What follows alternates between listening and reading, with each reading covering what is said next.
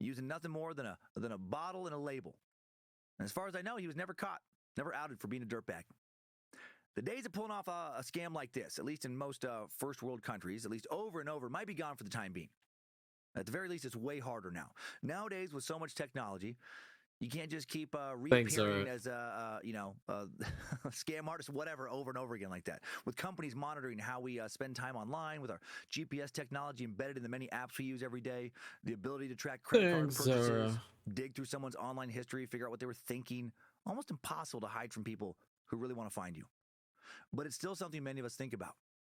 Dr. Zeev Levin, a New York University NYU psychiatrist and professor who specializes in personality disorders, actually hope everybody's doing all good. Thank you, Zara. He's quoted in the Elizabeth Greenwood book, Playing Dead, A Journey Through the World of Death Fraud. Tux Fox. Hello, Tux Fox. I just started Tux. Our lives will be different. It's not unusual for people to say that things are terrible in New York. So if I move to Australia, things will be better. I think there are universal fantasies we have about wishing we were somewhere else and someone else. Taken to an absolute extreme, erasing your life assumes you will then be reborn as something different. If I died while I was alive, I could come back as something other. Dr. Levin sees a tendency of avoidance, disguised as a daydream of starting a new life, as an evolutionary trick that prevents us from confronting and examining the uglier parts of ourselves. He says we are structurally designed to not want to look. I'm really feeling it. Upsetting. Okay. What an interesting thought. I don't know what you're feeling, but okay. We are structurally designed to not want to look at what's upsetting. You can apply that to so many things. Why do people stay in abusive relationships? Why do people make incredibly self-destructive life choices and then seem to refuse to learn from them and repeat their mistakes? Why do some people blame everyone else when clearly the problem is them? In many cases, because they don't want to look at what's upsetting. They don't want to get introspective. Spider. No, not Spider. Strider. Feel weak or stupid or selfish. Hello, or cruel, the dragon. It's so much easier to avoid and to escape. At least it can seem easier. As you'll see today, even when people get away with, disappearing for years, for decades, with escaping. Hope you're doing well, the dragon. Hey, Tux Fox, how are you doing? Caught eventually, and really have to pay the It's piper. not a spider because one of my friends has arachnophobia. It's a strider bot. To that extreme of a place. They may make lifestyle changes and decide to become a new me. Oh, but they don't I remember now. Person. The project room. Lucky for us, with this episode's matter for entertainment value, projector room. Take it to a very extreme place. So every year, people all around the world do actually make the decision to just walk out the door with no plan sometimes to return. No desire to ever be found by anyone in their current circle of family, coworkers, acquaintances, and friends. Hope you're doing well. The exact number of people who do this, of course, is not known. How are you, Dragon? Hope you're doing good. Hope you and on average, our good friend lady are doing good. In just the United States at any time. How many of those people are not dead, not being held against their will somewhere, not in some drug-induced stupor or haze of amnesia or mental illness, but are instead happy to be missing? Right? They wanted to be missing. How many have successfully disappeared and then reinvented themselves somewhere else? Is someone, listening to one of those people? I wonder. Hey, got an Apex. According to one 2003 British study, nice. The missing adults make a conscious. If you're lucky. Oh! Did you actually get one? Yeah. People, could up to 60,000 U.S. citizens not actually be who they say they are? Or, I guess it doesn't always have to be a reinvention, but they just left intentionally their lives. Ever met someone who you suspect is not who they say they are? Ever found that out about anyone? I encountered two people kind of like that earlier in my life. I met two mysterious comics in Salt Lake City around 15 years ago when I was working the Wise Guys Comedy Club in West Valley pretty often. Blake Bard was one guy's what he went by, and another guy named Alex. Wasn't his real name either, but we thought it was. Can't remember his fake last name. A few years after meeting Blake, I found out that his real name was Curtis. Didn't find out his last name. I don't even know if Curtis actually was his real. That's what he said. Oh, actually, my real name's Curtis, but I don't even know if that's true. Blake was a stage name, and he was one mysterious dude.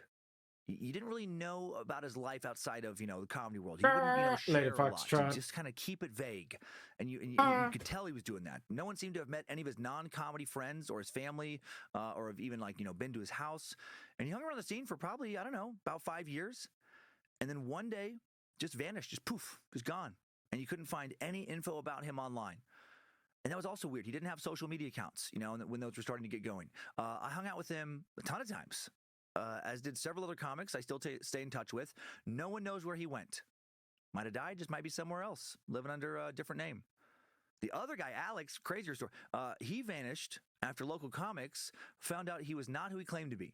He said he was some guy in his mid-20s. I remember, I saw him several times. He would do guest sets. I'd watch him, do his jokes. He had some good jokes. Used to do the open mic at, Wise Guys when it was in the West Valley, probably weekly. And then he started dating a local comic in her early 20s. They dated for a few months. And then one day she came across something. It's been a while. I can't remember exactly. I think maybe an ID, piece of mail, different name than his name. Hello. Led to a bunch of questions that eventually led to her finding out that he was not who he said he was. Hello, not as old as he said he board. was. He wasn't in his 20s. He was in his early 40s. I will say Mostly that he just didn't look stopping like by to say hi. was in I his see 20s. how it is, I lady. even questioned him about his age I once. see how it is. I was like, come on, man. And he said he had some kind of vague condition that made him look older. I I gotta. must have got nervous when I brought up his age. I gotta. Once exposed for being an imposter, he just vanished. Didn't want to Gotta answer get a people's blank. questions, and never seen again. Never heard from I'm again. by any chilly local and comics, as maintain far as my I know. watch streak points. No one I've talked to Damn. in the years since has any clue where he Damn. went. Both Blake and Alex, But it wherever really they really is. were. That's what it's Did they all just about, enjoy isn't being it, Lady able to be Foxtrot? someone new in a Isn't local it, comedy Lady scene? Foxtrot? I can see that. Don't you guys worry, I'm going to do the 20-minute sketch tomorrow night. I'm not doing commissions tonight, only because I wanted to do some Starfinder asset stuff. And You can still legally change I your see how it name is, Lady in Foxtrot. most nations. That's a good See way to how it kind of is. like reinvent yourself somewhere. Get a My new name, God. new ID, credit cards that match that name, move to a different area, open up a new social media profile or profiles. You can probably trick a lot of people for a long time. Unless some PI comes looking for you, unless you're really hiding from something, some kind of legal ramifications or some kind of stalker or, somebody you've abandoned or something, unless you slip up and reveal yourself, who's going to find out? It's all bullshit. So maybe not so hard to disappear today in some ways, depending on your circumstances. And how many people may currently be doing just that in the U.S., right? Is the number anywhere close to 60,000? I doubt it, but even if it's 1,000, 2,000, 3,000, that's so weird. The problem with determining any Jared reliable does not statistics want me to regarding this do is what that I in usually general, do, for which those is who consciously decide to crisscross live their lives, applesauce. the public will only hear about the failures, the ones who get caught. We have no idea what the success rate is. Since the far as Coalition I Against know. Insurance Fraud, a national alliance of consumer groups, public interest organizations, government agencies, and insurers began keeping records in 1990, 564 cases of life insurance fraud have been reported. Right, so we know at least over 500 people have tried to fake their own death. This average out to roughly 23 cases per year that get flagged. Not exactly an epidemic, but Okay, take care, good. See you tomorrow. Okay, lady. Speaks to a lot Da-da. of folks with equal parts drive, greed, and poor planning skills. You just And then there are wanted the one with good planning the skills, right? points ones we and don't to hear show about. that you're How here many, for of every those are stream. there? How many people actually Hey, do successfully fake that's their own deaths every okay. year? I'll How many miss people you each year just the successfully disappear intentionally same. without the desire to commit insurance fraud? It's almost impossible to say. So let's turn to another question. Cool. Why do these people disappear intentionally? I'll People miss go missing do so you. with an endless variety of motives, from Yeah. what we might call good to bad, pure to impure intentions. Some are running from their own transgressions. Ponzi schemers, bail jumpers, deadbeat parents, insurance scammers dreaming of a life in a tropical paradise where they don't have to work. There are those who are involved in crime. The federal government's witness security program provides new identities for endangered high-profile witnesses. But thousands of other people who testify in lower-profile cases, they're out on their own to face potential retribution or flee to a new, safer identity. But many people who abandon their lives do so for non-criminal reasons. Yeah. Relationship breakups, family Some people pressures, just financial do it. obligations, or just a simple desire for reinvention. And then there are the people trying to escape the unwanted attention of stalkers, obsessive ex-spouses, psychotically disgruntled clients or employees. And for many of these people, though not all, it seems to be that they truly feel like their lives are separated between before and after. Like they're a completely Good new evening. identity How are you? once they Doing go into good. hiding. As I mentioned, Let me. You today? It's just me for right now, as far as I know. Ooh, I see. Just me. I don't know. Depends on things. I might just be by myself tonight, and that is fine. Are you doing a prompt today? It looks like you're doing a prompt or something. No, I'm doing assets for Starfinder today.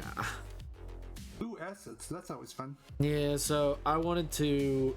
so, like, explaining things is very difficult, so I was just making, like, hey, this is what you guys are driving around in, and I wanted it to look kind of shitty and bad. So, like, the players are driving around in the space station on one of these things. Their top speed, their top speed is actually like around 70 miles per hour, which is fucking fast on a space station. So, yeah, that's very fast. Yeah, but their safety speed is 20. So one of the players rolled basically a fucking natural 20, and he's like, yeah, could I just make it fucking go faster? And I'm like, yeah, sure, fuck. All right. Tension averted. All right, fair enough. But I just wanted to make it kind of shitty and kind of representative of like you know those things from the original Austin Powers movie? Yeah, those shit ass motherfuckers. Ah, gotcha. So what you been up to? Just Booba. Yep, that's my new PNG. You've changed up your PNG quite a bit. Did you do this or? Yeah, I made this one. Okay. What was the last? Who made the last one? You did? Yep. Okay. Which shows that you can do radically different styles, but you probably for this one you probably use the actual like video game, like intentionally use the video game like outline as an easy way to do it. Aesthetics and outline, yep. Yep. What's your new fucking name? Jesus Christ. I'm trying to remember it off the top of my head. You mean for the Twitch, PNG? so I can give you a shout out. I want to give you a shout out. Oh, me? Oh, yeah, it's just Campaign TV. Yeah, exactly. I keep getting that. I was like, what? Did he change it to Campaign TV? No, not.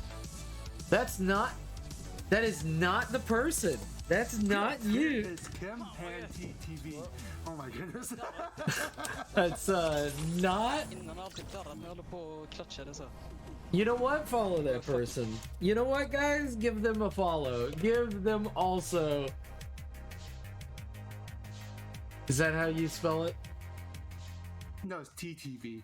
TTV. Oh, okay. So that's why I didn't. I'm sorry about that. I'm silly, and also I did the fucking shout out wrong. Campaign ETV. It's okay. I've been there.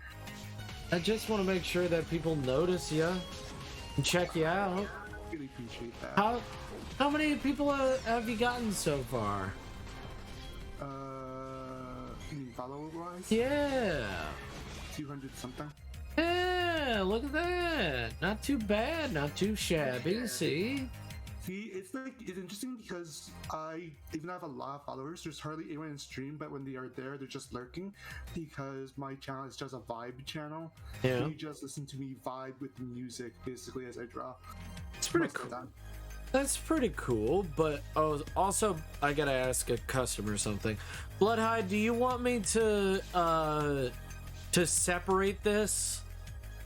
Do you want me to separate this so unless you can do it yourself without me doing it? Do you want me to separate the filigree and the lot bunnies and the symbol itself?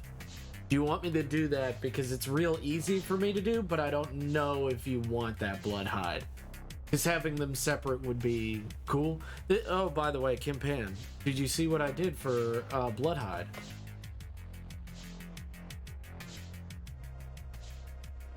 Did you see? I absolutely love it. It's gorgeous. It's very well done and very beautiful.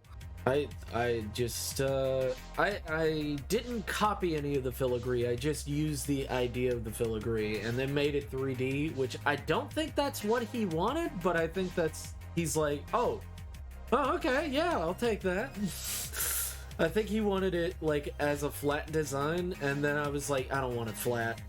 Just my brain, you know how when you're just like, oh yeah, filigree, yeah, normally people put it as a flat object on things, and it just, like, for books and stuff, it's a flat surface, and it's just one solid color.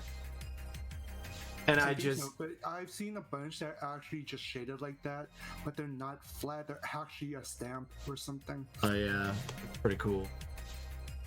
I like it a lot. I'll give you a ballpark price of... Kim, I don't know, did I ask you this question? So, he's thinking about putting, he's doing stuff for his channel, for his Twitch channel, and I'm basically his main artist right now. I mean, he can always look for somebody else. I'm not like gonna be mad if he picked somebody else. I'm gonna be like, oh, okay, all right, understandable. So I was talking to him about putting a border around everything. Thank you, Blood Hunt. Border for like the banner. Yeah, no, for like the stream border, like the overlay. Even the layout. Yeah, layout, overlay, whatever works, whatever you can call it, whatever. But he was thinking of putting filigree all over it and having a light purple design. My thought was is that I can put it as a solid color, and right at the edge I could put the filigree right at the edge. So what he can do is that he could literally put the picture into OBS and then slide it over so it's flat, and then he can flip that 4 different times, and he can just modular how much space he needs for like his chat and stuff like that. Oh, that works. Yeah, so that was my idea. Because it's basically him paying for filigree and a color. Because what I was going to tell him is maybe he could do the rainbow thing. Because I know there's a rainbow thing you can do in OBS, and you can make the rainbow color, and then you can just do that on all of them, and then you put as the property of like this. Yeah, I don't know if you've done it before. Let me That's just... the same filter effect, I think, as chroma key, I think. Yeah, it should be in the same filter key. So like here, I'll show you what I can do, what I was thinking. All right, effects, not audio filters, effects filter, chroma key, where it was, scroll, and just put a basic scroll and just do this.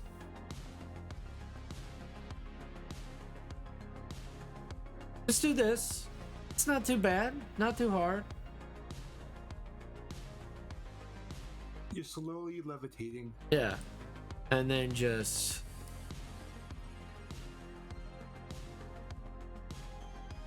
yeah.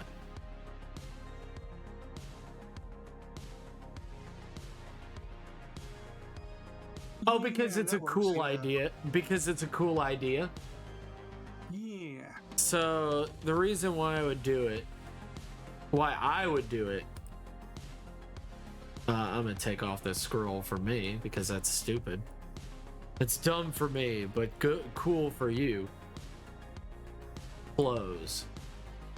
I may have not been paying attention. Oh, the scroll effect. The scroll effect is like this filigree slowly moving by, and then I can give you little templates of like your like welcome to Bloodhide, and then it just keeps on scrolling by, and you have one of those as just welcome to my channel, Hope you are enjoying it. And just it has a light little thing just going across the screen. And I think that would be cool.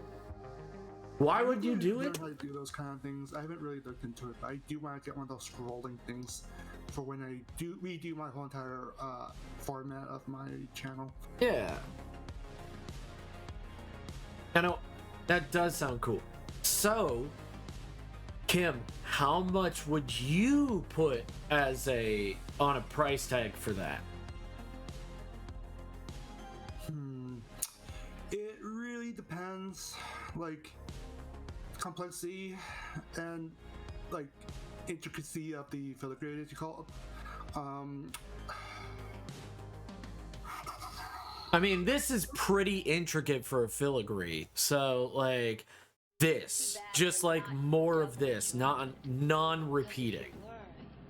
A non-repeating? Yeah, intentionally non-repeating, because with filigree you can tell when it repeats. Right.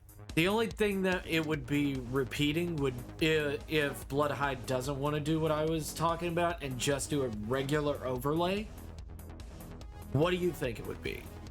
Since I undervalue my artwork, and usually this would be under assets, to my opinion, since I do charge for assets versus characters, I would say about, since the fact you're designing it to be that way, I would say about maybe like a good $20-$30.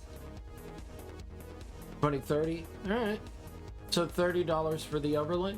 Yeah. Yeah, especially since you're designed to loop, I guess, right?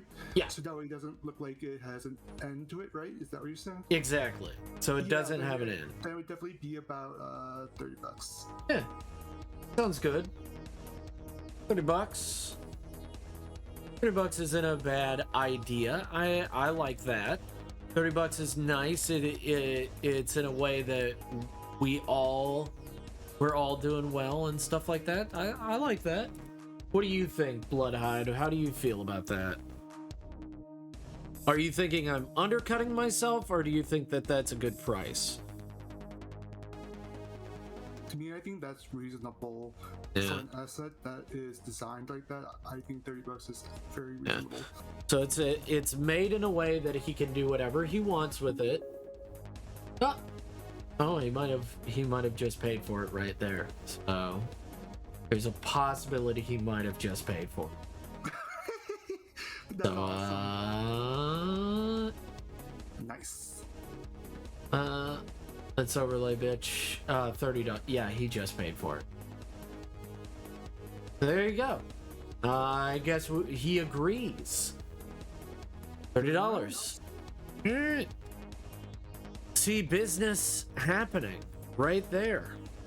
By the way, can I ask you, Kim Pan? Just a sweet little question. You have commissions open, right? Yeah.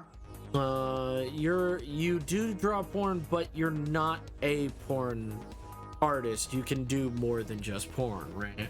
Yeah, of course. Yeah. Well, how do people get to you to support you?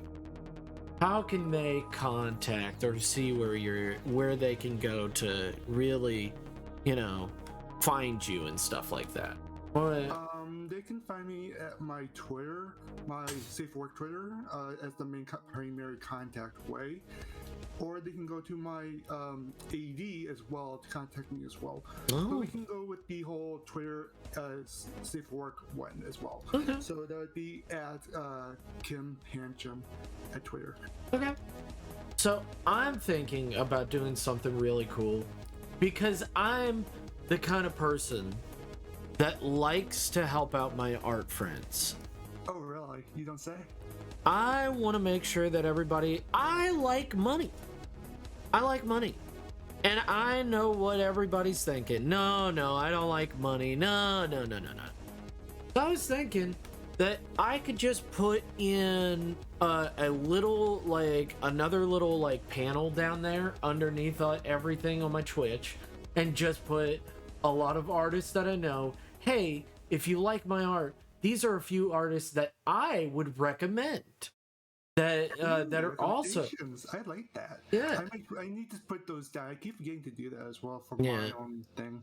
So I think I'm going to put that for a lot of recommendations because there's a few artists that I know that I know are for hire and stuff like that. So like I just think that it would help out everybody if I just be like, if people are like, well, what are your prices? It's like, here's my Ko-fi. Well, I don't like using Ko-fi. Well, there's other people that don't use Ko-fi. I use Ko-fi because if I get over $2,000, do you know what happens?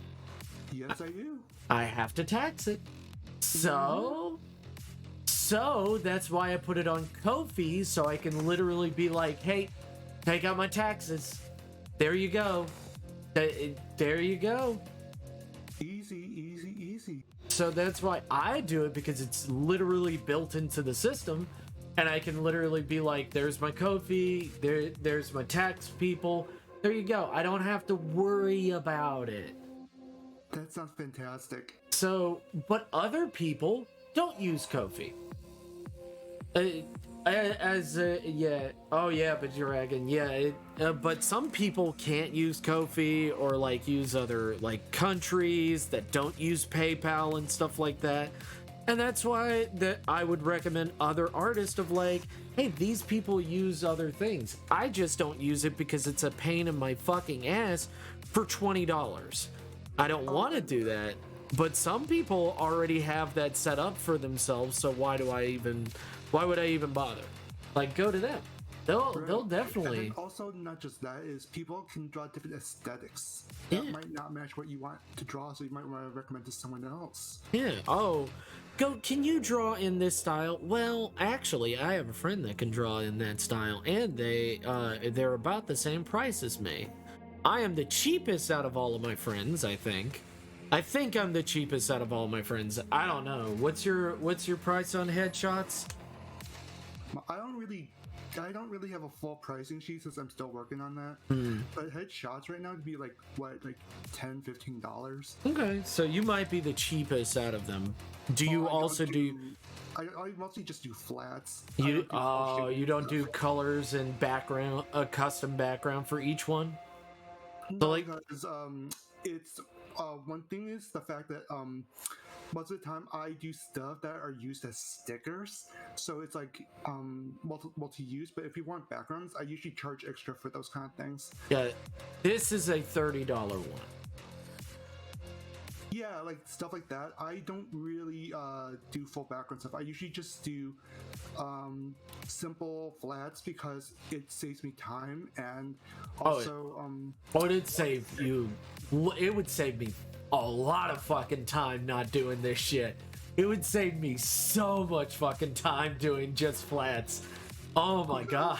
Because what I would charge for this kind of thing you just drew, I would charge like 60 or higher. Oh yeah. No, I think I am the cheapest with the amount of detail I put into my.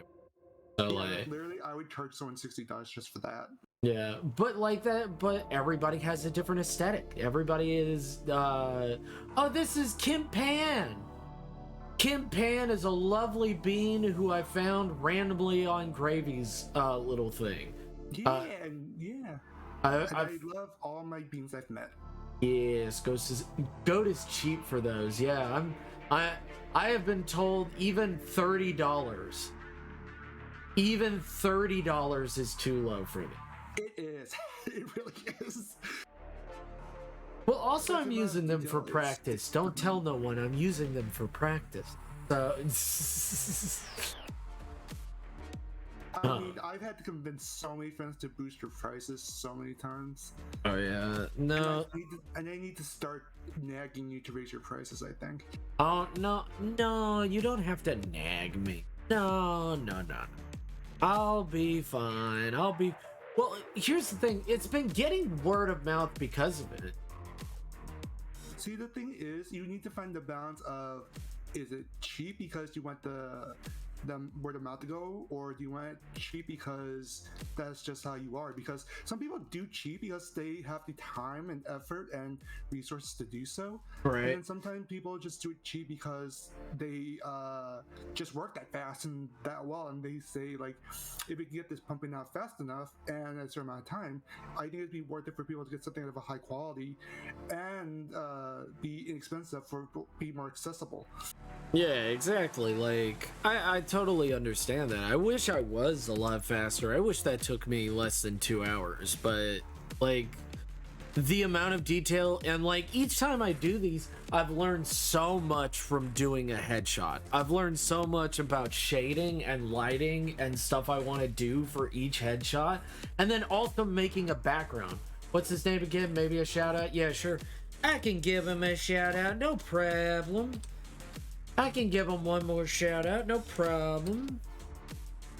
I've been just making a bunch of PNGs for like, you know, practice for different styles and stuff, and just for the aesthetics, just for funsies, because I draw like OCs like every week. I mean, have you thought about doing that that crap? I forget what it's not crap. What is it called? Where you just draw OCs and then you're adoptables. Oh, adoptables? I plan on doing one of those things eventually. Okay. Yeah. His name is Kimpan TV, TTTV. Headshot Fatality. I really want to commission Goat. Oh, thank you so much. You're so sweet. Thank you so much, Nekochiba. Yeah. I love when artists learn things when doing stuff for me. Yeah, I love learning. That's what I love about these headshots, is that they're so easy.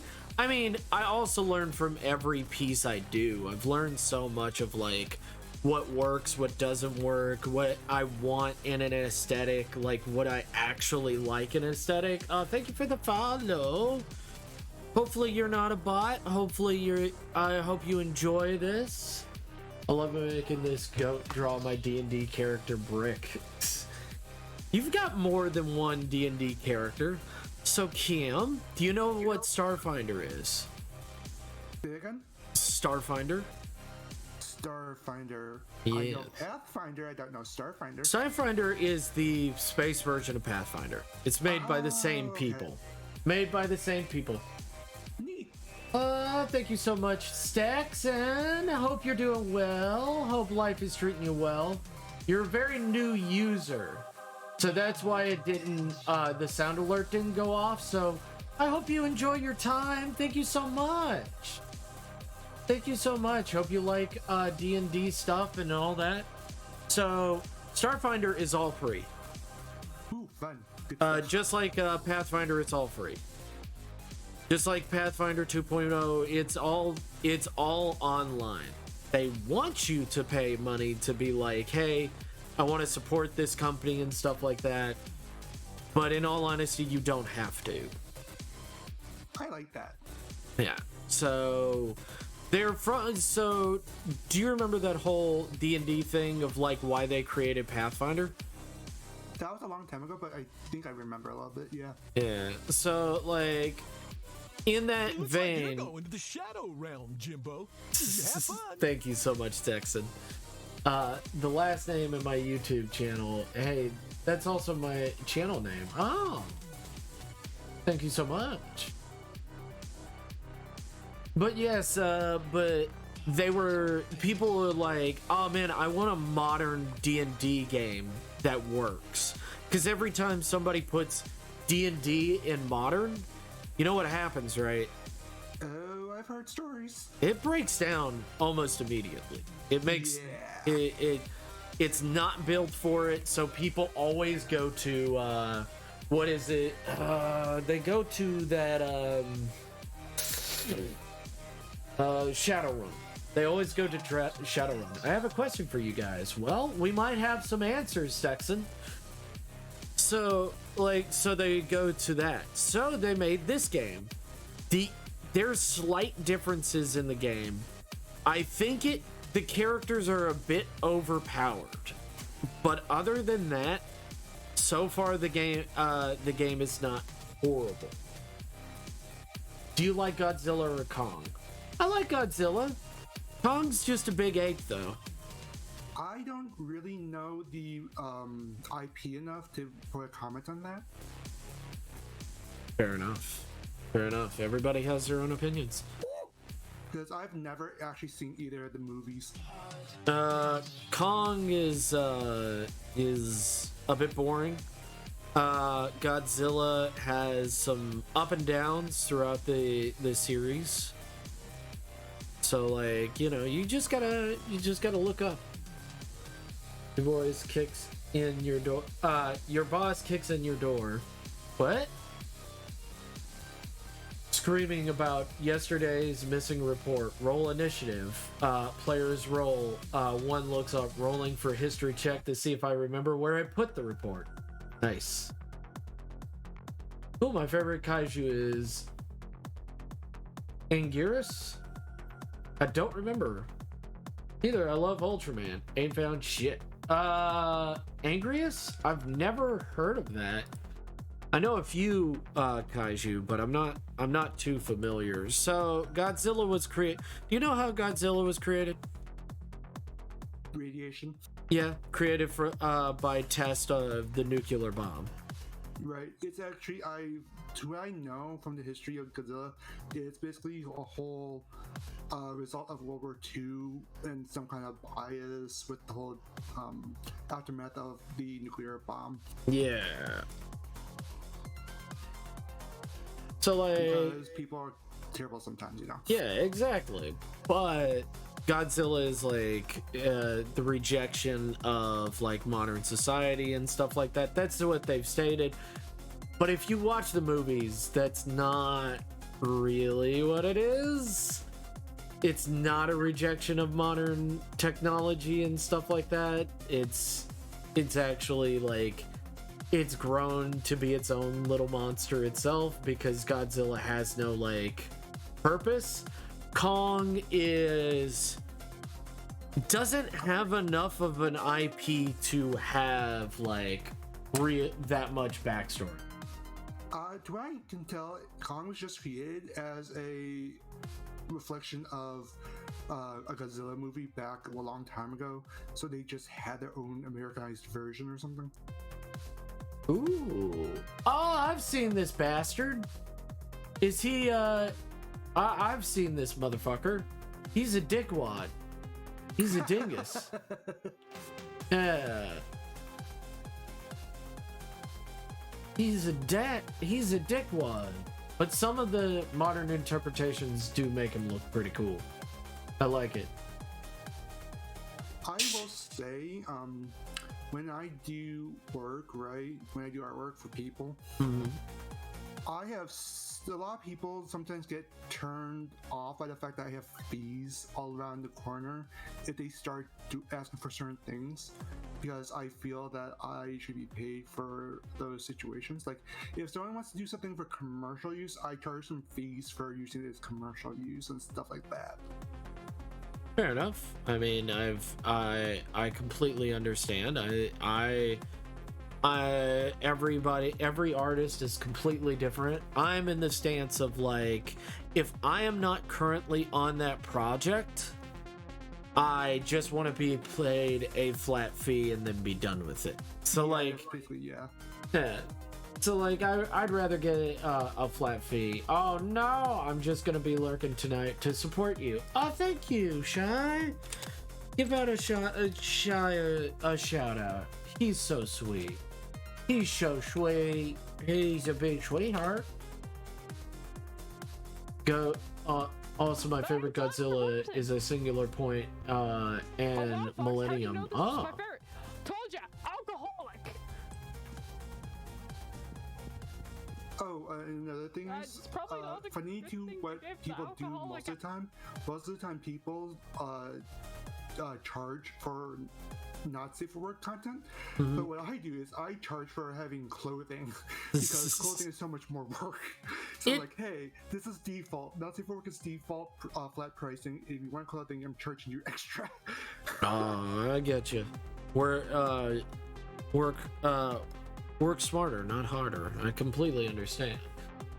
Very much so, yes. Yes. Oh yeah, it's always it's okay. I'm not a big kaiju fan. I used to be a big kaiju fan, and now I'm kind of all over the place right now because of it. Did you know that Volantia is Godzilla's sister, and Space Godzilla is Godzilla's brother in the Cougar McDowell comics on YouTube? No, I did not. But thank you for letting me know that. That's a bit. I had no idea, but that's actually kind of interesting. But yes, this is so the whole idea of this is that it's not only for it's for all species. So like the whole thing of this is that it has a flat rate. Dragonoids could even pilot this. Oh, cool. Awesome. So that's why it has the flat top and everything. Literally two Dragonoids could get into this. Right. So size should not matter, but like it can carry up to 4 tons. No, it can. I don't know. What do you think, Kim? Do you think 2 tons? Technically, if it is a vehicle, most vehicles can carry or pull at least like maybe 4 times their weight, or 3 times, or 6 times their weight. Yeah. Yeah. It's like a truck. I mean. Yeah. So I'm trying to think of like how much it can carry. It can carry comfortably 2 people. It can carry 2 Dragonoids. It can hold up to 6 normal size, humanoid size people. Right. So hopefully that math checks out. But that sounds cool. I've heard some crazier things. I'm so glad that we have a Godzilla fan. I'm always excited to hear from our Godzilla fans. It's so fun. It's always good to hear from people of all natures. That's why I like twitching and all that.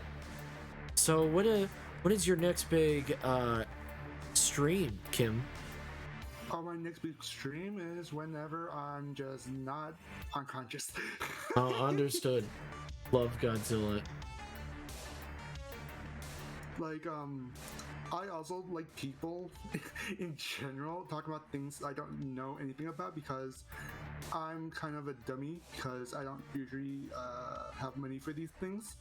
So when people inform me of all these amazing things, I'm always interested in looking it up and, learning more about it later on. Well, that's always a good bit of like idea to have, just being like, you know what? I don't know what the fuck that is, but I'll learn. I'll take the time. That sounds fun. I know what Larvitar is. It's a Pokemon. It's a Pokemon. It's a Pokemon's. Also, question: do you have arachnophobia? Or what? Arachnophobia. A little bit, yeah. Does this trigger your arachnophobia? No. Good. Most of the time, arachnophobia is usually not the legs, but it's the mandibles. Okay. And the eyes. Okay, so that's usually what causes it. Okay. So if I took away the mandibles and stuff like that and made it look like a strider like this, it just looks like a robot. Yeah, it just looks like a multi-legged robot to me. Yeah. Okay. I just wanted to make sure, because I had this design from a shitty video game called Spider-Bot. Look it up, cause you're gonna be like, I don't think that's a Spider-Bot. I don't think that's a Spider-Bot at all. You know what I think you should look up? Have you seen Ghost in Shell? Yes.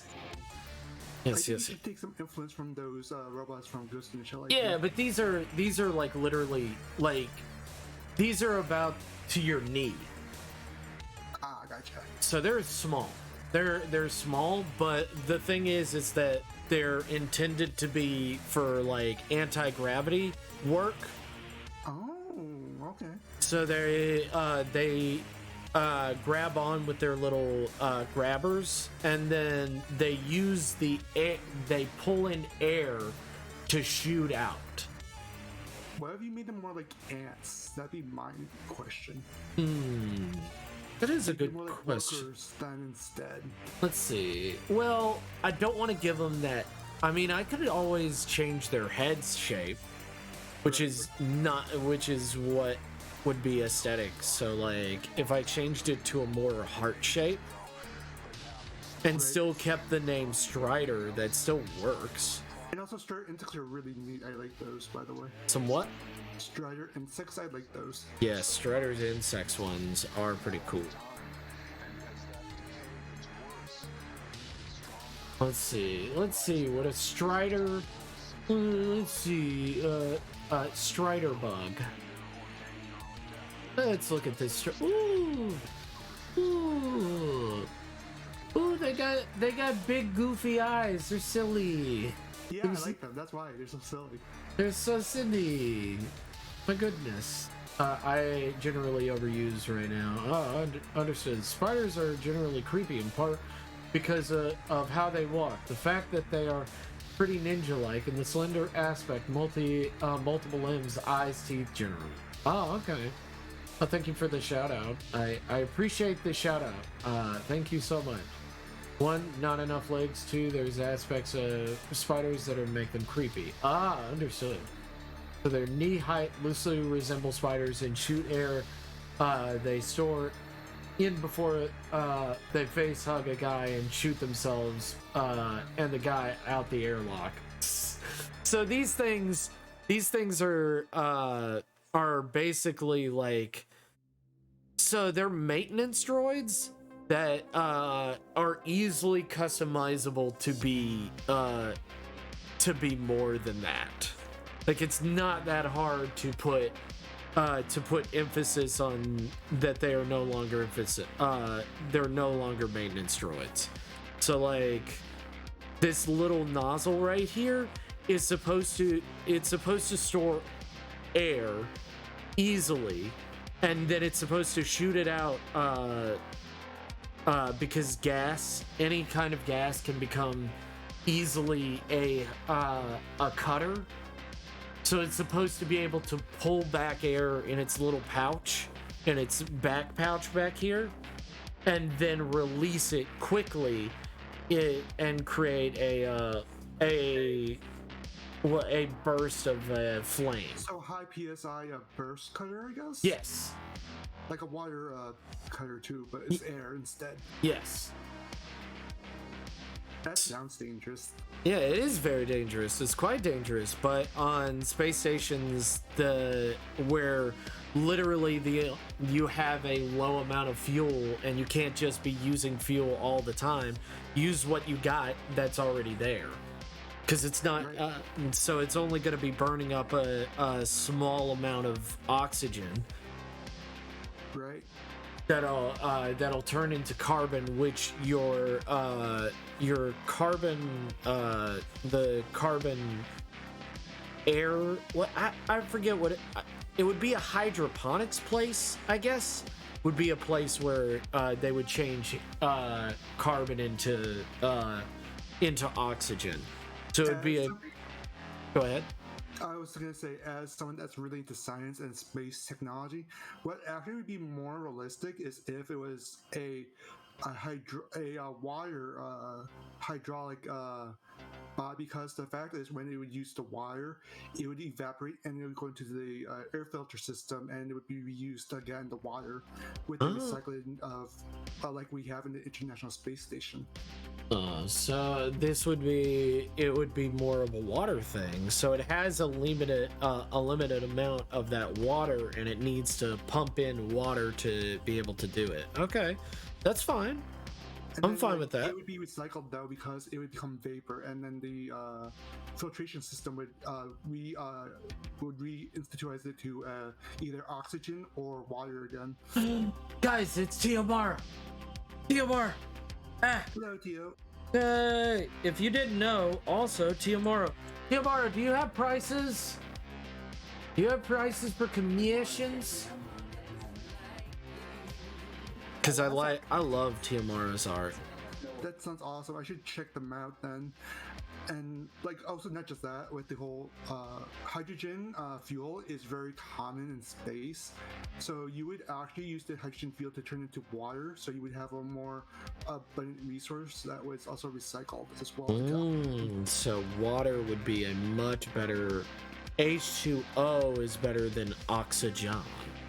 Because it can be and a water cutter would be way better than than something put on fire. Because fire is deadly in space. Yes. Understood.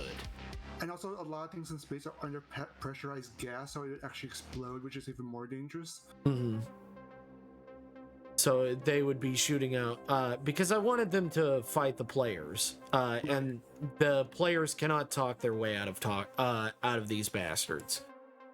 Oh, sorry, go ahead. Oh, no. Go ahead.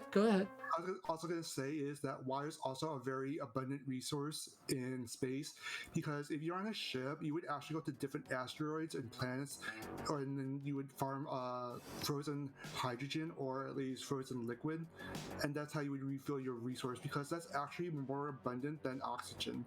So that's how you would refuel your oxygen, is by converting your water into by using hydrogen power, so that way it would become oxygen and hydrogen stuff. So I told you about this game that I'm playing, right? That I'm the GM of, right?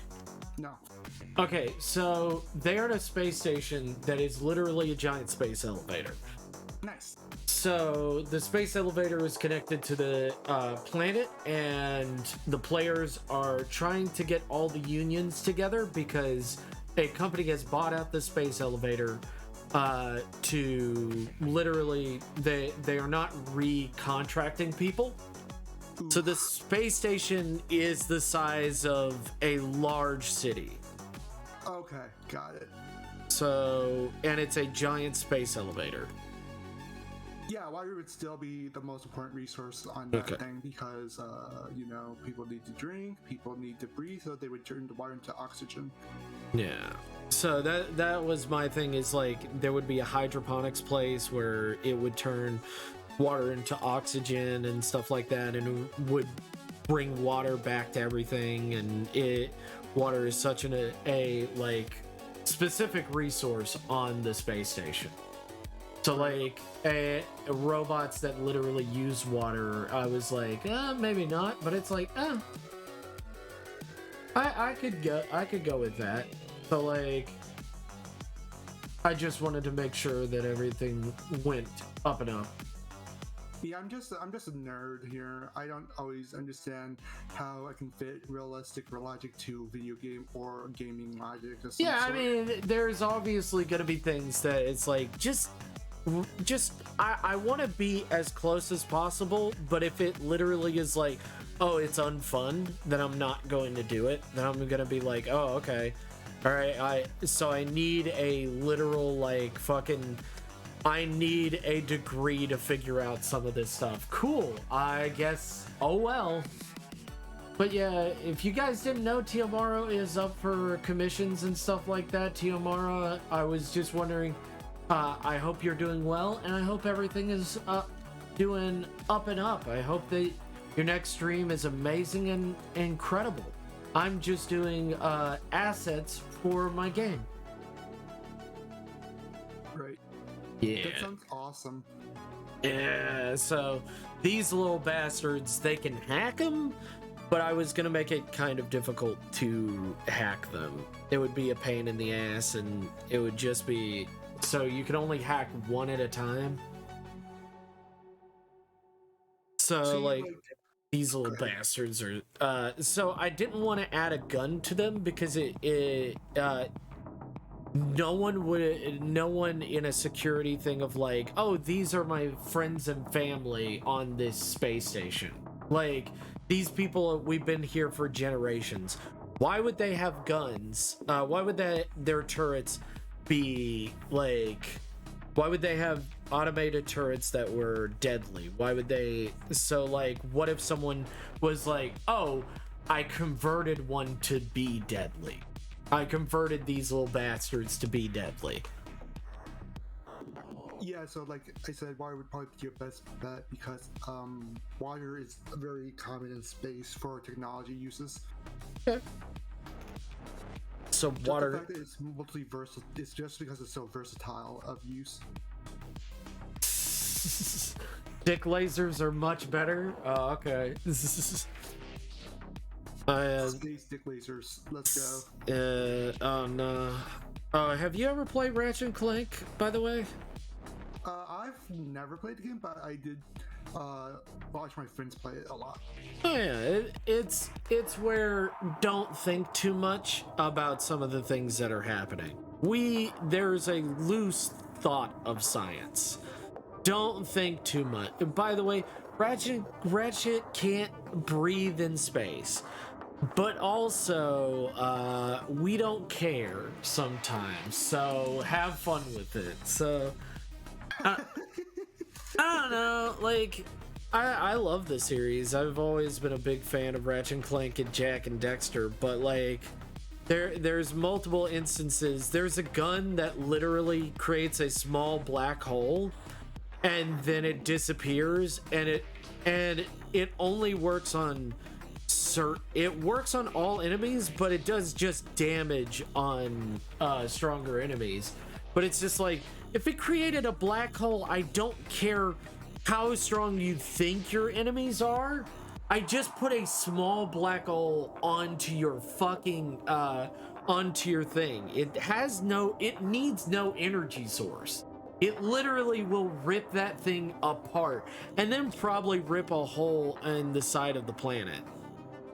You know, it's kind of crazy. Did you know that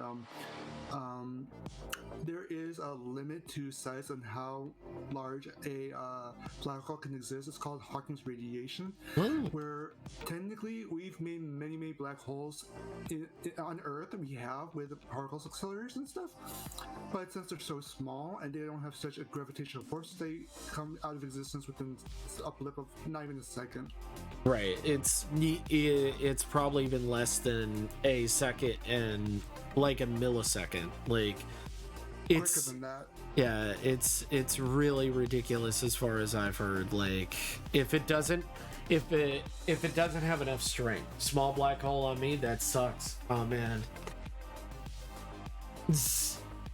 To have any gravitational effect that would actually cause an actual dangerous black hole, it would have to have the mass of like the moon in order to actually be viable. Right, but if it is already doing damage to the enemies, it has enough mass to do damage.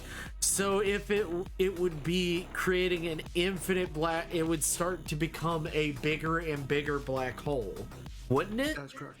Okay, so like, I'm not wrong in that. They also have a lava gun in that game, which I don't know.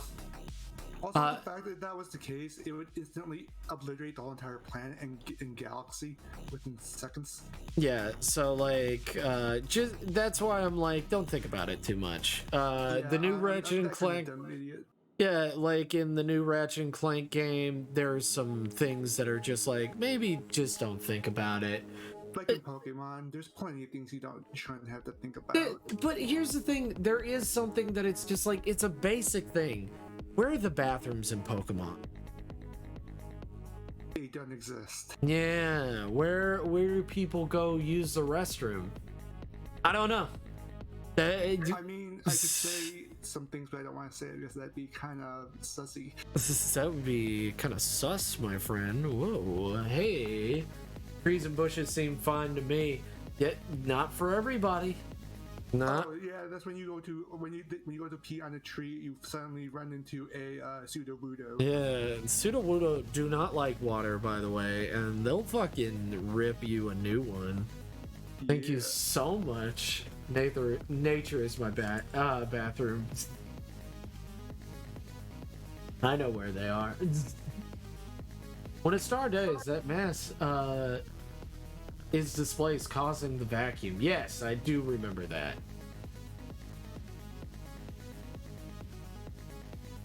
Victory bells, weeping bells, Ivysaurs, yeah.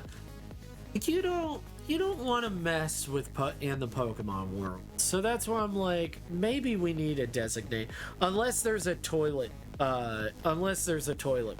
And I'm like, I don't want this. No one wants this.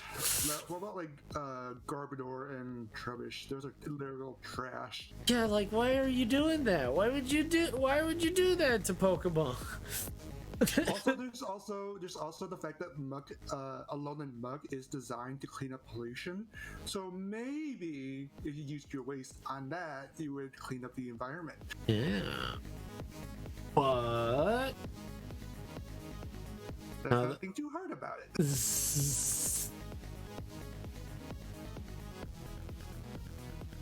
Oh my god. You think if someone started peeing on you, I don't think you would just awkwardly look away. You would either punch it in the dick, or you would be or you'd either be running away yourself. Like, I don't know, if a homeless man came up to you and started peeing on your leg, I don't think you would just accept it.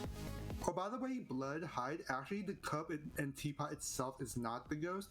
It's actually possessed by the Pokemon.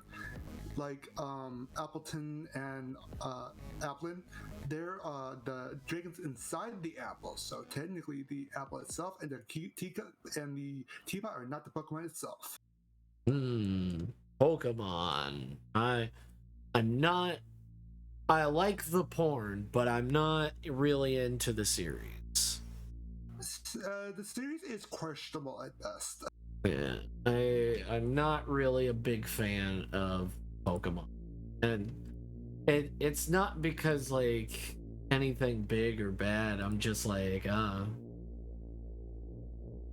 will say that on a fundamental level in gaming and game design, Pokemon's actually a very terrible game for a AAA title. Oh yeah, it's I know that there's like a lot of like actual fucking video essays that are like, yeah, no, this is shit.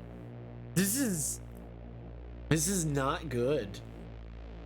Like anybody who's like trying to defend this shit, it's not great. As a guy that does a lot of character design and also does a lot of like stuff like that, it's definitely not good at all. And the fact is that they mostly get most of their money not from the games at all. They get most of their money from merchandise and licensing fees and stuff like that. That's where they get most of their money. That's so no wonder there's no need to make the Pokemon games actually fucking good.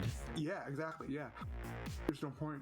Man, don't worry. We're not gonna make a good Pokemon game. We're just gonna sell you trash and then act like we just gave you like $1 million right there.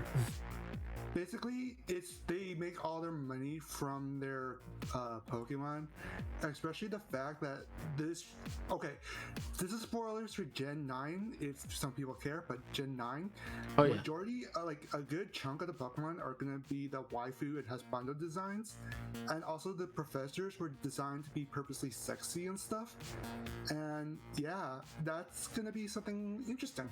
Yeah. So like, there's actually a credible leaker that has been hinting stuff out, and they said at least 6 to 7 to 8 new Pokemon are going to be waifu and husbando antho characters. Wow, that's fucking hilarious. No wonder. Like, who gives a shit? Like, yeah, like legitimately, like most of the Pokemon will be really cute or really hot, so that way they can sell stuff. Yeah. Legit, the only reason why they're doing this. That's sad. I don't know. Maybe it isn't sad. Maybe it's like, who fucking cares? It's big business. They don't give a shit. And it works. That's the sad thing. It works. Yeah, I've seen. Here's the thing.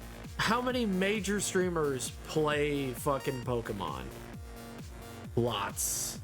How many major, even small to major streamers spend hours drawing Pokemon cards and stuff like that, and then act like there was no problem here? It's okay that we just wasted hundreds of dollars to draw these stupid fucking cards. Yep. I like shorts. They're comfy and easy to wear. Agreed. Sex sells. I agree that to the why the shorts and the sex sells. Sex sells. Both. You know what? Yeah, Both. I like shorts.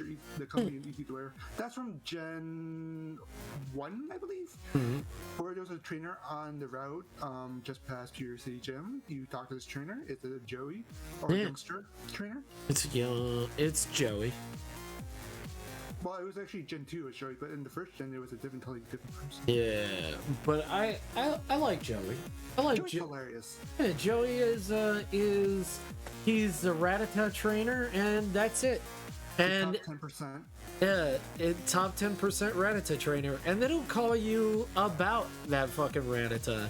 Which I understand. A lot of people are like, "Oh, he just calls you about his Rattata." It's because it's the limitations of the Game Boy. Like, I know why. They wanted him. Fun answer. Yeah, that's not the fun answer. It's like, why the fuck does he keep talking about his? Does he want to hang out? Does he? Hey, I'm here. We're here. What do you want to do? Oh, let's battle. It's like, if it was a more modern game and Joey called you, he'd be like, dude, we are like, I would like that as my secondary in Pokemon. Instead of this garbage of like, oh, they gotta pick. They've been doing it lately. I don't know in the newest game, the one with the ninjas and stuff like that. Did they do it where your rival picks the Pokemon you didn't pick? What they did was they gave the champion the stronger Pokemon against you. That's what they've been doing as of late. Okay.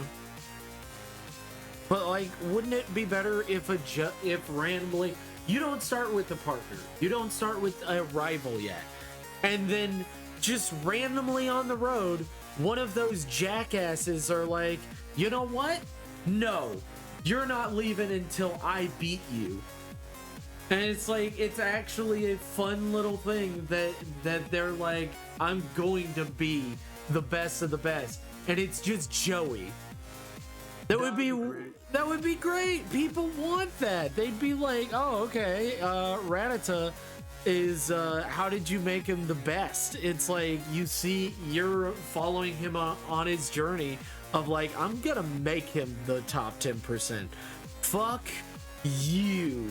Imagine character development in a Pokemon game. Yeah. Wow. Instead of like, the last one that I remember, like, I hated Dum Dum from X and Y. I hated Dumbass. He's like, my brother's the champion. You know, we're friends and stuff like that. It's like, oh, okay. Oh, you mean from Sword and Shield, not X and Y. Yeah, Sword and Shield. Schwartz and Shield. Yeah, he's like, yo, I don't remember X and Y. I genuinely do not remember it. I don't feel bad though, because I feel like they also forgot it. It's self-forgetful. I mean, everyone remembers freaking X and Y because it was just so hand-holding, and the story was memorable, but the fact that it was hand-holding, people didn't like it that way. Yeah. At least it was memorable. Yeah, I at least remember what's his dick name face, where he's just like, my brother's the champion. I was like, oh, that's cool. So you have kind of this like big brother complex, and you're very like, you're always in the shadow of your brother, and you've got some deep issues going on. No. What? Don't you like, aren't you kind of mad at your brother because like you feel like you should be at that level or anything? Like, no. There's no conflict with Hop, it's my opinion. Yeah, there's no, as far as I remember, he's set up to be the brother. Like, I'm the little brother, everybody looks down on me, everybody picks on me, and that is an archetype, but it's at least an interesting archetype. Do you know what I would have liked them to do? I would have liked Hop to be the new champion by being his brother. That's what I would have liked, and then you fight Hop. That's what I would have liked. Or like he isn't your friend, or like he's just like, you know what? No. I'm not gonna rely on anybody else but myself and my Pokemon. I'm sorry, dude, but you and me are rivals. I've got to become better myself. This isn't a hate on you. I need to do this for me. And like, you can't. I would love him to trying to plow you over, for trying to get to his brother. In a way, in a sense. Get out of my way. I'm after my brother. Yeah, or at least giving you a real challenge. Anytime, if you're 10 levels above you're supposed to be, he's right there at you. I wish he had scaling. That'd be great. I would have the rival should. I don't understand why the rival doesn't have scaling. That's always made no sense to me.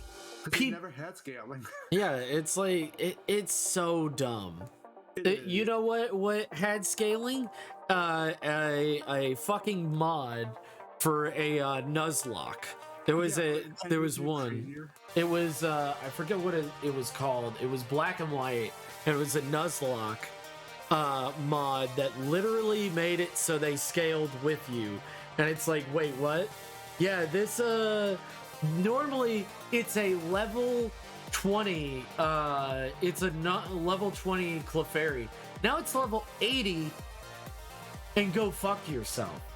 How about that? Also, what's even funnier, technically in the Pokemon universe, gym leaders are supposed to scale with your badges and how many Pokemon you have and what kind of levels they are in the actual canon lore. They're supposed to, when you change a gym leader, they usually ask you questions to make sure that they are battling you appropriately. So all gym leaders are technically really strong. It's just they scale based on how many badges you have, and they give the estimation and how difficult they should be against you. Right. But it makes no sense because it's a linear game. Yeah. That's the problem with that is it's a linear fucking game, and they've never thought, oh, it shouldn't be linear. The whole you're supposed to be going on this epic adventure, but you're supposed to go to these points. If you don't go it that way, it's not. Game's broken. Sorry, we didn't program it like that. Sorry, oopsie daisy. Imagine that they're starting to do it now 25 years later, which is what they're doing in Gen 9. Yeah. Wow. Took them long enough. Isn't there something like that in the newest game so far? The Ninja game? I don't know. I didn't play it. Oh, you mean Legends of Arceus? Yeah. It's still linear, but it's not as linear, but it's still linear. I don't know how to feel about it. Oh, how do you feel about this? It looks great. I like it a lot. I like the shine you put on it. Yeah, this is a Strider. I'm gonna make what's her face. I just saw Big Booba to the left. Wow. Oh yeah, because she's. Someone asked me a basic question. Bun Milk, one of my followers asked me, which he's a prawn artist, so I don't know. A prawn artist. Yeah, he's a prawn artist, and he's like, "How do you draw Big Booba?" And I was like, "What? Huh? You're. I mean, I'm not judging you, buddy, but I'm also kind of low key, kind of what? I'm confused. I'm not judging you. I'm confused. I'm just huh? But I mean." You've seen me. I've asked people, how do you do this? And it's wait, what? How do you not know? You. Hey, Miss Wolfie Designs. Hello. Bonsoir. Bonjour. Hello. How are you? How's life treating you? How's everything been? Hope you've been good. How's life been treating you? I hope I'm not keeping you up. I don't know how. Have you been sleeping a lot better, by the way, bud? Oh, I got me. Yeah. Yeah. I was feeling pretty sick earlier. It's really bad. really, really bad. The McDonald's I got gave me food poisoning. It was dreadful. Why did you? Are you at least going to go back to them and tell them, hey, You know, I've gone to McDonald's and I've always never had a problem, but this is the first time. So either I think it wasn't food poisoning or it was either too much fat and I couldn't handle the fat and I just, upchucked it. So food poisoning normally it lasts for a few hours. How long was it? A few hours, but it was also the fact that it was after I upchucked it, I felt better. So usually sometimes if I have too much fat in my stomach, it makes it really upset. I'm trying to think. Not too bad, just finished up a fursuit commission. How are you doing? Oh, if you want to show us, we'd love to see it. If you want to come to the Discord and show us, we'd love to see it. I wish I was a sus rich furry so I could afford one. I just don't want to go to cons. That's the problem. Like there's no point for me, you know. Like I would actually change my entire channel just to doing a fursuit stream. That would be nice. That would be pretty fun. Yeah, I would literally spend thousands of dollars just for the head, just to like have moving parts and everything, and have expressions and all that kind of good stuff.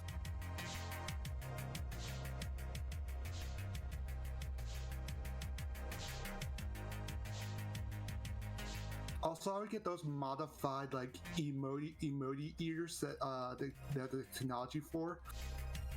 I would also get those as well. Just have a thing attached to my head. My thoughts become the reflections of ears. Yeah, that would be fun. Yeah. I gotta change this hairstyle. So I don't know. I don't need to draw her. I think it would be cute to draw her is the biggest thing. So she's one of Kelta's people. Cool. Yeah. So I was gonna draw her. I can't. I might draw.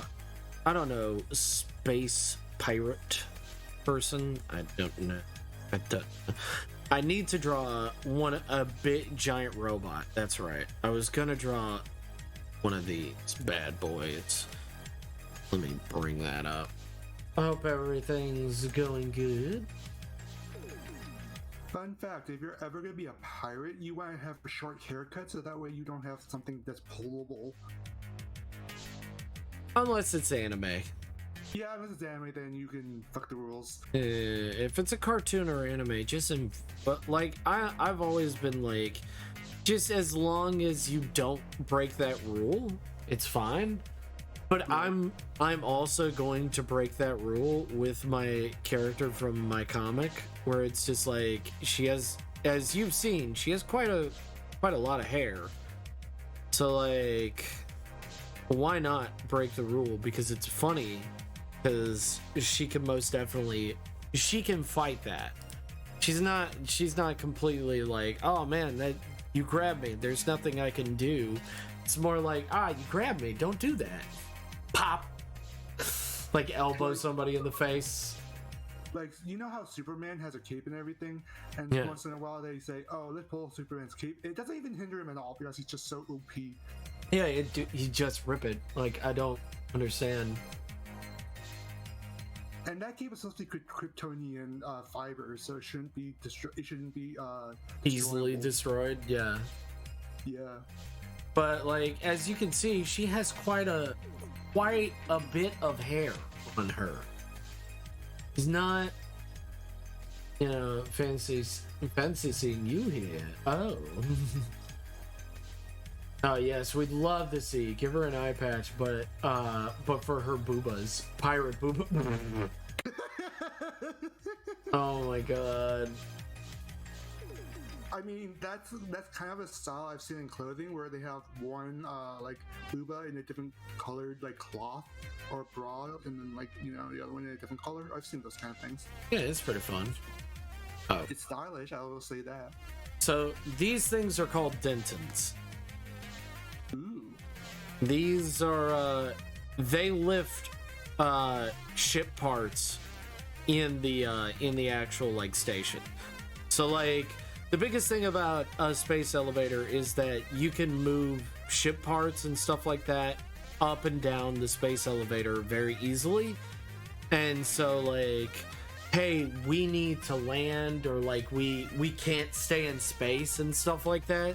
A space elevator can move parts and stuff like that and literally break down a ship and then bring it to the surface, work on it, and then they can bring it back up to be rebuilt. Very nice. So, like, Dentons would be in that category of, like, things that you would need. And they are automated to a point. So, they have 6 giant lights on the front. And they have lifts on there.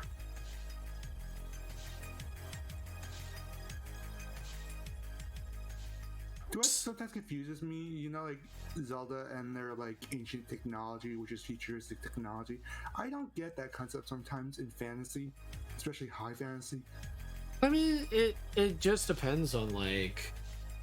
So, like, my biggest thing is, like, so, like, you know, in our world, we do have that concept, right? Right.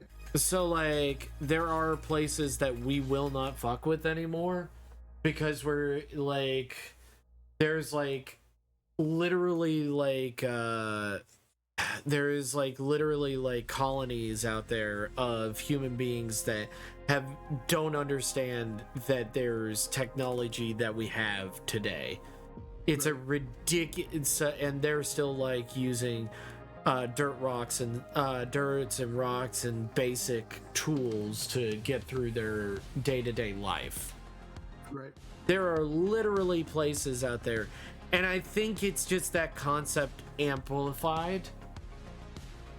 So it's that concept amplified, and there's also the thought that, hey, what if tomorrow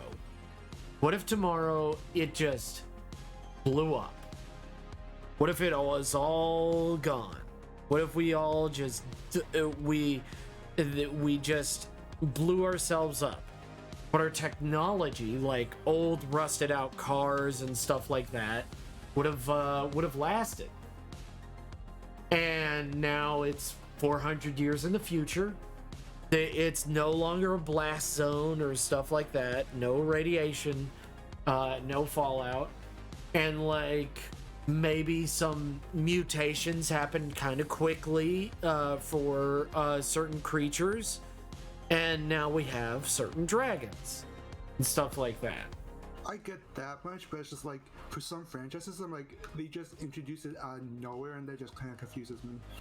Well, with Zelda, it's always kind of been like loosey-goosey with this like fun technology, because like Twilight Princess is kind of like that whole like we don't give a shit.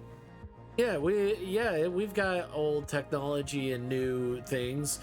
Wind Waker is that amplified. There's a few things in it like the Tingle Tuner and stuff like that where it's there. Like it's the train game, whatever that is. Oh, the train. Here's the thing: trains could have been made much sooner. Yeah, I get that. Yeah. So like, all it is a boiler that is heated up to a ridiculous amount, and then created to create a steam engine. It just needs the knowledge of knowing how to make it. I think the Zelda game just makes more sense because in the game prior to it is a steamboat. Too bad. Right. So like people are shitting on the steam engine, yet the steamboat exists. No, I'm not talking about like that. I'm talking about like the fact that they have the train, right? They have it in the steamboat. But when you go to like Breath of the Wild, they have like all this laser future technology that I have no idea where it comes from. Oh yeah, it's so far into the past that it literally. Hey, also it's a dumb thing of like we left this into the fucking ground. And we also Galaxy Far Away instance. Yeah, we also we also fucking knew it was gonna happen, and instead of preventing the thing from happening, this is there to make sure that it does happen. Because you can't stop the future. We're just gonna make sure that you have the best possible thing, and that the future can happen in the most non-committal way, and hopefully we're not fucking up your future and making a post-apocalyptic thing happen. It's like, okay. Oh man. And then you got all these like thirsty tweets for like moist Ganon or whatever. Oh yeah, moist Ganon. Moist Ganon. That's what I heard. I was like, wait, what? Yeah, rehydrate Ganon for sure. Oh man, Miss Wolfie design. We'd love to see it sometime. We'd always love to see it. Peg boob. A peg boob? Thank you. Yeah, like, you gotta, with Legend of Zelda, and also Skyrim, Elder Scrolls, for that matter, the fucking old dwarven technology that's all throughout the place. So, like, there's dwarven ruins all over the place. Alright, thank you, Miss Wolfie. I'd love to see it. But, like, it's all these dwarven technology. And you know what they have? I don't know if you've ever played. Have you ever played Elder Scrolls? Nope. Let me send you a Drimmer, a Drimmer Guardian. Oh, a lot of people. I keep reminding people that I did not grow up with video games that much because I was poor. So that's why I always appreciate learning about things, is because growing up, since I didn't have money to get these things, I just like learning about these things now. Since I'm able to look up stuff and use the internet. Let me bring it up. Where is robot? You know what? I'll just type in robot. Elder Scrolls robot. Elder Scrolls. I forget the name of some of these things. Robot. Yeah. Yeah, this fucking stupid shit.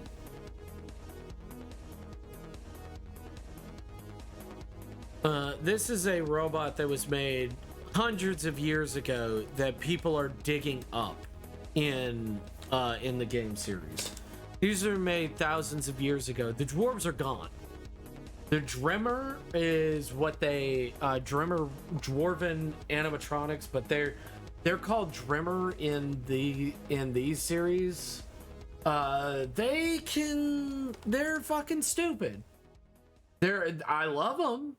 I love that they're here, but they're ridiculous. So, like, you see this shit? We can't even make this shit. And they were made. Where are you showing this? In voice text. It's in the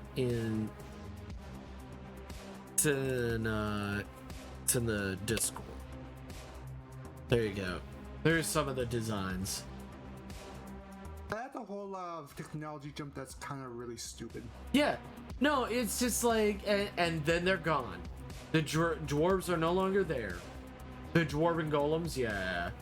Hey, join the Discord. Join us. Join us.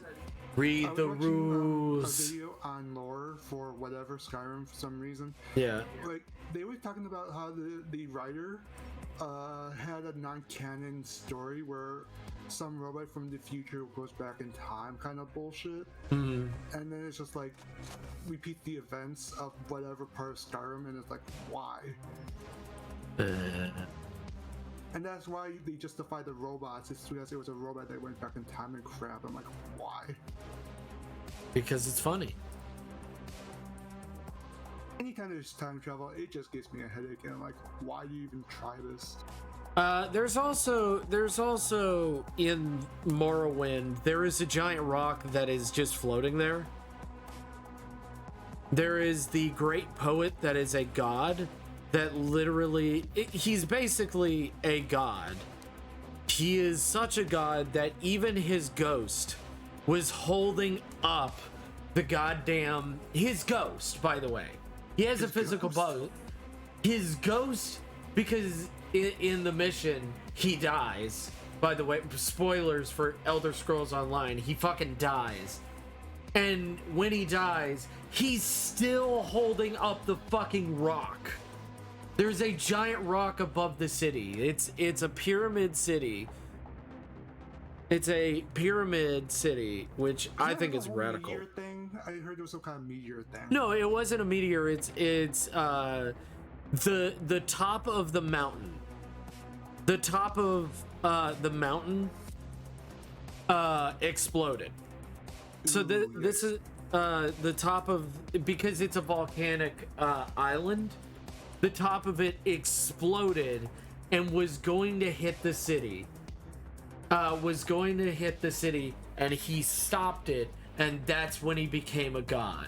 And that is his notable thing of, like, when he became a god. He was just a regular old fucking bard, by the way.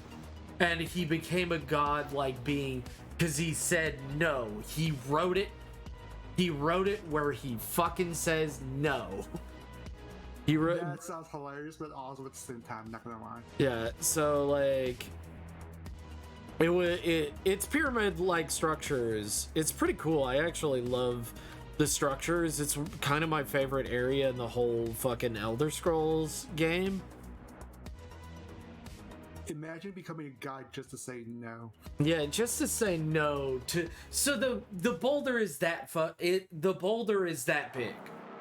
It's bigger than, it's big enough that if it hits the city's fucking gone. And he just has it in the air. He's never gonna move it. It's stopped. He has the ability. He could just toss it away, but he's just like, see how awesome I am. I could just drop this. This is how amazing I am. This is how fucking awesome. Yeah, he's known as the great poet. He's a bard. He's full of his own shit. Yeah. So it's pretty funny. I love it. I mean, I know a bard VTuber, and he's definitely full of himself, but I love him for that. Yeah. But yeah, you can put Miss Wolfie Designs. You can put it wherever you want. Put it in general chat if you want. If you want to put your picture there.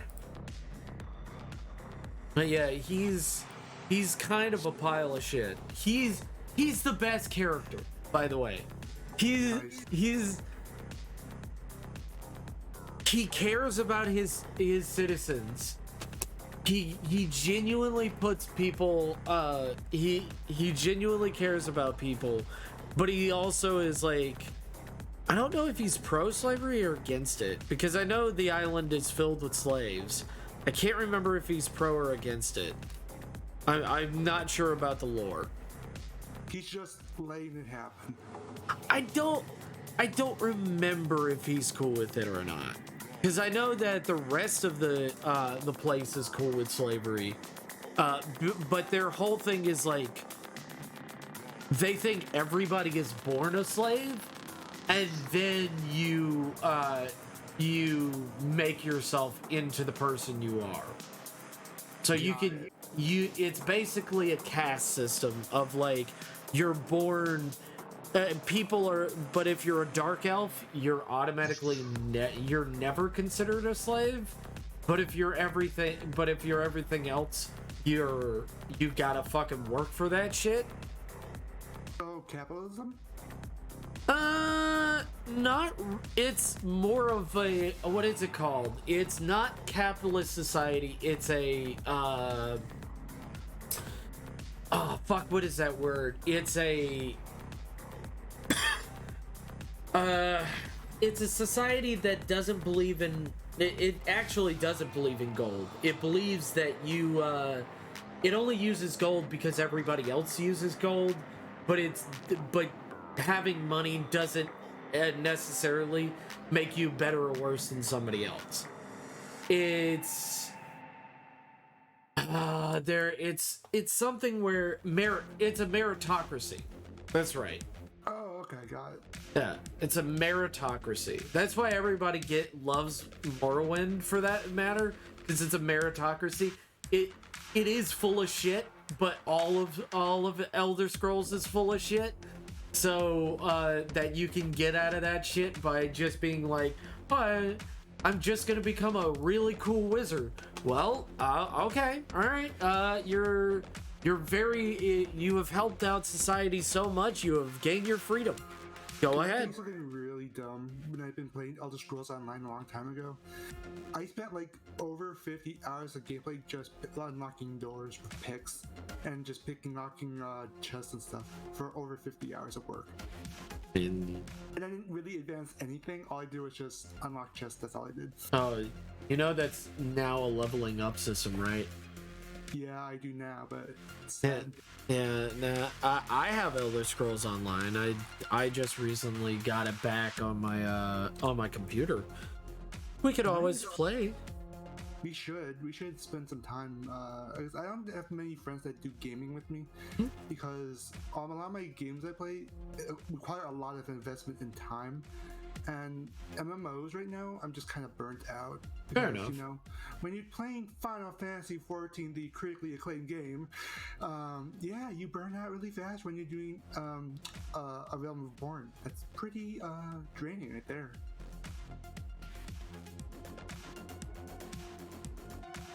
But I definitely love to play with you. I mean, I always love to play with people. It's just that I don't expect people to play with me. Because every time I've always started an MMO or something like that, they're always like, yeah, gung-ho. And then they're like, you know. Even when it was during high school and stuff, like, there's nothing else you're fucking doing. This is literally what you're doing. They're like, we found another game. It's like, well, then why did you trick me? That's why Elder Scrolls Online actually is like fun, because it's I agree. I don't enjoy waiting in fucking video games. I don't enjoy like waiting to do anything in video games. I dislike the whole like, you gotta wait to do this, you gotta wait to do that. Oh, you can't use your special ability anymore because you gotta wait. You gotta hold up, give it a second. It's got a cooldown meter and stuff like that. Right. Why? Why does my cool special move have a cooldown? Where in that game it makes sense. It's like, oh, because you got stamina. You gotta use the power and stuff like that reasonably. Right. And you gotta actually pay attention to what you're doing. But you can use it as much as you want if you have the stamina for it. If you have infinite stamina, which you can get, you can use it infinitely. It's quite fun. It's quite... Another reason is because I used to play a lot of MMOs in the past. Like I played RuneScape, I played WoW for several decades. And yeah, it took a lot out of me. Because I used to play with friends on World of Warcraft. Yeah. They were awful friends. So they would like say, hey, yeah, let's go farm gold so we can get some like time to play the game. But I'm like, okay, I'll go farm, and then they don't farm with me. They'll go renew to have our memberships renewed. Yeah. So I'm the only one that's able to renew their membership, and they complain about it, and it's just ugh. I have never been one for WoW. I've never enjoyed it. There's nothing about it that I'm like, I've got to come back to it. I've always been like, oh, okay, it's WoW. And they're like, well, look at all the races you can play. And I'm like, oh, cool. Look at all these things that are here. It's like, yeah, but I don't like any of the only one that I kind of liked was the shaman, and you can only play it. I don't want to be the villains. And they're like, well, no, the humans are actually, the Alliance are actually the bad guys. It's like, not in lore. I don't give a shit what you say, not in lore. And they're like, no. The orcs are actually the good guys. It's like, no, they're not. No, they're fucking not. I don't care. I want to play the good guys, and, you know, I want to be a furry. I don't enjoy WoW either. I used to like WoW, but now I hate it. I absolutely hate it now. All my friends now play Final Fantasy because it's such a superior game.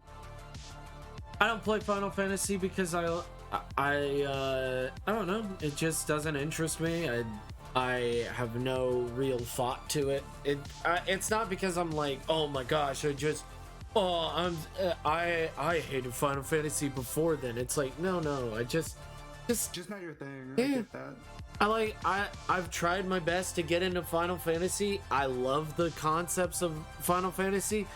The gameplay has always been a turnoff for me. I've never enjoyed the gameplay. Playing it because I burned out after playing Evelyn Reborn. Because apparently the way did you know that it was absolutely a terrible game? And then they had to reboot the whole entire thing. Yeah, I did. It's almost like I said that most definitely to many of my friends, and they're like, no. And I'm like, cool. I mean, it's just not for me. Then. But go ahead, you were saying. I mean, as Nito says that the worst was being called a noob. Remember that? Yeah. But it's like, I played so many MMOs. I pretty much burnt out of playing most MMOs. It's just like, I want someone to play with me that's actually committed to something. Yeah. Because a lot of the time when I play MMOs, I'm like, hey, I'd love to play with you guys, but then they're not really committed to it. I'm like, yeah. Yes. They don't want to put in any amount of time and stuff like that. They're like, we'll get to it. But I've seen on Elder Scrolls Online, I've seen people that are literally level 1,200. Because there's no level cap. There's no level cap. There's no level cap on that game.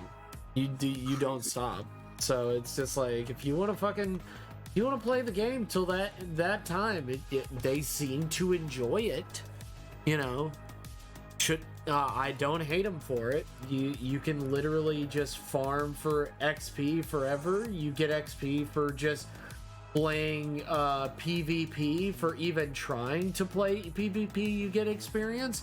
You never lose experience for anything. What it does is it entices you to keep on playing because it doesn't punish you for playing. Yeah. Like some games do. Yeah, it's almost insane that, it wants you to keep coming back. By the way, guys, it's Sloppy Sab. Hello, Sloppy. You played Sloppy Rim for years? I can't believe it.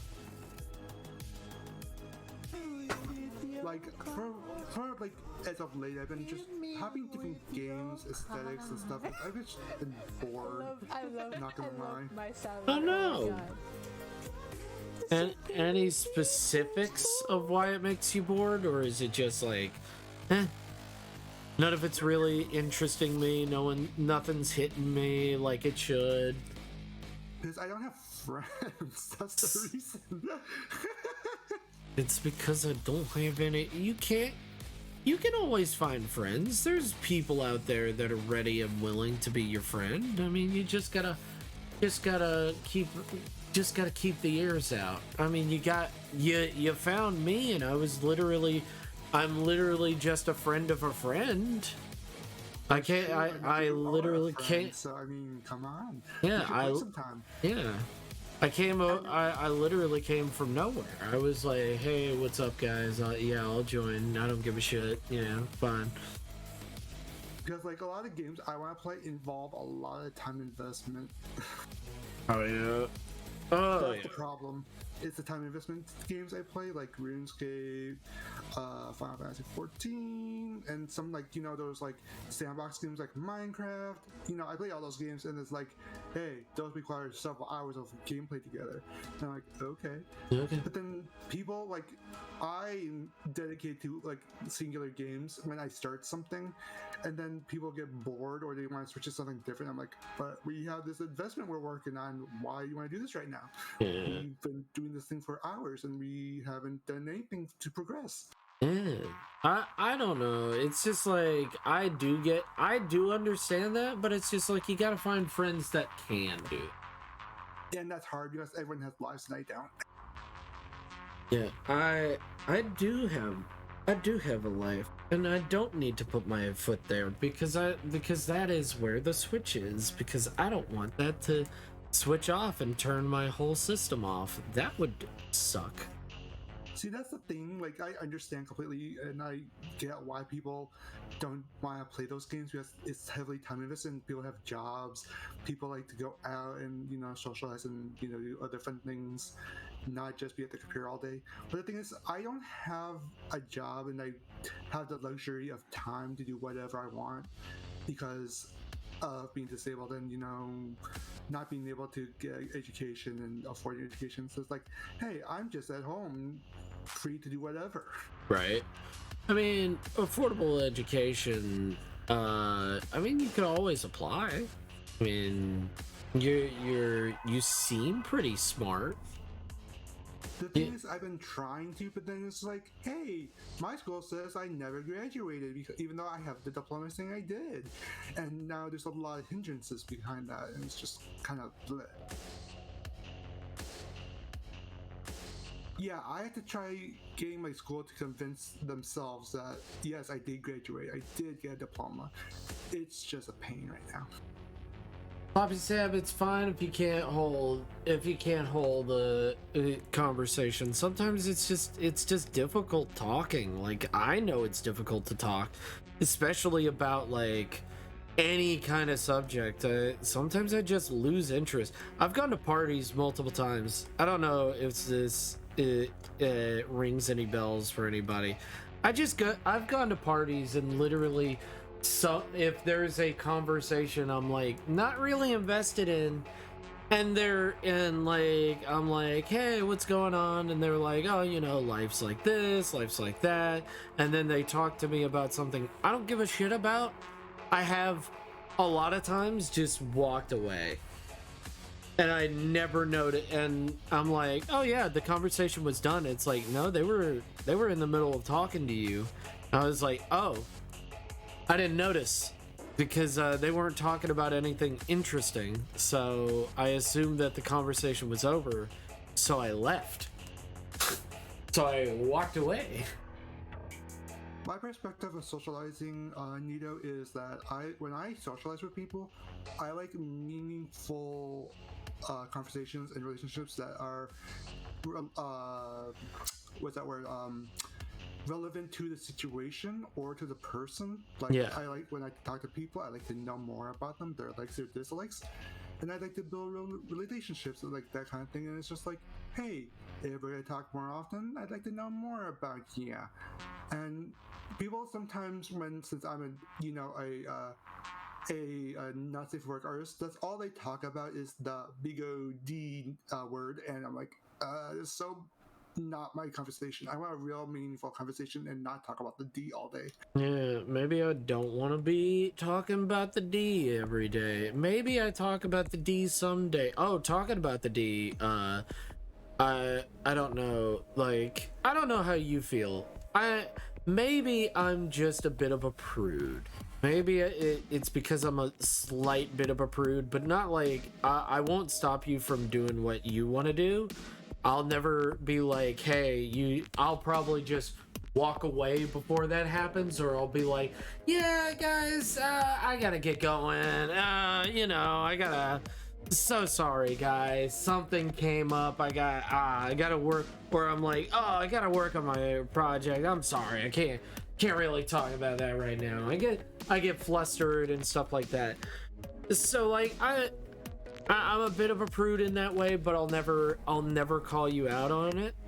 So there's this reviewer that reviews things, and he has a dog as his avatar, and he has a dog, an animated dog, in his room.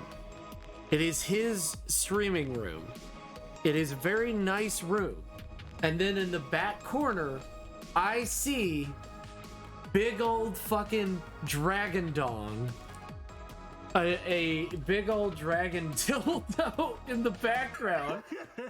And I'm like, oh, okay. Like, you wouldn't you're in the middle of a review. You wouldn't want to, move that. You wouldn't want to, put that away or something like that. Like, and I think that I don't. It is very distracting. It's quite large and in charge, I would say. So, like, I'm cool with anybody being whatever they want. It's none of my business. But like, yeah.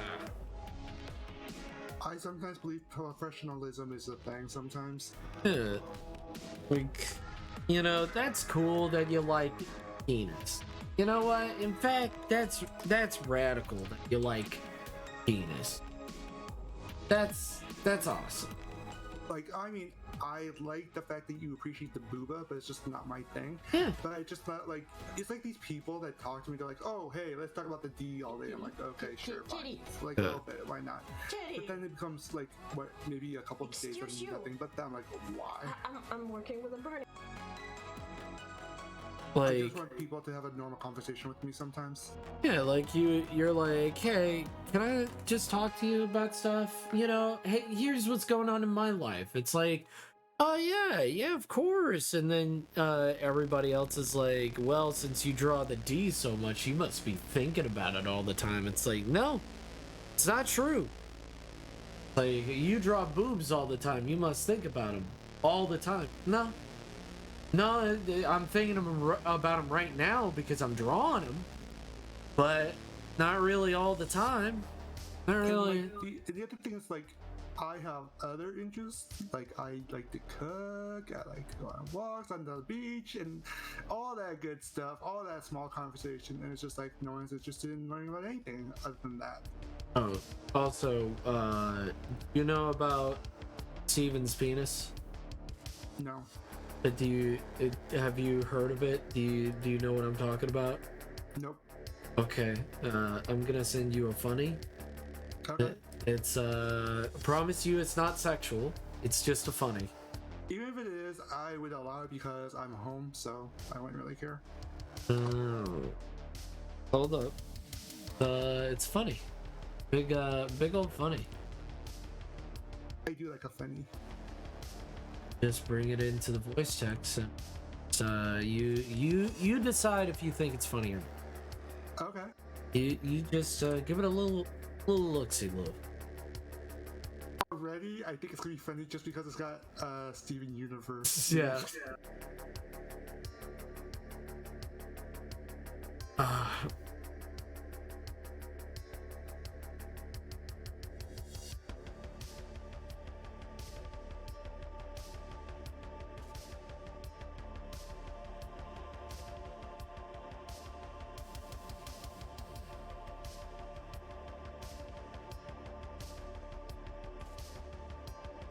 Hope you're doing well, by the way, Raven. Hope you're doing good. It's funny. Because I'm just immature. It's really funny. Yeah. It's really funny. Steven! Steven's penis! You Oh know, my God, the it's great. amethyst. That's my kind of humor, not gonna lie. Yeah, see, it's not fucking terrible. It's just dumb and stupid. It's fun. It's just immature humor. I like it. Yeah, exactly. Like, yeah, there we go. Steven's penis. Steven's penis. Speaking of lewd, I once considered the thought of being an escort. Oh, nice. Nice, Nito Keto. Nice. Bit of a fight. Job. They make good money sometimes. I'm sorry that you had a fight. I apologize. I don't know who you fought. Did you?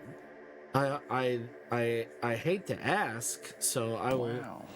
Oh, thank you for the follow. I really appreciate it. Thank you. Did you Hadouken them to death or something? I don't know. Did you punch them in the big nose, the schnoz? Did you give them a big bap in the face?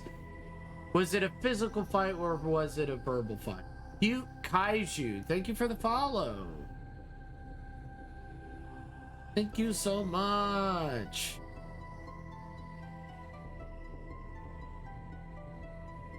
Also, speaking of like conversations, I'm still learning how to be a good guest on streams.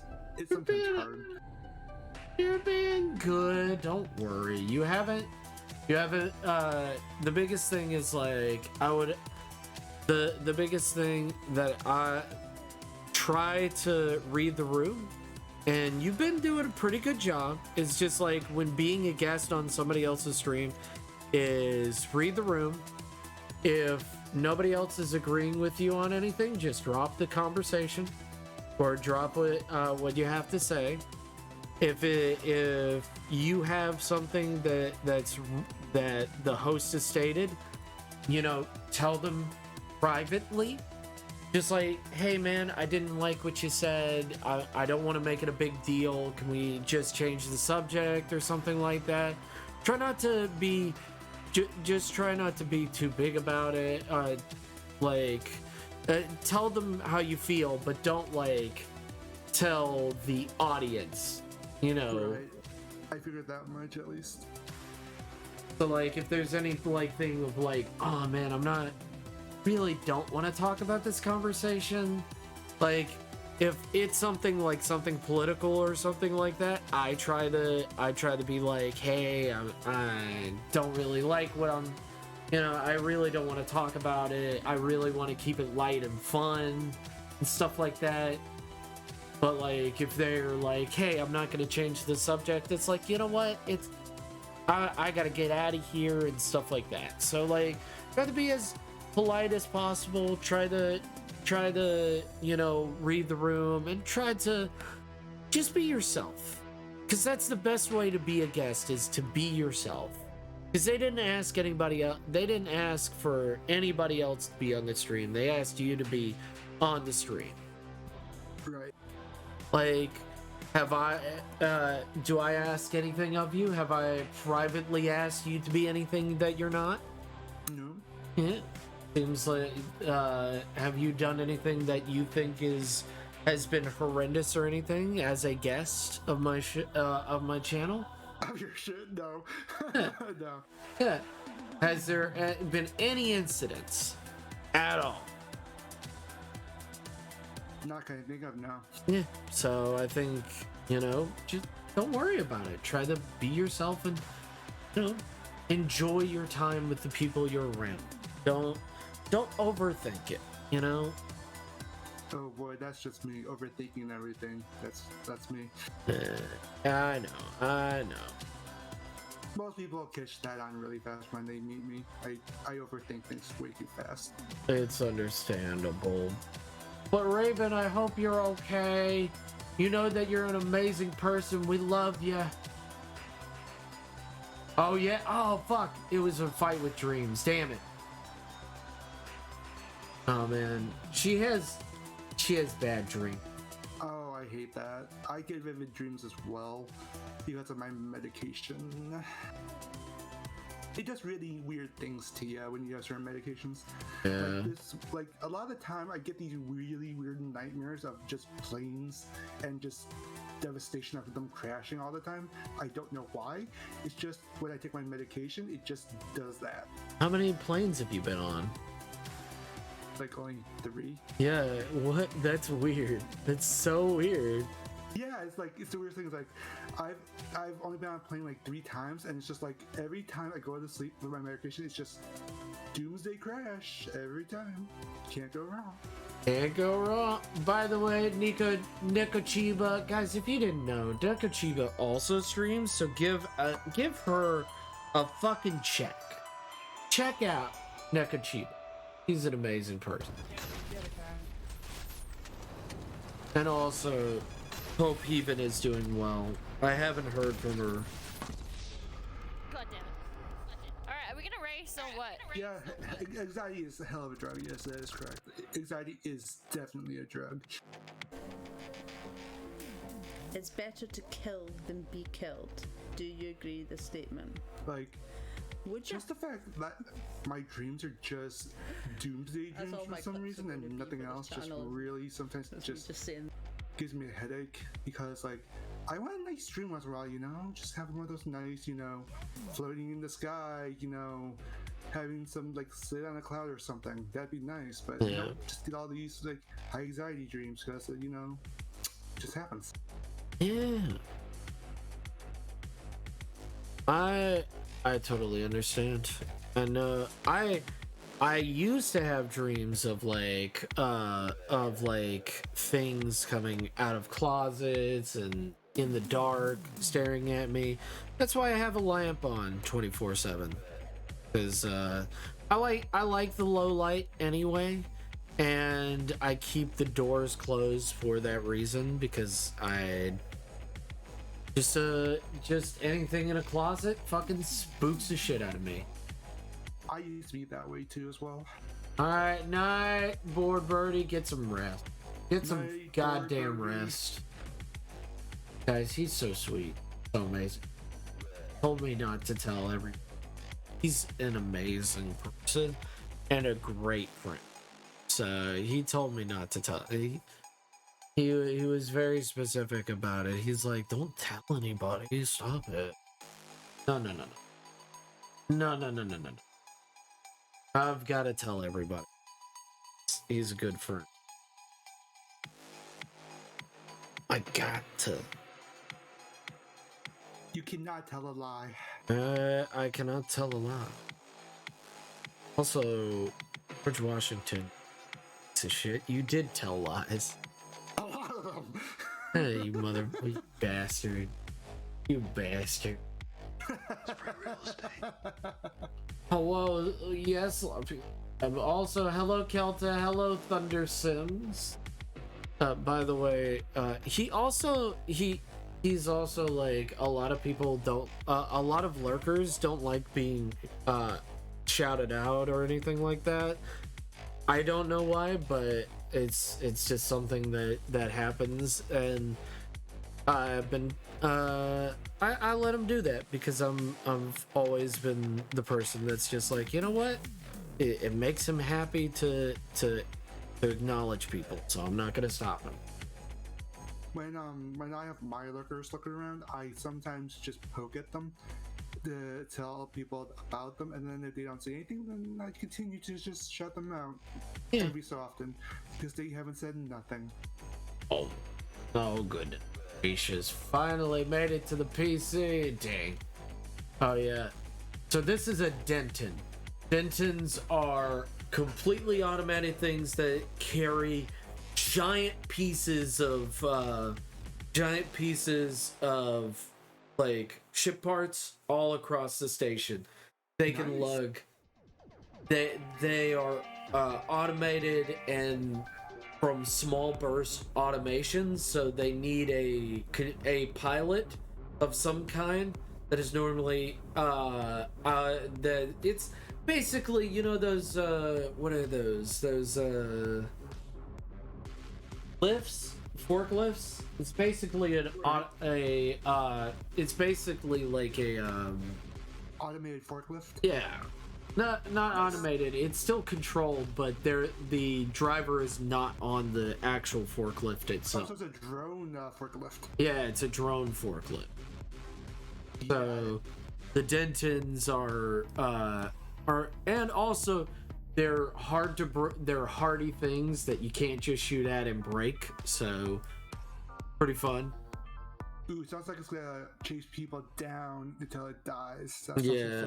Oh yeah. This is something that I brought up to the players once, so hopefully they have fun with it.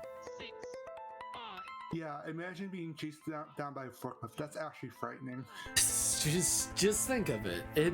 It for a second it's like, oh, that's not too bad, and then it's like, oh wait, that sounds fucking terrifying. Oh, you know what?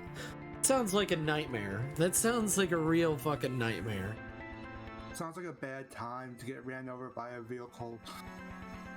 I mean, if that thing can literally lift up ship parts and stuff like that, I think it's not gonna be a good time. Yeah, especially since that's like thousands of pounds of PSI of like hydraulics lifting the forklift. Oof, that's gonna do a lot of damage. It's not gonna be fun at all. So like this. Isn't there crush damage? Wouldn't that be like crush damage or something? It would be force damage. Gotcha. Because force damage is slightly. So like crushing mechanics is in D&D. It's just not something that is used a lot because a lot of times it's. I forget what it is. Like, you also have to make a strength save, but, like, it's all determined by the size and weight of the thing. So, like, players can't realistically lift up a ton. Like, unless they have a specific thing, they could not lift up a ton. There's no way that a player could ever lift up an object of that magnitude. Right. So, like, once it gets to that, it's how many seconds they're actually under the thing, because it'll just fucking crush them. Right. I understood, Raven. Understood. Maybe next, you'll tell me your dreams later. I'll listen to them. I'll tell you my crazy dreams. Oh, goodness. One of my craziest dreams I had was I was in hell, right? But it was on a roller coaster in hell. It was interesting.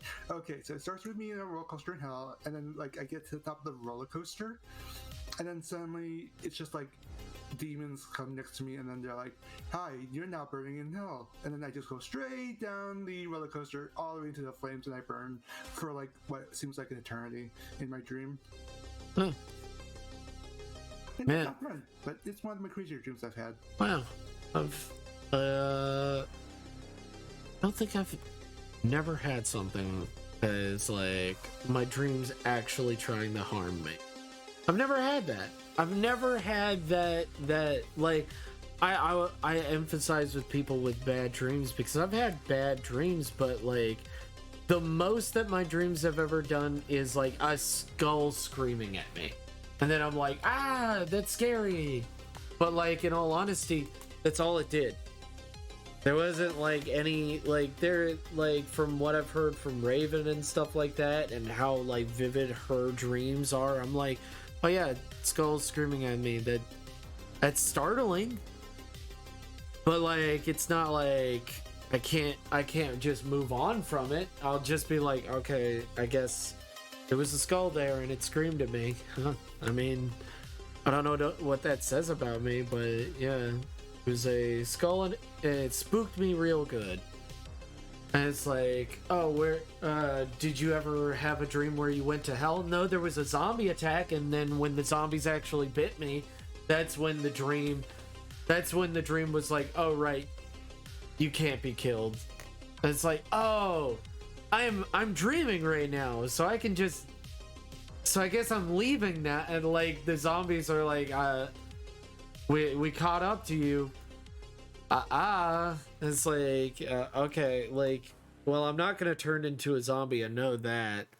So, and then the dream's like, yeah, I guess you're not gonna turn into a zombie. Goodbye. And it's like, yeah, it's pretty much what happens every time. Like, if something is like chasing me and it actually catches me, it's always like, it's kind of awkward, where it's like, oh right, I can't do anything to you, and it's like, oh, it's a dream. Oh, you almost got me.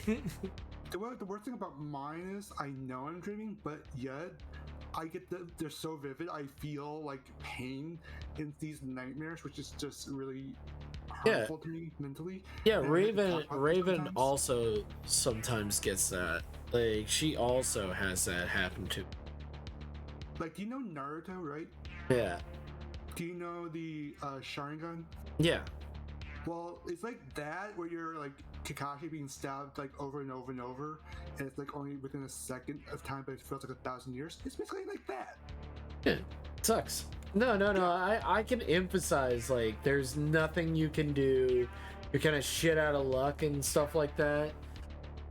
But like, you know, you know, like I understand that, but I'm also like, there's nothing really I can, like, with my dreams. It's like, oh man, like you know, I'm spooked and that's it. I get spooked and then I'm no longer dreaming, and then the dream just starts losing energy. So like it's like okay, how about this? Like my brain's like okay, let me think. How about this? How about that? How about what do you think of this? It's like I'm not scared if that's what you're asking. It's like, oh, what about this? It's like not interesting. It's like, what if you're in the middle of having sex with somebody and someone comes into the room? Well, I already know it's a dream, so like nothing's happening.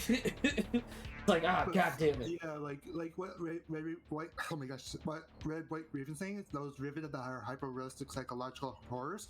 That's usually what I get. Like some of the dreams is like I'm just having a regular day, it's nice, and then suddenly I get shot by somebody, and then I get stabbed, and it's just like that's continuously being chased down, and that's just frightening as I'll get out. Yeah. And the worst part is that you feel the stabs and being shot at, and that's the worst part about it. Even though I know it's just a dream, Right. and you're just stuck in it. Oh yeah. By the way, new people, hope you're enjoying the stream. I mean, we're just chilling out, me and my good friend Kim Pan TV. If you want to check them out, they're a wonderful person. They're very sweet, and they are also quite a cool streamer themselves. They have the funds sometimes, and they're very cool. I'm making assets for my Starfinder game. So, I wanted to make some... I think I make pretty okay vehicles. I think I do. I make some pretty alright vehicles. You make it pretty realistic. I like it. Yeah, it's, I gotta make the Tridel logo. Ooh, is that the evil organization? I mean, they are the company that bought out the the place, the satellite. So far, So they're sus at least. yeah. Well, I don't know if we can trust them. You know. So they're just sus right now. Yeah, they're a bit sus.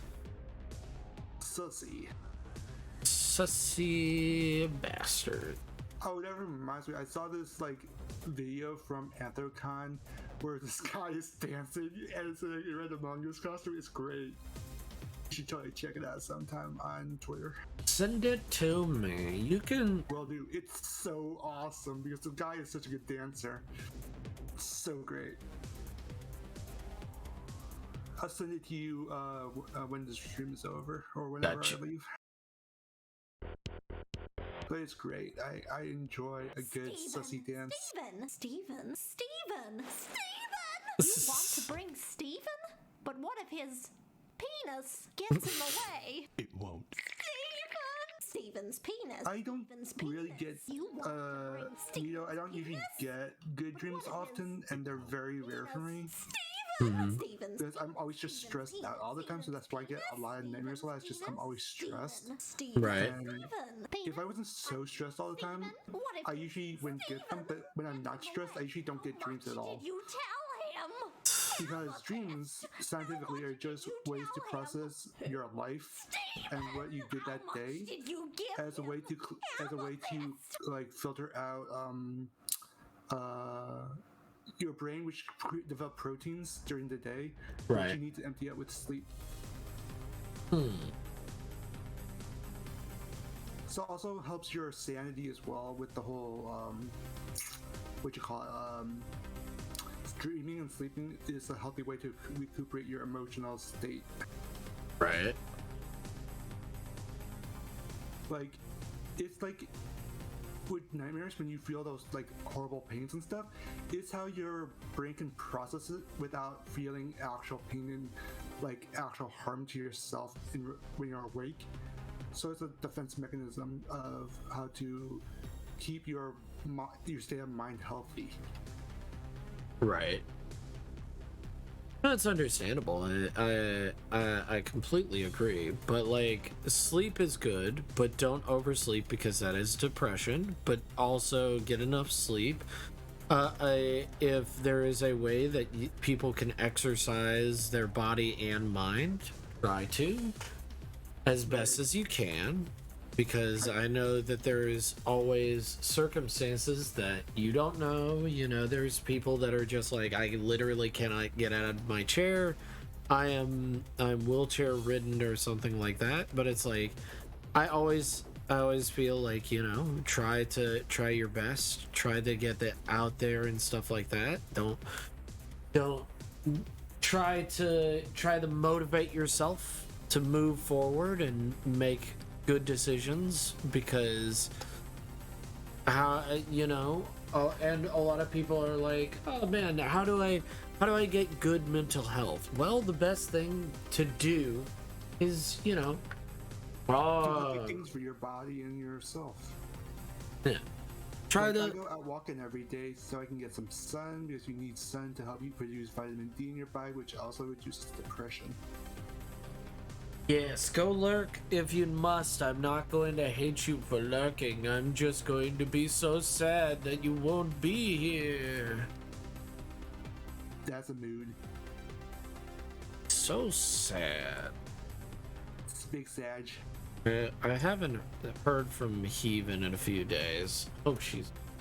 But, I hope you're alright. But she's been here so much. I understand. There are some days when it's just like, you know what? Break or whatever. Yeah, like, it's understandable if not everybody's gonna be here every single day. Like, I was not here for a while too, because I needed a break and stuff. And now I'm back again. Yeah, it's fine. I'm not gonna be like, how dare you? How dare you? I hope I've never came out that way to anyone I've known. No. You've been fine. You're fine. You're fine. The only thing that I have ever been annoyed by people is just like, I don't even know if I'm annoyed with like, hey, I specifically went to find you. It's like, oh, cool. So what's been going on, man? I don't know, but could you entertain me? It's like, oh, okay, all right. Yikes. It's like, right there. yeah, it's like, oh, that's not a healthy relationship right there. That sounds pretty toxic, I think. That's not cool. So this is what I'm thinking for the Tridel logo. What do you think? Something like that? Can I say, like, in my perspective of design, that it looks like it's a pyramid of power, but like with stairways to the top?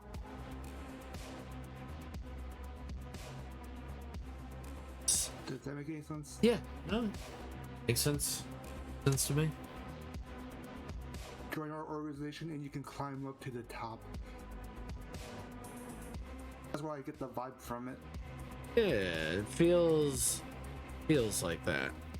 Feels like that. So this is Tridel, which I don't know if I do I even need to make an alien language to be like, here, or should I just put Tridel? I could just make up Tridel.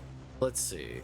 So like, or you just have no lettering at all and just have the image itself intimidate the people around you. Yeah, just because it's such a recognizable logo. Yeah, McDonald's. Tridel. Let's see what other people have done with Try. Let's see if there is a real life Tridel.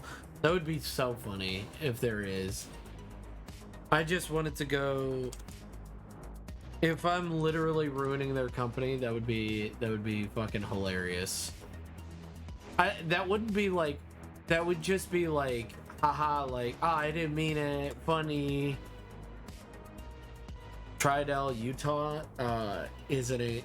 Unincorporated community of... Oh, it's a place. All right. It's a place in Utah.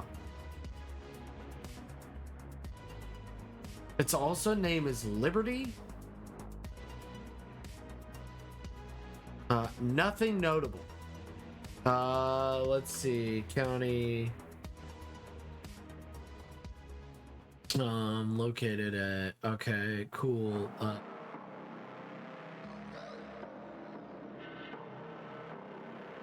Alright, cool, but no images. Let's see if there's an image of Tridell, Utah. Holy shit, is it nowhere? Oh man, this is the yeah, they'll never know who the fuck I am. I'll send a picture of it. It's on Google. It's not like I'm literally like doxing anything. Yeah. You know what I mean? You know what I mean? Technically, you can name a company whatever you want as long as it's not trademarked. No, it's not trademark. It's just the name of a town. Holy moly, there is nothing. It's just dirt. Yeah. And a few trees. Where the heck is that? It's like nowhere. It's Utah. Oh, okay, that makes sense. It's Utah. Tri-Delta? Tri-Delta sounds like another company. I don't think it is. Let's see. Tri-Delta is an assembly of women with shared okay. Where you can be yourself and belong to something bigger. We are brave, bold, and kind. Oh, it's a fraternity. Okay. Boston University. Okay. Tri-Delta. Yeah. Oh my gosh. Delta. Yeah. Not gonna lie, sounds pretty bitchy and probably one of those like you know, Mean Girls kind of dorms, I would think. Yeah.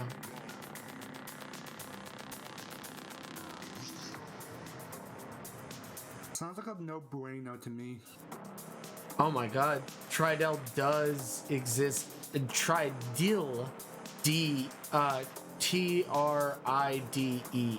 which I named Tridell.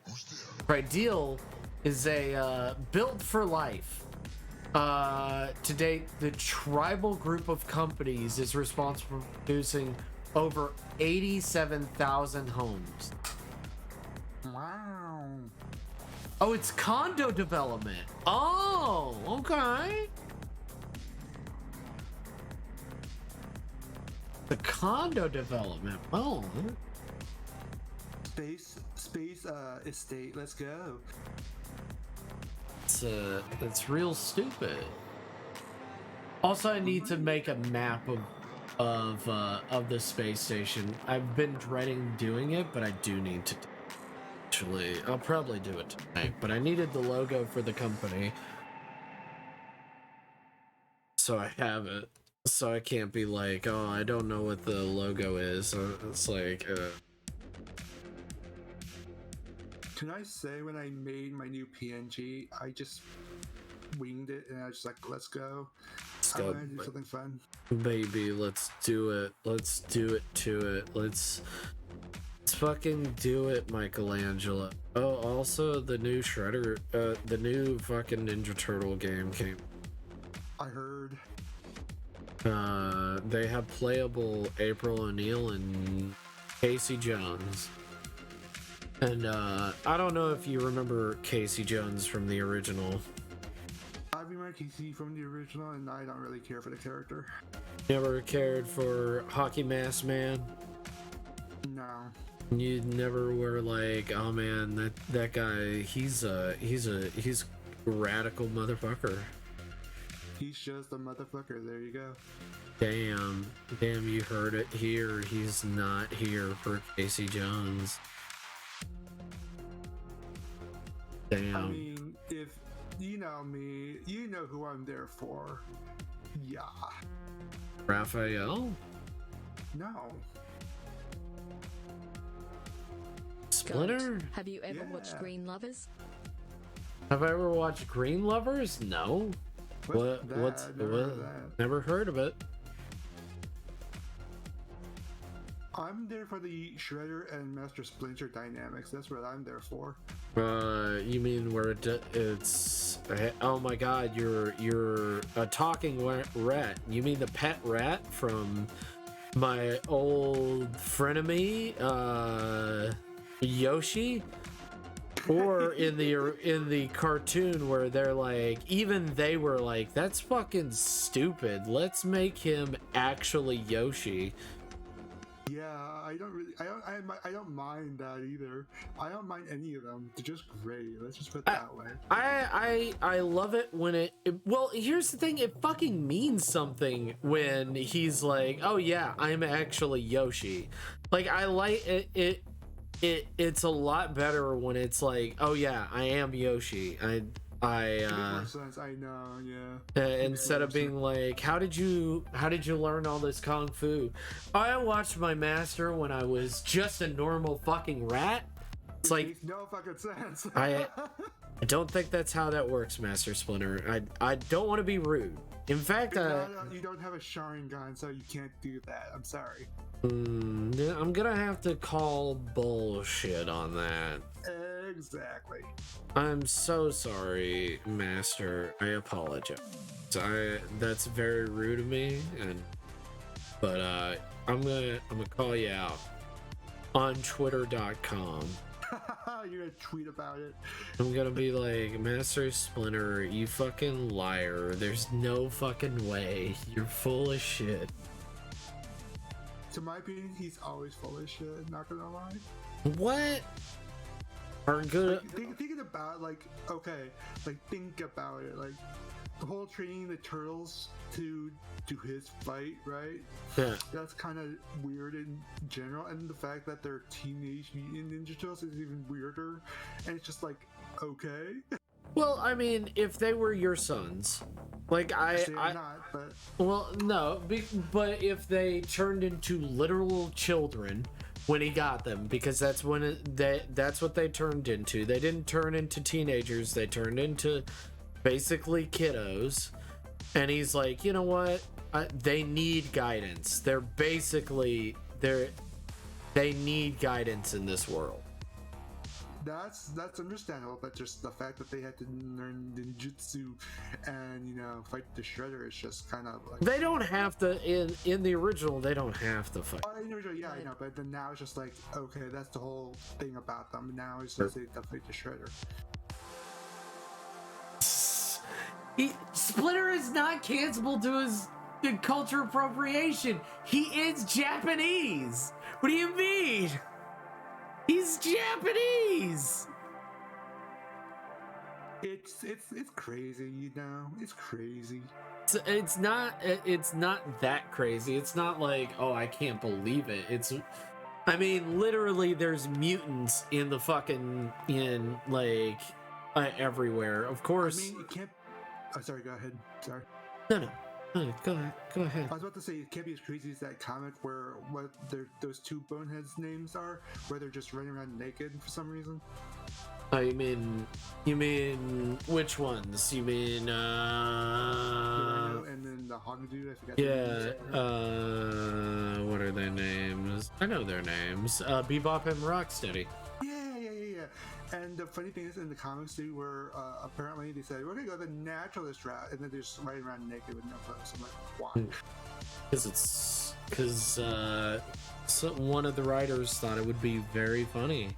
Everybody's like, instead of stopping them, they're like, yeah, sure, yeah, we'll do it. Yeah, apparently it's how it is. Yeah. It's like if I hired another writer to come on, or like another artist to be like, hey, you do a run so that I can take a break, like you guys do, because that's what some comic series do, where it's like, oh yeah, this is a long-running established series, but also the main writer needs to take a break. Here you go. All right, go pass out, Bloodhide. We'll see you later. And pray that they don't screw up the whole thing. Yeah. Like the fact that there's so many interesting writing choices just because they have the author or the original writer take a break. It just becomes very interesting. Song. Please don't tease me. It's my very first time. I don't know how to sing. So I'm not a very good writer. Don't tease me. Okay. I can give ideas. That's what I'm good at. Just not good at writing. Sucking on Raffy's toes. Why? Don't ever send this shit to me again. This is disgusting. Don't. Why? Let me get out of it. No, Nito, you're on thin ice, buddy. that is disgusting. It's so fucking weird. Do not click on what he sent.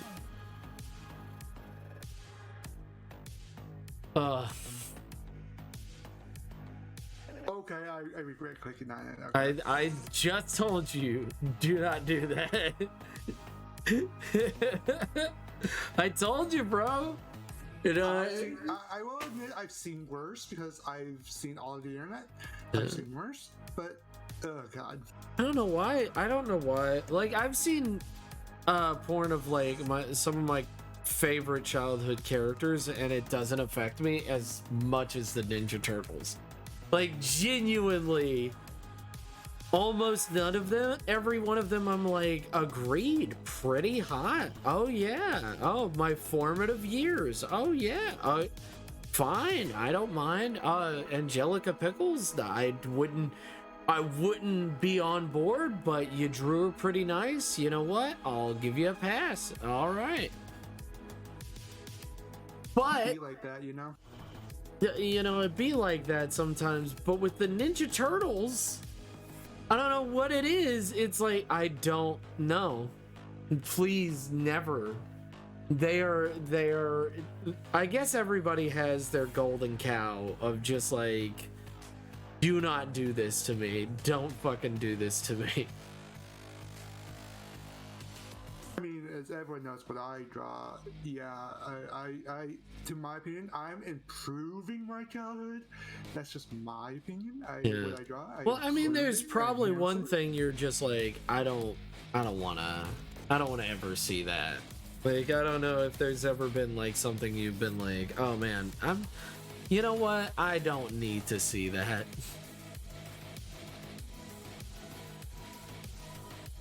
I don't think I have because I make the conscious decision not to look up those things. Yeah. Don't worry about the conversation. Just relax. You're fine. You're fine. You're fine. Hey, Shy. Hey. What's up, Shy? Whoa, it's Shy Red Fox, everybody. Give him a check out. If you ever have time, give him the love that he deserves. He's so sweet and kind.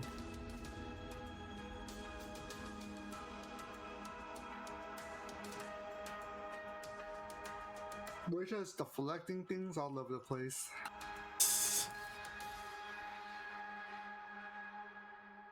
Let's see.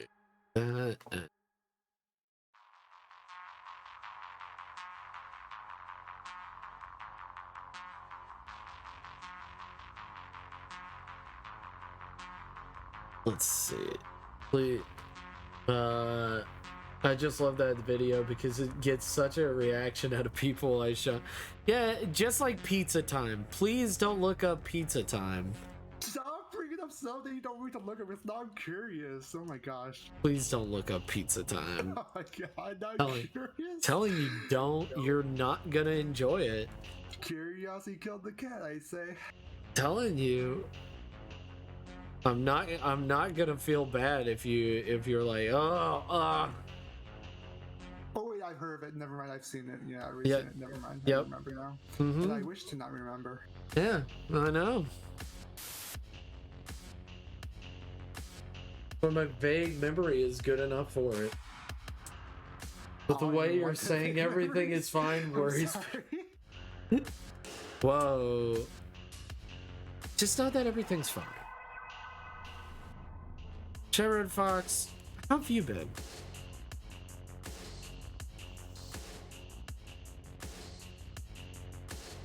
Pizza time, whoopity-doo time to Google. No, I'm kidding. Yeah. I've heard of it, I've seen it, and I don't want to be reminded of it. It's pretty bad. I told you you wouldn't want to, but you're like, curiosity. It's like, now I remember. I hate this. Yep. Man, I should have listened. You know what? Next time I'll listen. You know, sometimes my listening skills are not the greatest, and I regret those decisions.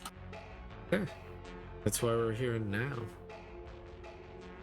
Also watched a reaction of Jingle All the Way. Gotta say, it's a fucking romp. It's funny as fuck. It's real good movie that a lot of people hated for no reason. Do you know about Jingle All the Way? Do you remember that? I don't remember it at all. Arnold Schwarzenegger movie. Nope. Turbo Man. Nope. Is anything? Okay, hold up. I don't think I'm old enough to know that stuff. Oh, you know what? I can't ask that. Hold up. Oh, I'm 31, by the way. Yeah, you should. This came out in 1996. I was born in 91, so I don't think I would have seen it. There's no. It's called. I'll show you. It's Arnold Schwarzenegger. It's where. It's a great. You know what? We can watch it for Christmas. We can all watch it for Christmas. It's good. Good. A lot of the movies I saw as a kid, I wasn't allowed to watch because I was like 5. Yeah, like I was born in 91, and you said I was 96. Yeah. Right. I was only 5 at the time, so I don't think I would have been able to watch it. Yeah. So, Turbo Man is with Arnold Schwarzenegger. Shoves cookie in the mouth and runs away. Put the cookie down. Put the cookie down. Oh, I'm sorry about that. I didn't mean to make you insecure, but yeah, I am 31. I'm actually turning 31 this year. Nice. No, I wasn't like insecure. I was like, oh shit, I can't ask that. You can't technically ask that on Twitch, which is, I don't know why that's. Yeah, I forgot about that. Yeah. It's a weird rule, but it is definitely a rule. It's not a rule that anybody actually fucking follows, but it is a rule. So. Right. But yeah. This My is. birthday is in September. But this is the Tridel logo. I think it works. That logo looks like it's worth a lot of money just looking at it. Modern. The new. The future. The future is now.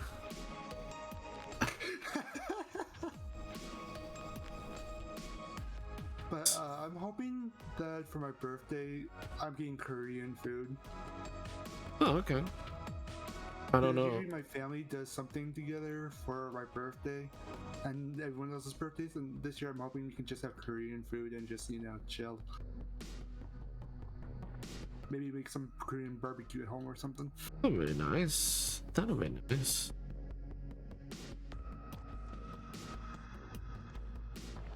And hopefully nothing goes wrong. Yeah, I mean, that's all we can ever hope for. Is that nothing ever fucking goes wrong. Whoa, it went wrong. No! It's kind of expected that everything goes wrong. But other than that, I've been having a great day so far. That's good. Doing nothing. That's too big. I've been so busy, just doing nothing but artwork. It just became I need a break. And now you've had a break. How do you feel? You feel a little bit better? Very much so.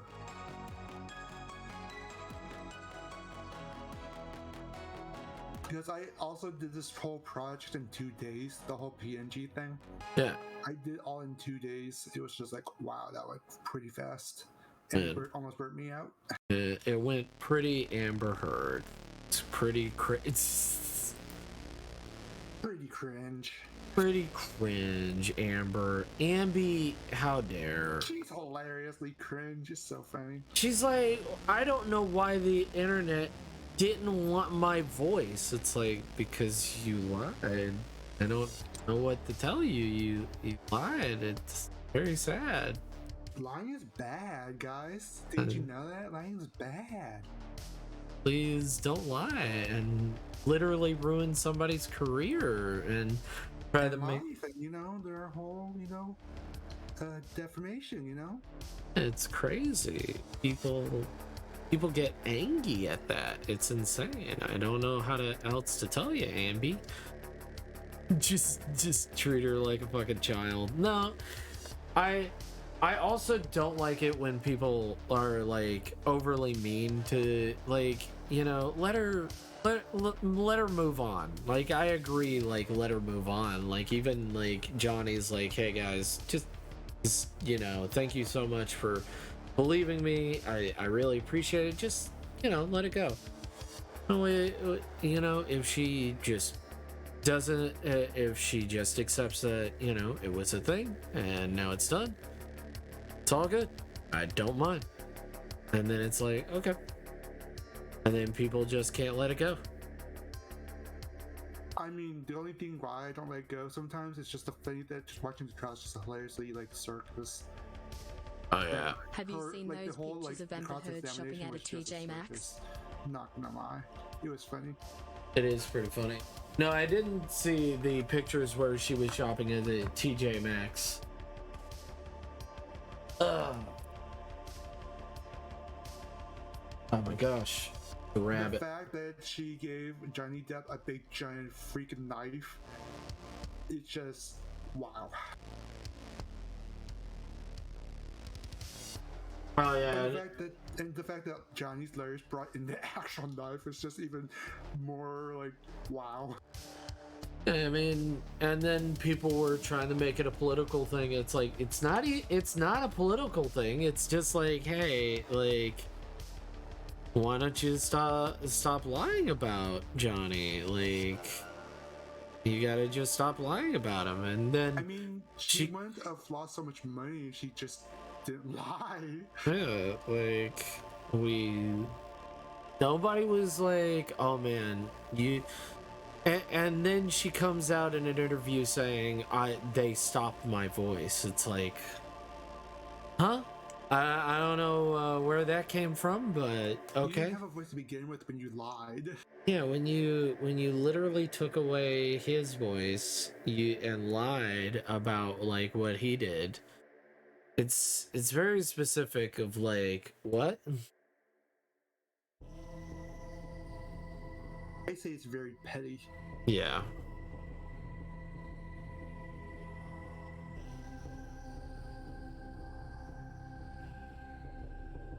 I even find it funnier when her lawyer like objected his own witness.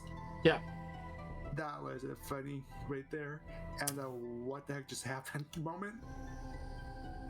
So it's very much like, hey, bud, you see what you did there? It's like, oh shit, oh no. Space station map asset. Need to look up. Space station map assets. No, not PlayStation. Space station. Fucking do it. Yeah, let's see.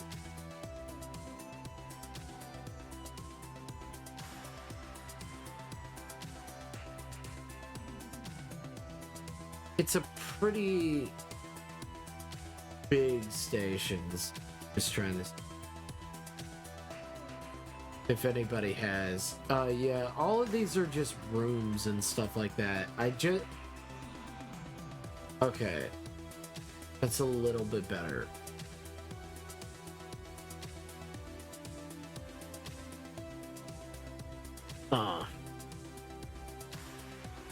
Can I just say the fact that in one of the videos where she accidentally reveals that she informed TMZ. That was funny. The whole slapping her face thing, that was funny. Yeah.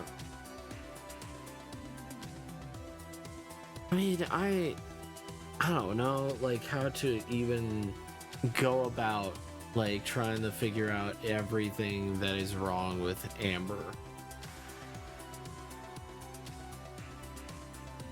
I will definitely say that they said by several specialists that she had a bit of what you call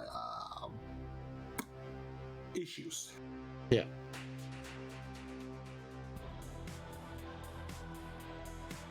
Yeah, like it obviously was shown that she was very much unstable. Yeah, she's not very stable.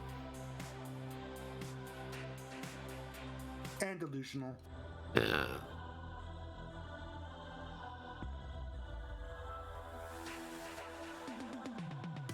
Other than that, let's go to the happy stuff. Yeah. I will say I had a good 4th of July Yeah. in America. That was fun. In America, like, what? You can have a 4th of July in other countries, but it's just another day. It doesn't hit the same. Alright, Neko Chiba, go enjoy your foodsies. Enjoy your food. So I made a pie. It was absolutely delicious.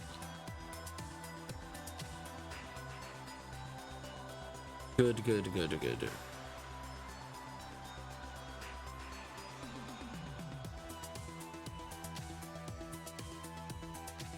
I made a cream cheese pie that had fruit on top. It was delicious. Nice.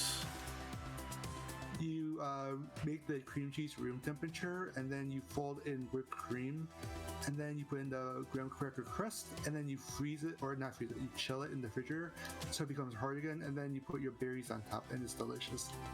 Nice. Super easy non-bake pie. Pretty good pie, sounding pie. Have you ever had cream cheese frosting with fruit before? No. You should try sometime. It's basically like that. You're basically just a cream cheese frosting pie with like fruit on top. It's delicious. That does sound pretty. It's like it's got like the texture of a cheesecake too, which is nice. Not a satellite. That's just pictures of a place from the satellite orbit.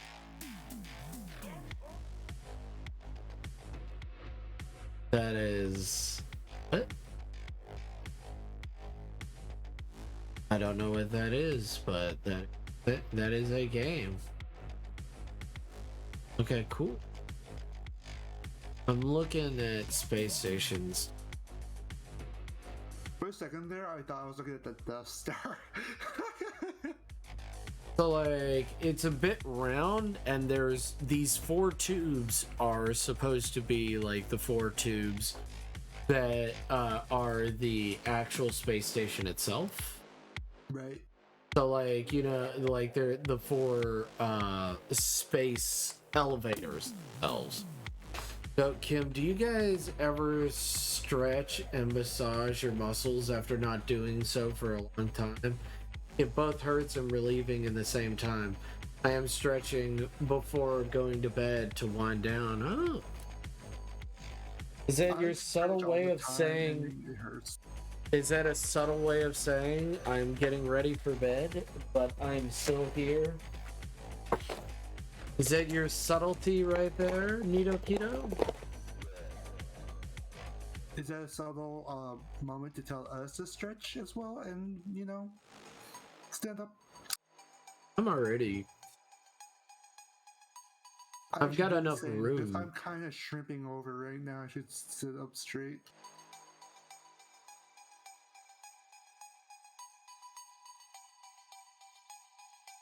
Don't shrimp. Be a man.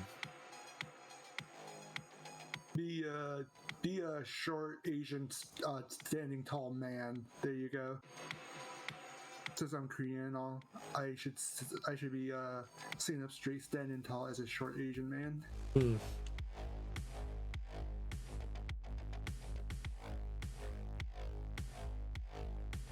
Huh. I don't know enough about it to say yay or nay.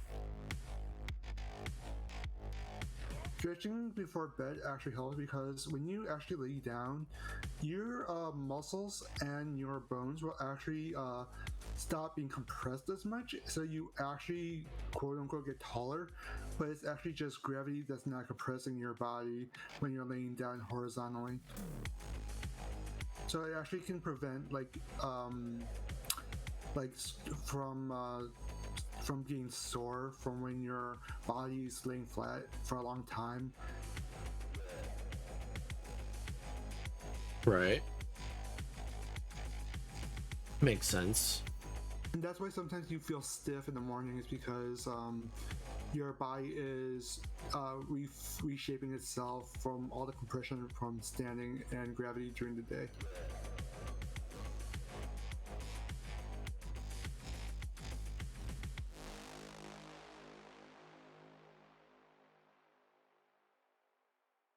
How to really plan this out. You know what? I had a good idea. Hey, try that out. I don't like how this is going, so I don't mind redoing all of it. Not like, oh my god, I can't believe. I'm more like, okay.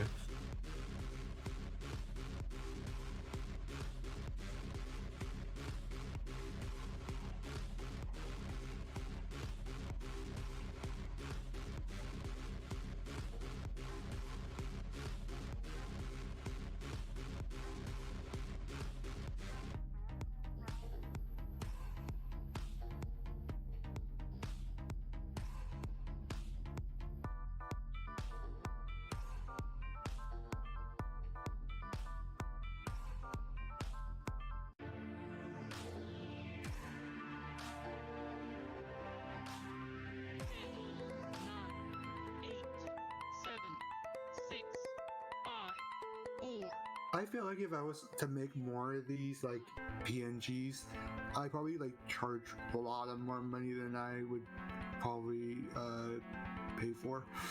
Right. Because legitimately the amount of work I did and the fact and how long it took, I'd probably be charging like $100 or something. Right. Since I hand put the different pictures so that animate a little bit, so that took some time, so maybe like 100 or 130 or something, I don't know. Makes sense.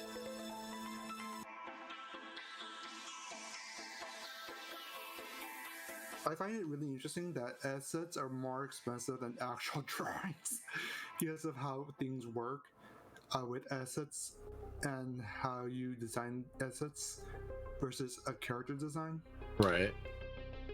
Because they're designed to be functional versus artwork is to look pretty. Yeah.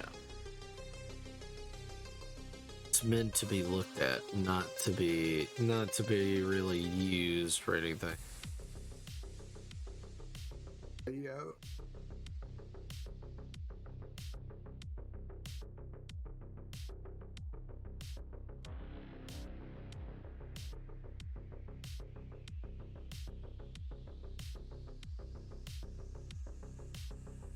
Your boy Kim is getting tired here. He's gonna head out.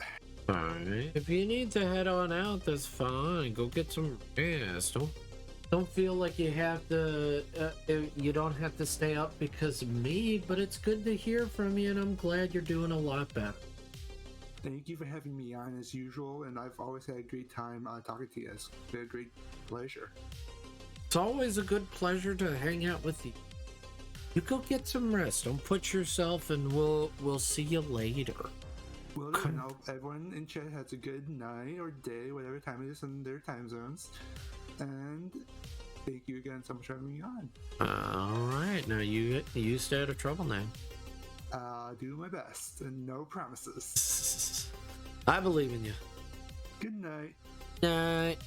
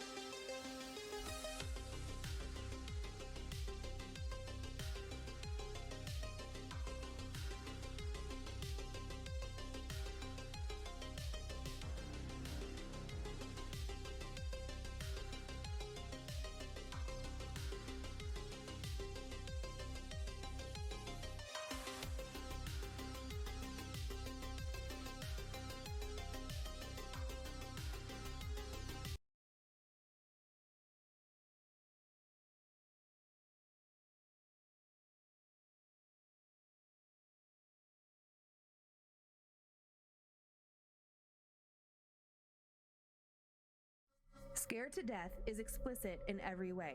Please comes to room 132. I started working there a little over a year ago, right before COVID hit. I work as a resident assistant, while I take classes part-time to become a registered nurse. I'm almost there course-wise, but once I get my degree, even though the pay will be so much better, I'm not sure I'll be able to leave until I figure out how to stop them. If you can stop them. Or stop him. I'm still not sure if it's just one or multiple of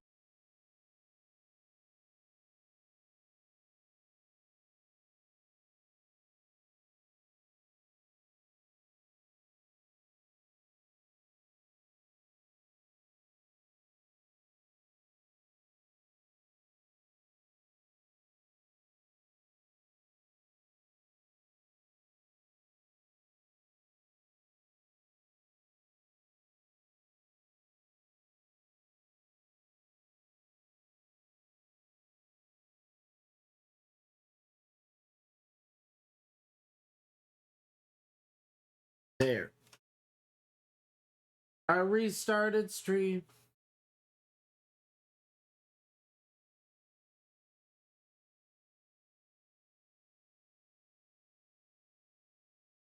I restarted. It was me. Lol. Lol. Rafflecopter. them generally live a long time once they've made it to us. Usually their families take care of them until that just isn't feasible anymore. It's rare for anyone to stay for more than 3 years. And very rare, completely unheard of actually, for back-to-back residents to die in the same room in the same year. That's exactly what happened to 4 I was full on consecutive residents panic of there. room Oh no. 132.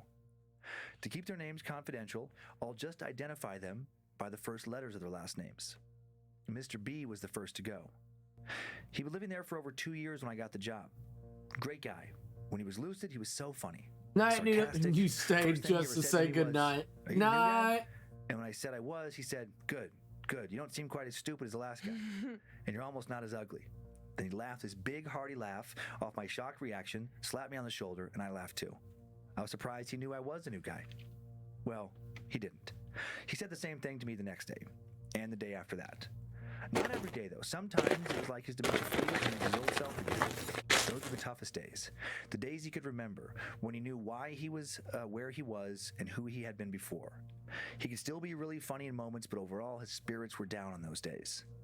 I was only there about a month when he died. Natural causes, they said. Just passed away in his sleep. His heart stopped beating. Now I know that wasn't the whole story. And now I have guilt whenever I think about him dying. He tried to tell me something was wrong. Oh dear, you okay? I'm doing okay. Was I not? Before he died, I worked, and still work, the swing shift.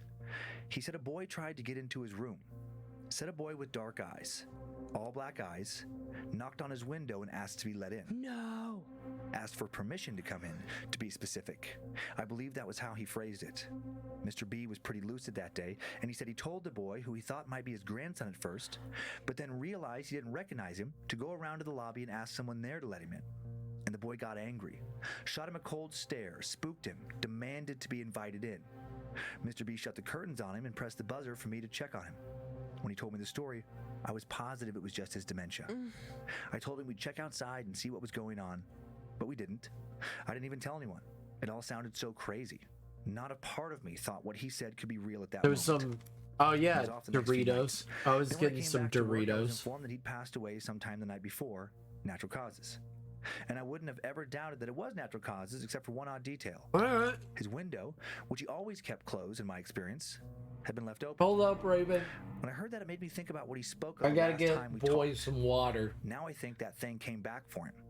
And when it came back, maybe his mind wasn't as sharp as it was the first time. Maybe now he did think it was his grandson. But at that time, that possibility felt too crazy. It wasn't even a possibility in my mind.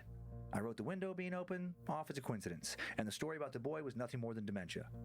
His room stayed empty for about a month after he passed, and then Mrs. K moved in.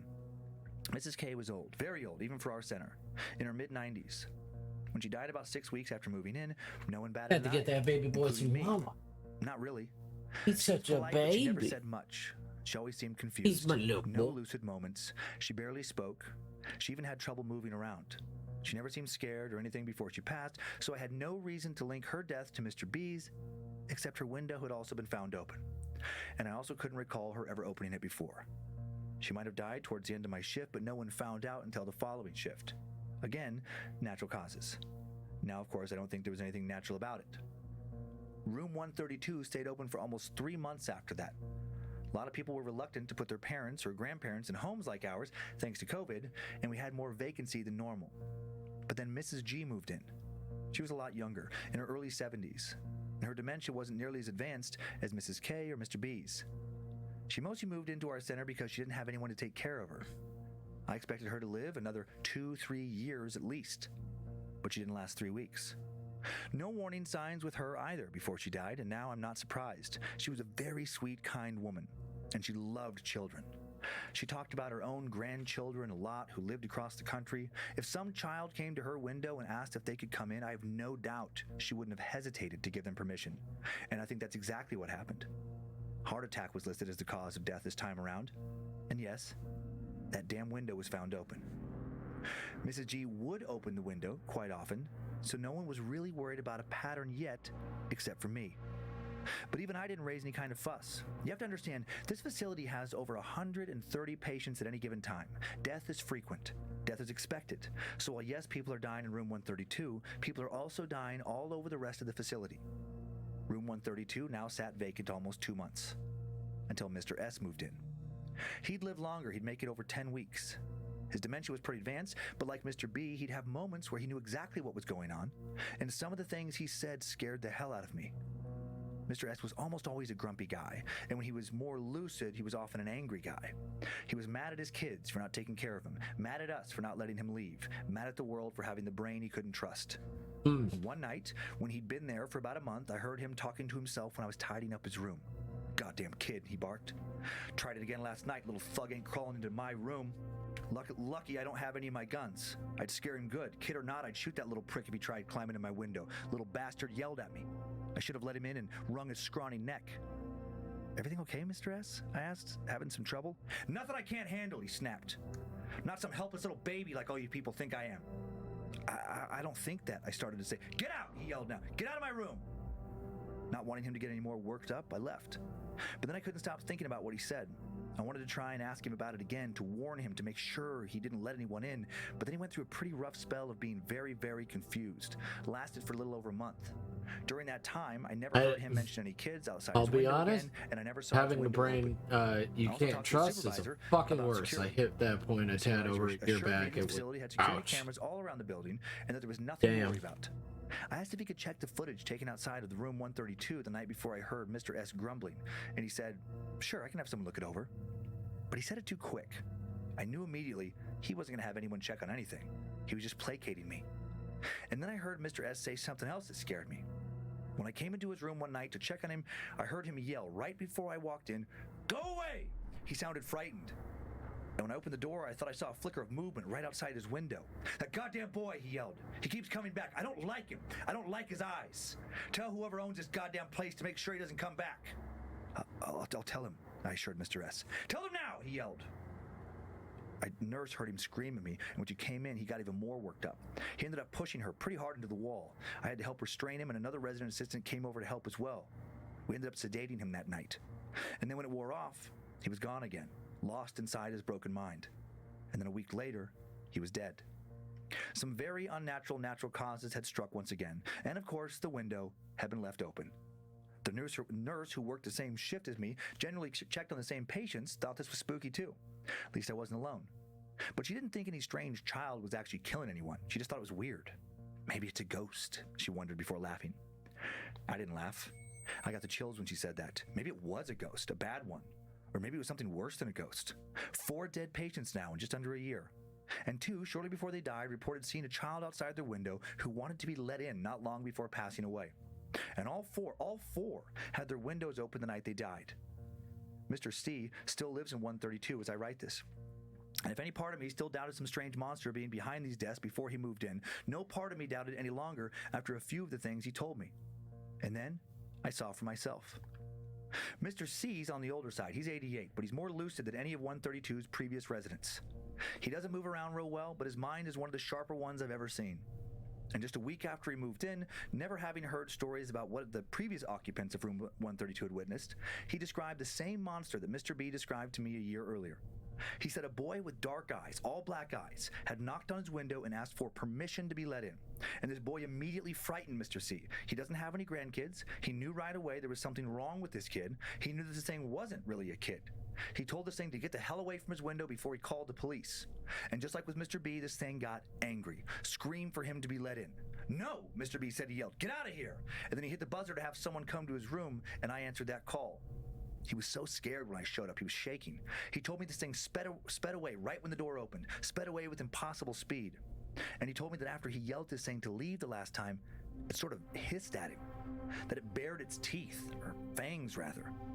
I didn't tell him about the 4 previous residents. I didn't want to scare him further. I just told him to never, ever let that thing in. And I said the next time he saw it, not to yell at it to leave. Instead, that does sound nice. Press the buzzer for someone to come to his room. I hoped I could finally get a look at this thing, or someone could. I also decided that I'd start spending more time in the room with Mr. C. There was a chair against the same wall as the window that I could sit on where no one outside would see me. I hoped that maybe I'd get lucky, or unlucky, depending on how you look at it, and I'd see this monster for myself and be able to do more to stop it. About a week later, that's exactly what happened. In between what I just told you and what I'm about to tell you, Mr. C had another encounter when no one else was around. Also, Raven, he hit the buzzer, but I was not. If you're gonna stream, just let me know. Room and slowly opened the door. Didn't see anything. You're always welcome into the chat in the VC if you want. When he told me. And 2 nights later, I was able to camp You're more out in his than room, welcome sitting on the chair by in. the wall for just long enough to see that horrible thing with my own eyes. It was almost 10:30 p.m. I could only stay with Mr. C a few more minutes before making my rounds one last time before I needed to clock out. We were trying to keep things light, talking about basketball. He's a big Lakers fan. He was talking about how strange it was to watch games with almost no one in the stands, only virtual seats, video monitors of fans in the stands watching the game from somewhere else. He was worried the Lakers weren't going to reach the playoffs. And of course, he was a lot more worried about the boy outside the window. And then that boy showed up. He didn't seem to approach slowly. Gauging by Mr. C's reaction, he wasn't there one moment, and then the next moment, he was standing about a foot beyond the glass. When Mr. C locked eyes with this thing, I slowly and quietly twisted around to my seat, then quickly slid out of my seat so I could at least hopefully catch a glimpse of this thing before it vanished. I ended up getting a lot more than a glimpse. As soon as I moved to where I could look out the window, I saw it, or him, or whatever it is. If you just glance quick, you'd see a normal-looking boy, maybe 11 or 12, somewhere around 5'2", 5'3", maybe 100 pounds, dark brown hair cut short, plain white t-shirt and blue jeans, pale complexion. But if you stared longer, you'd notice this was no normal boy at all. His eyes, its eyes, were jet black, literally no white at all, and its skin so unnaturally blemish-free, no moles, freckles, scars, nothing. And just a tad more I've ever seen on a real person. In a millisecond after I saw it, it saw me. and it asked/demanded, "Let me in." Jay. And that's when I saw its Baphomet. teeth. It had fangs, predatory, not like human teeth, like shark-like. And its gaze, when it locked eyes with you, was hypnotic.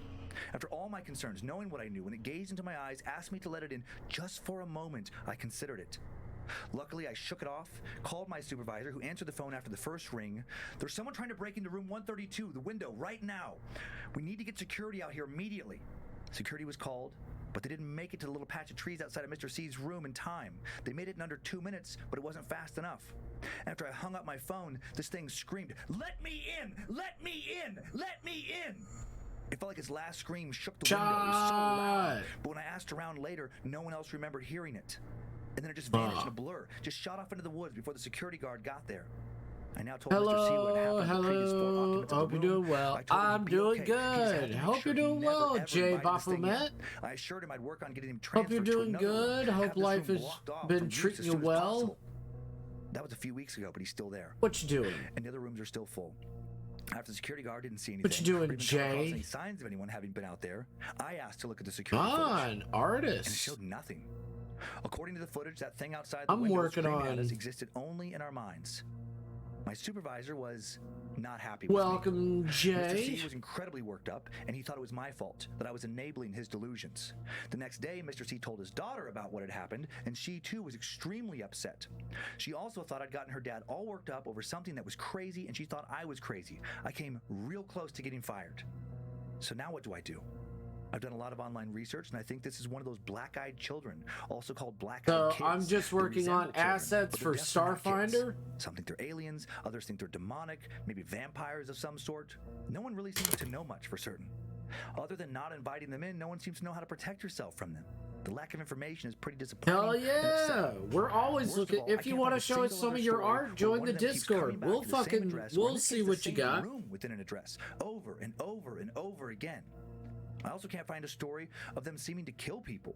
They usually tend to just fill people with a sense of dread, make people worry about being killed. But this black-eyed kid, it's almost like it's feeding on residents of 132. Why?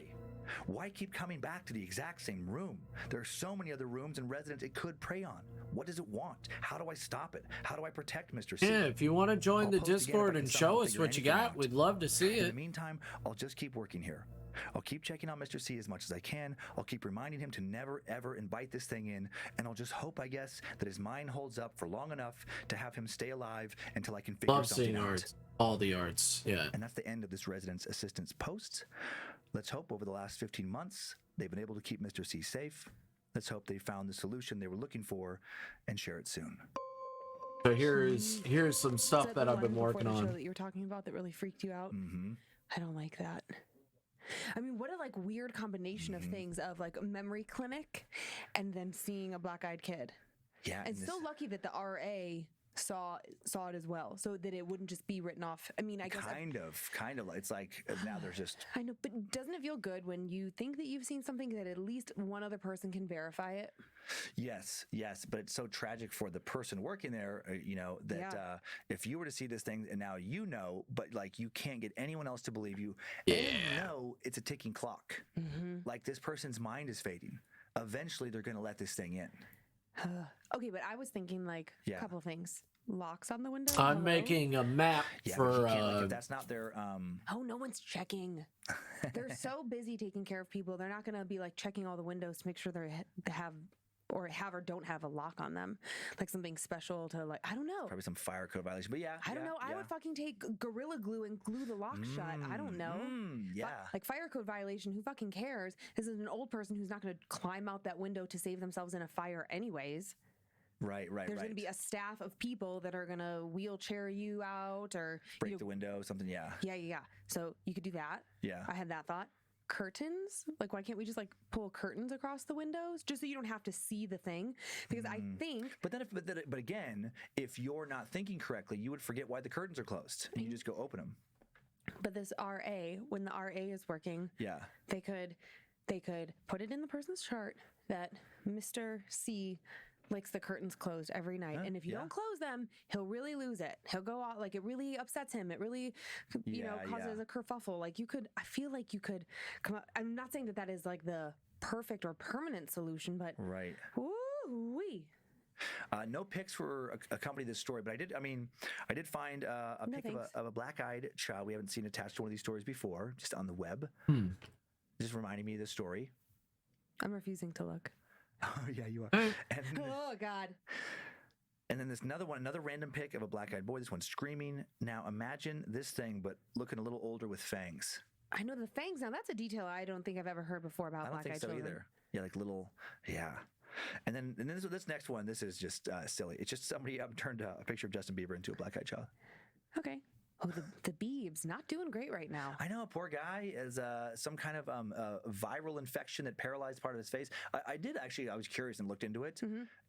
In all likelihood, he'll fully recover. Yeah, It's just frustrating. Frustrating. I'm sure. Yeah, and like not that I know a lot about the Biebs, but I came across my news feed that he was having like a hard time eating because of the paralyzation. He's already like a thin dude. I mean, healthy. Yeah. But I'm just like, oh my gosh, like protein shakes. He's gonna be emaciated and. Nah, they'll fill in for the protein shakes or something. Yeah, but maybe. It sucks. Oh man, so weird. Okay, lock the windows, curtains. How do we protect them? It keeps coming back. I thought that was okay. So the fangs, that was a new detail that I hadn't heard about black-eyed children before, and then also that it kept coming back to the exact same spot every time. Like fixated on this particular little geographical point. Yeah, and I wonder why. Nice. I don't know what that is. Nice, Jay. Love it. Something popping out of the same portal or something. Nice. Over and over again. That's nice. I don't know, but that is so uncomfortable. Yeah. And it is so sad. I mean, like memory care clinics are so sad to begin with. Yeah, and to add a level of terror to it. I know, like one of the guys, when you're talking about, that he would have these lucid moments and then just be so mad that he couldn't trust his brain. That's such a horrible, horrible, horrible way to go. Yeah. I feel like I read an article somewhat recently about Alzheimer's testing for the markers for it, that they might be able, that they are maybe making progress in being able to figure out if you have the markers for it. And then I would assume, I'm not a scientist, but I would assume that if they can figure that out, then they can reverse engineer it as to like possibly different kinds of treatments and stuff or preventatives. I hope so, yeah. Go, scientists, go. I know, come on, science. It's a particularly awful one. Yep. Ooh, so upsetting. Okay, hello, here you go. Mind if I ask you what you're listening to? The story is kind of engrossing. Hear about another haunted hotel. How many supposed haunted hotels are there in the US? Like what, 200, 300 more? It seems like it's endless. I feel like 1,500. Now for a story with a lot of setup before we get into the scares. Too much interesting history not to share it. Here you go. Hello, Smilky Shake. The city's long history, combined with its atmosphere of gently swaying Spanish moss and the fog that rolls in from the harbor, Thank you for could lead more than one person to think that they'd seen something. You've from been the other following side. for a little bit. Also, the bloodshed. Charleston well, saw thank you so much. Here you go, if you're really interested. In fact, it was the bombardment of Fort Sumter in Charleston Harbor by Confederate forces that started the Civil War. Although there were no casualties during that particular bombardment, one Union artillerist was killed and 3 wounded, 1 mortally, when a cannon exploded prematurely while firing a salute during the evacuation on April 14th.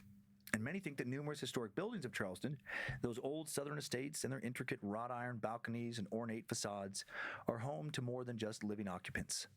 But one hotel may stand alone amongst the many haunted places in Charleston as being home to the most active of the area's spirits. Time now for the tale of the many lives of Charleston's Battery Carriage House Inn. The hotel's history began on June 7th, 1843, when the land where the hotel would one day be built was purchased by Samuel N. Stevens for $4,500. Oh my gosh. Stevens was a wealthy businessman who acted as a commercial agent for farmers. He'd made a small fortune money to cover unforeseen expenses. I'm absolutely loving your little Go character. Mind if I draw them? Yeah, sure. Totally, Jay. The prosperity that was not unique I'm to Samuel always Stevens, down for fan art. In South Carolina during this era. The large single home was 1 room deep with a hall behind the rooms on each floor, and the length I also follow you instead of the street. When did that happen? To allow more light and air in. When did Stevens' this home was happen? almost lost during the siege of Charleston in 1863, but survived. Stevens wouldn't maintain ownership I much do longer, know you. But the house at least still stood. When Colonel Lathers of the Union Army purchased the property in 1870, he hired John Henry Devereux, I do know you. a I've seen your well-known stuff. architect, to renovate the house in the popular New York style. A mansard roof was added, which housed the library. A new ballroom was also constructed, but not for dancing. Instead, the ballroom became a conference room that would be used by senators, dignitaries, affluent business leaders. Just 4 years after moving in, and 4 years of not exactly being made to feel welcome in the city, Colonel Lathers, the northern aggressor, sold the property to the Simmons family, who lived in the house until 1912. 8 years later, the Society for the Preservation of Old Dwellings, now the Preservation Society of Charleston, and the oldest preservation society in the nation, formed in the building's ballroom. Same year, beginning with the conversion of the rear outbuilding into a motor court, the building began its transformation from a private residence to a hotel. Signs on major roads entering Charleston soon advertised its newly rentable rooms, and the hotel's main body of patronage soon became made up of primarily rowdy, carousing sailors from the U.S. Navy. In the 1960s, the building's usage would change yet again when the hotel's rooms were converted to small apartments, rented to college students. Then in the 1980s, aided by a local push to preserve historic buildings, the property at 20 South Battery was once again restored for use as a hotel. Drayton Hasty and his wife purchased the property and oversaw renovations. Using the main house as a private residence, the Hasties opened the aptly named Battery Carriage House Inn, with rooms available to guests in the carriage house. And the Hasties would begin to uncover the darker side of local history that the Battery Inn was a part of or a witness to. For starters, the property once had a first-row seat for public hangings that took place in the beautiful park only steps away at the White Point Garden. Now one of the prettiest and most well-known green spaces in downtown Charleston, White Point Garden offers shady paths covered in canopies of Spanish moss-covered old oak trees. But some of those same trees once had freshly dead bodies hanging beneath them. 30 of those bodies belonged to a band of pirates led by Stede Bonnet, and one of the bodies was Bonnet's. Stede, nicknamed the Gentleman Pirate, wasn't born into a life of crime. The son of a wealthy English family on the island of Barbados, Bonnet had led a fairly successful life in his late teens and early and mid-20s, which enabled him to buy his way into piracy. It was the usual custom for pirates to begin their work by seizing a ship that they had then used to prey on other ships. Bonnet, however, bought his ship, the Revenge. He also hired his crew, paid them regular wages. After terrorizing some ships on the Virginia coast, Bonnet sailed for the pirates' paradise of Nassau in the Bahamas. There he would battle Colonel Rhett. After a night of maneuvering stoops back and forth to gain advantage in battle, the sun rose on the morning of September 27th, 1718. All 4 battling ships ran aground. But then the rising tide eventually freed Rhett's vessel. While Bonnet stooped, the Royal James remained stuck. The Royal James was quickly boarded by Rhett's men, who outnumbered the pirates. In a last-ditch effort, Bonnet ordered his gunner to blow up the ship's powder stores, but this suicidal act was prevented by Bonnet's men, who disobeyed the orders of their captain and surrendered. They weren't willing to go down with the ship. Rhett then returned triumphantly to Charleston, with Bonnet and 29 of his men in chains. Bonnet and his men were put on trial before Vice Admiralty Judge Nicholas Trott and found guilty. Bonnet and the men were then hanged at White Point, their bodies left dangling from the gallows for an unknown period of time, long enough for their decaying corpses to become bloated, before being cut down and unceremoniously dumped into the nearby marsh, where they were eaten by crabs, riddled with maggots, and pecked by gulls. Over the course of the following 5 weeks, 49 more pirates would swing from the gallows at White Point.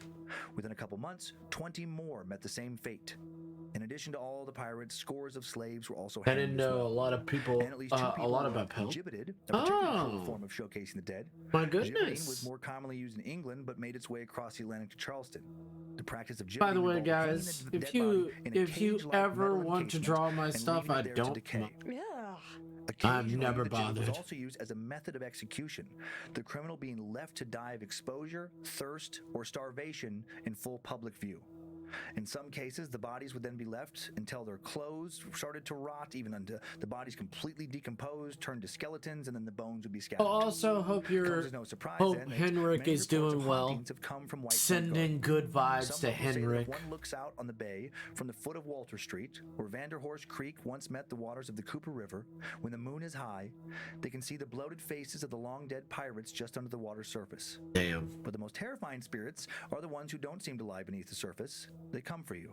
They're the spirits that haunt the Battery House Carriage Inn. Let's begin with room number 3. One autumn, a couple arrived to stay in Battery Inn's room number 3. They were excited for a weekend of sightseeing, a little alone time, and the chance to get a little rest and relaxation before returning home. Probably. Unfortunately, they wouldn't get any of that. On the first night, they both woke up to find that the man's cell phone was making strange sounds. Not the normal sounds of a call or a notification, but something more akin to an Amber Alert or urgent weather notification. But not quite that either. The phone was blaring. The couple both squinted in the darkness, trying to get their bearings, hoping to figure out how to make the noise stop, when they thought they saw a mysterious orb of light quickly disappear into the bathroom. The man now went to turn his phone completely off, remembering later that his phone had run out of battery that day and he hadn't plugged it back into charge. The next night, wondering if it was some kind of glitch, the couple made sure to turn off the man's phone, stash it in the adjoining room, but at the same time, 3 o'clock in the morning, sharp, the phone started blaring again. Now when they opened their eyes, they were stunned to see not one but several flashes of light darting around their room for the next several moments, before the noise stopped as the lights vanished. That day, the couple contacted a local medium, asked her to check out their room, and the medium reported that she felt the presence of not one but several spirits. She asked the spirits to leave the room, and that night the couple said they got their first night of sound sleep. But they still wondered if the spirits had indeed left the room, or if they just wanted people to think they'd left it. Now on to room number 8. While room 3 has been home to numerous strange encounters, the likes of which I just described, room 8 is widely considered the most terrifying and most haunted of the inn's rooms. Multiple guests have reported going to sleep after a long day, only to hear disturbing moaning noises, sounding like they're coming from within the mattress. Then when they open their eyes, they report seeing a floating headless torso, bleeding from many wounds. One guest, a skeptical man who knowingly booked room 8 out of sheer disbelief, said he saw that headless torso and even tried to touch it when somehow the figure let out a low growl. The man gathered up his things immediately, checked out that night, went to stay at a motel along a nearby highway. And there are other supposedly haunted rooms.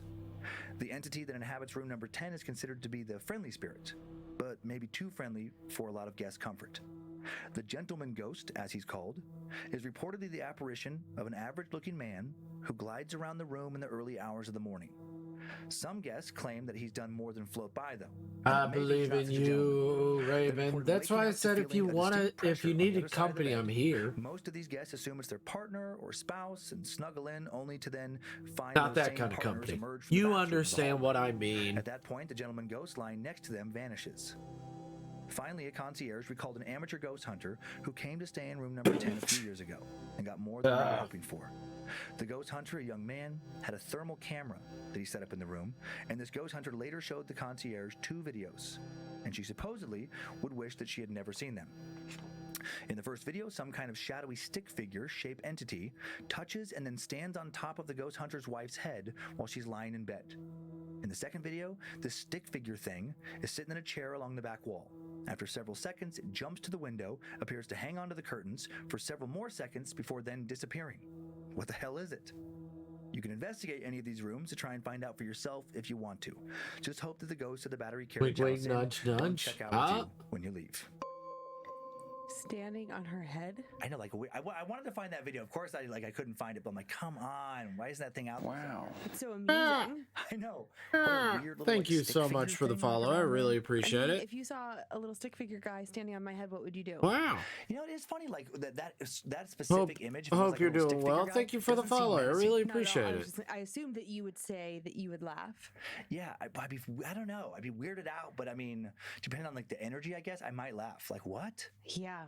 Room number 8 doesn't sound great. The moaning from the mattress? Yeah, like from within the mattress is very disturbing. I had this very inappropriate thought of like a couple stays in room number 8. Thank you for the follow. Do you like art? Moaning, do you like this kind of art? Like, do you like this kind of art? That wasn't you, and that wasn't me. And then like I'm doing quite well. Thank you. Oh my God. Ash 8.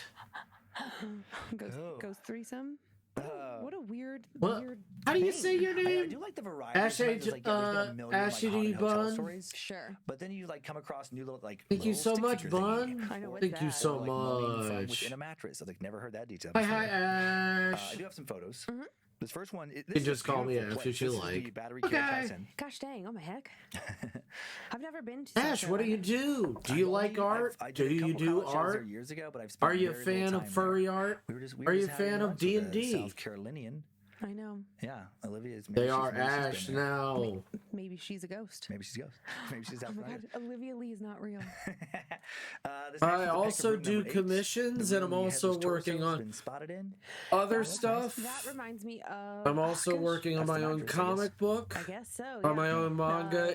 It's taking fucking forever, but it's fun. Peter and Paul Hotel in New Orleans. Oh yeah, you've been there, but not me. It's a great hotel. I'm working on all of this stuff. One of my favorite neighborhoods too. This next one, room 10, with that strange stick figure. And I also work on commissions. Which I can find this but again, this is recent commission that I did. Searches you would think would show it. It's already a little and this is another recent commission that I did. Spanish moss trees. I doodle from time to time, and I have played D&D before, but my expensive art set went missing. No! Little reflections that you would see there or otherwise. Love you, Raven. I'm gonna have to hop to learn. I'm gonna figure out what I want to craft and go stream some. Hell yeah. It would be like that, where there's chains all around the person's body. No. How did it get missing? What did you do? Like a hangman's kind of like that gallows thing, like if you're playing the little hangman game, but where the noose would drop down, it would support a full hope you like a dog kennel kind of thing. That's what I was thinking, like a big square doing headshots and whatnot. That or the cage. Yeah, I wasn't thinking of my prices. Person-sized. I just think what an absolutely terrible way to go, where you're suspended out there, you're in public. There's all these people who could help you, but it does suck. Obviously not allowed to. Well, they're not going to because they're not going to. Like, they don't want to end up in the cage, and you've probably done something terrible. But then, like, just to be up there and no food, no water, and just like exposure. Ugh, what a crazy way to go. So cruel and unusual. Yeah, cruel and unusual punishment. I mean, that's why they put that in the Constitution, because it was back in the 18th century. I know. When the Constitution they were out of control. It was pretty common. And then this last one. What was the one when you would be like execution style and they would tear you apart? Oh, I don't. Is that drawn like and quartered? Stretch. They would stretch. Well, there's the rack. You could be stretched on the rack. But there was one where they would literally tie. They get 4 horses. Yeah, drawn and quarter. Yeah. Yeah, exactly. That is so crazy. Tie an arm to one horse, another arm to the other, legs, and then just have like somebody like make a loud noise, and send all the horses running in different directions at the same time. Would it be pretty quick though? Like the death? So. I don't think so, actually, because you could have your arms and legs ripped off, and then you have to bleed out. That wouldn't kill you right away. Ooh, I didn't think about that. For some reason, I had you falling apart. This isn't even logical. I had your like stomach ripping off with your arms and legs, so that you were just like bursting, essentially, just like. I would think you would rip off at this is such a macabre, but rip off at like the hip joint. Move quite far for. And I'm currently still working on getting head shapes down. I'm taking it slow and not pushing myself too hard so early. Yeah. I don't know how much learning, first learning. Hey, we're always down for new people. We're always down for new learners. Thoughts. I mean, you wouldn't. Art, yes, art. Redline Proxy's also an artist, but also like pedophiles, rapists. Well, back then, though, what was so frustrating is like. No, I'm not talking about that. Back then, I'm saying, should we bring it back? If we did, well, yeah. There's certain criminals where it's like, okay, I might be up for that for sure. But like, don't touch my daughter. Yeah, but back then it was like, you've been accused of witchcraft. It's like craziness. You were masturbating. right. Or we think you were. I know. We think that you seem a little too like you're glowing, and you're single, and we know like, oh my god. And then this last picture. This is an old illustration of Steve Bonnet. Once I wake up tomorrow, I'll likely be trying to work on starting soon stream. I've always been a fan of like winter scenes, but I also like cozy hobbits in. Ooh, don't let Kyler know. Nice. Well, don't reject us, buddy. I'm always for hire, so if you ever need any assistance, and if you ever just need me to give you a little bit of advice here and there, I won't do it for you. But advice is always free. Okay, little rabbit. Okay. He is so frumpy right now. My little rabbit is just so frumpy. I don't know why. Getting so frumpy. Just an angry boy for no reason. Just like, get out of my way. Scary.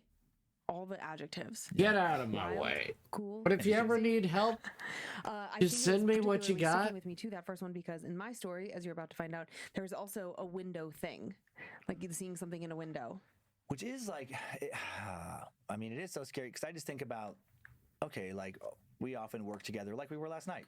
Oh, it was nice. Yeah, it was in the living room, and we're sitting there. Oh God, please don't say this.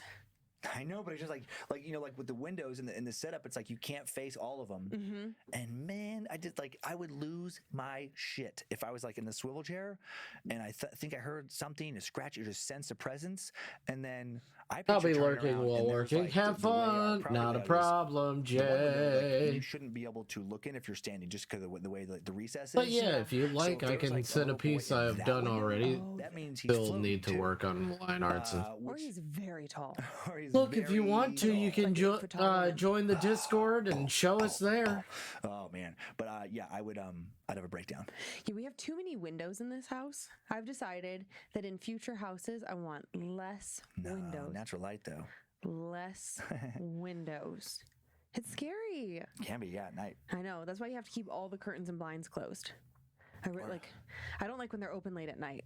We'll just live in a big concrete house with it'll only have little shooting holes with like an old fort.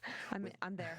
With crazy automatic crazy industrial. I'm not saying military, but not like a rifle, but just like these big turrets. Yeah. But if you ever want to join the Discord, you can. Just let me know when you join.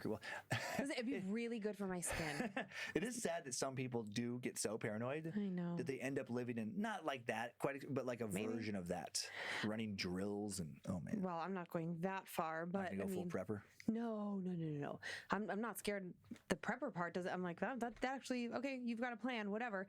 I'm worried about the things like the Black-Eyed Children. I'm not worried about the world coming to an end. Yeah, you are, because you hate the Purge movies. Oh, there is that. Yeah. Currently reading the rules in the Discord. Hell yeah. That's why you'd want to live in the prepper fort, because otherwise, people with masks and weapons are going to come destroy us. We have neighbors in the Purge world. We have neighbors that are near preppers, so I think we'd be okay. They really like us. They do like us, but is there enough of them? Is there enough of them? Yeah, because it's just one couple. No, they have children.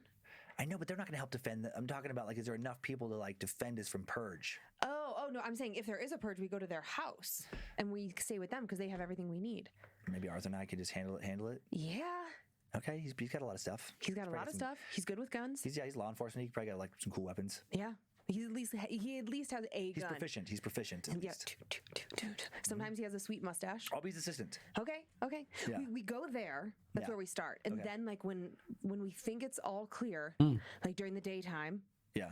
We haul ass to your mom's. That is where we're safe. True. My stepdad. Yep. He's got quite the arsenal. And also, no one's driving up there. And yeah, also there's a low population, no reason for people to go there. Yep. I'm glad we got this figured out. Okay, this is good. All right. You're invited. Woo! All right. Do you have squishy over there? I do. I got. So you can send your whip. I know. I love. So you put it in work in progress. That's what it's called. Expand out. Oh, I can look through the box. There's other ones. Okay. Oh, okay. I'll put more thought into it. Some rotation. Maybe some other guys. There's those white creamy ones that remind me of the man with no face or whatever. I'm picturing our listenership just completely dropping off, specifically because of a lack of variety within squishies. I was picturing they stopped listening because you have ditched Layla, and they're so emotionally attached to Layla that they're like, listen. You either bring Layla back or we're out. Yep.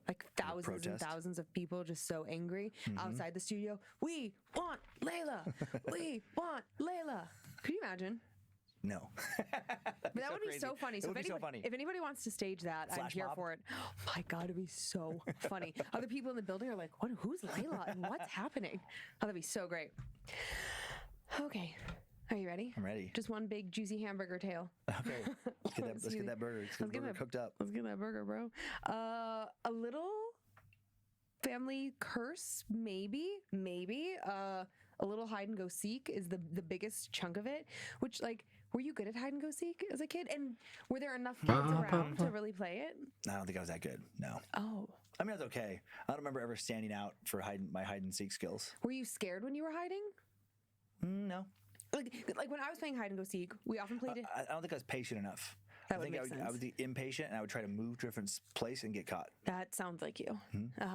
When you were hiding, though, would you ever be scared about like seeing something or hearing something that you? Yeah, I think I was actually. You were? Yes. Oh, scaredy cat. Well, like if I chose to like hide in a closet, and then I would shut. You know, you want to like shut the door and like the classic hiding spot. Little kids just like go in the closet, and it is kind of funny. Like everyone having the same idea.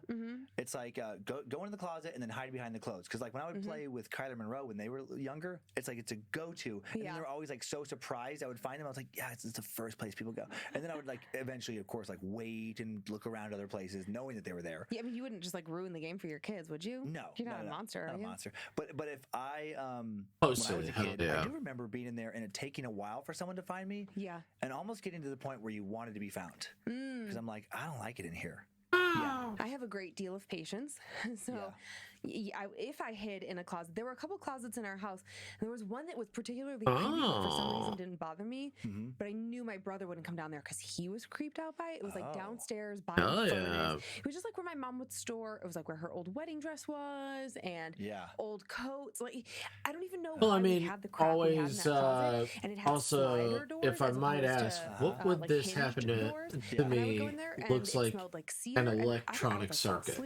I was just like, I didn't care. I would wait it out. Okay, and I was never dedicated. Yes, I was never scared. But when I what would get scared, this happen to me? Looks like an electronic circuit. Something was going to get me going you. upstairs. I know, what is that? What a specific fear that. I do apologize. I'm confused with the what the statement is. I'm not trying to be. I hope I don't seem like a jerk. I don't know.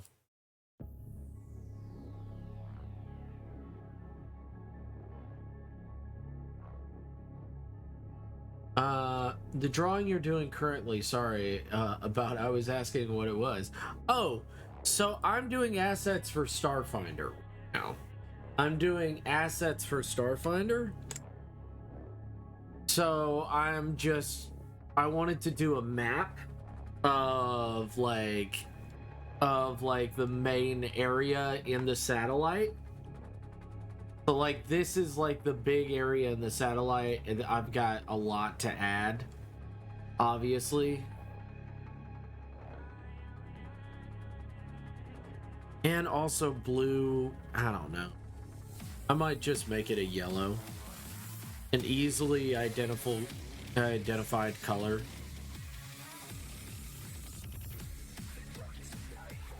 Maybe make it white. I think white is a bit too much. But I don't know.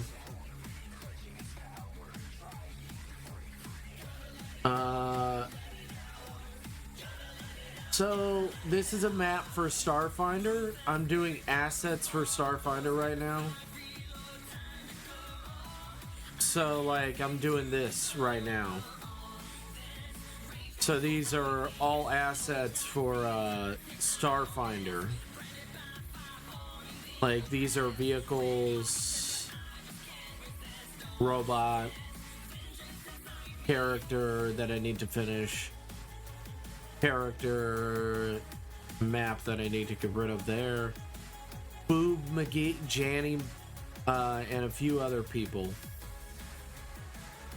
So it's just I'm working on assets for Starfinder tonight.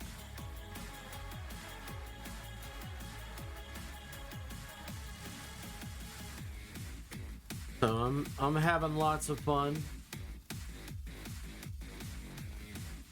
But I don't know if I should make it white, like a mall. Let me see what a mall map looks like. Mall map.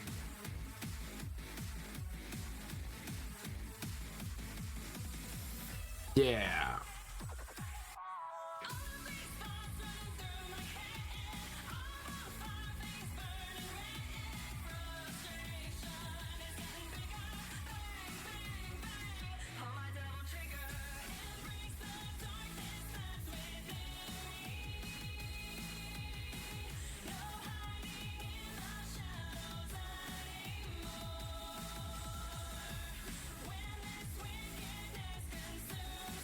But yeah, that's what I'm working on right now, is making a map for my players of like the actual like station itself that they're in. So I need to fill out all of this. There's a lot of white space that I need to fill. So I need to actually fill out a lot of this, like, and figure out what all of these squares are, because they're just fucking squares right now. So I need to figure it out. And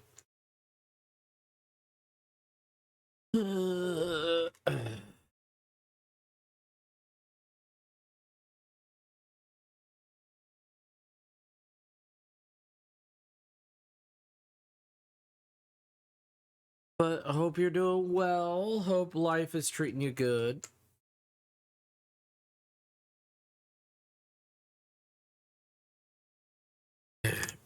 Yes.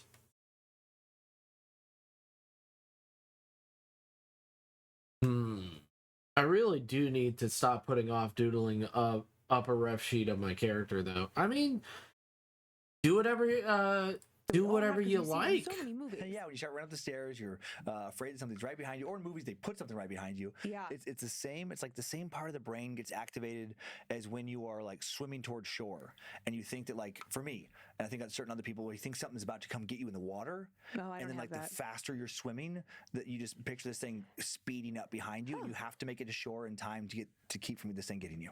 I have never had that fear. I have it often in the water. Well, you know that, like, I know you're not a strong swimmer and like the whole thing. I'm not worried about drowning. No, I'm not making fun of you. I'm worried about getting monster attacked. I know.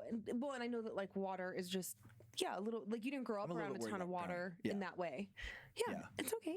Okay. You don't have to be upset about it. I just don't like dark water. I know that. All right, well, let's the character that you saw, the piece I did was mine, but as I said, I'm still working on a correct shape for said character. Like, so what are you feeling for this character? What are you feeling for this cutie? What are they? Who are they? I have always loved being what are they? Horror movies and all things scary. What could they possibly be? Well, what's their thing? She was actually based off two pieces of concept art. She looks like a Pokemon. She's got the fur pattern of a certain Pokemon. And I hope you don't mind me saying, it's a very cute Pokemon. I'm like, it looks like the fur patterns of certain Pokemons. It's not fair that Pokemon has a lot of fur patterns, so like anytime that people are like, no, it's my original thing, it's like, yeah, I believe you. I'm not even gonna be like, oh yeah, of course it's your original thing. It's like, yeah, I believe you. I 100% believe you.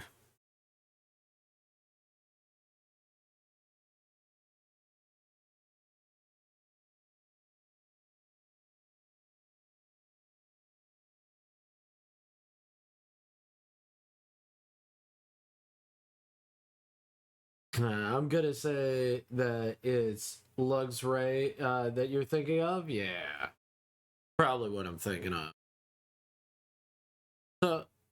So like, what are you thinking? What are you thinking about doing for this character? What are you feeling? So is it you? Is this actually you, Ash? Is this how you are? Anyways, I have several short tales that all kind of go together from my grandmother and myself, and hopefully it all will make sense. Sketched up a piece and posted in Discord. Hell yeah, let's see. In a tiny town about an hour and a half south of Indianapolis called Cornersville, Indiana. I call these stories my great aunt witch. Nice. I'm sorry. Thank you so much. Also, can you put it in whip? And the ghost of Grandma's house. You put it in whip. Selma, my grandma, was always work in progress. And supernatural next things that time happened to her throughout her life. Normally you put finished art there, unless you're not you're finished with it and it's done. I like it. If that's what all you're gonna do with it, that's totally fine. I like it. Looks nice. Thank you.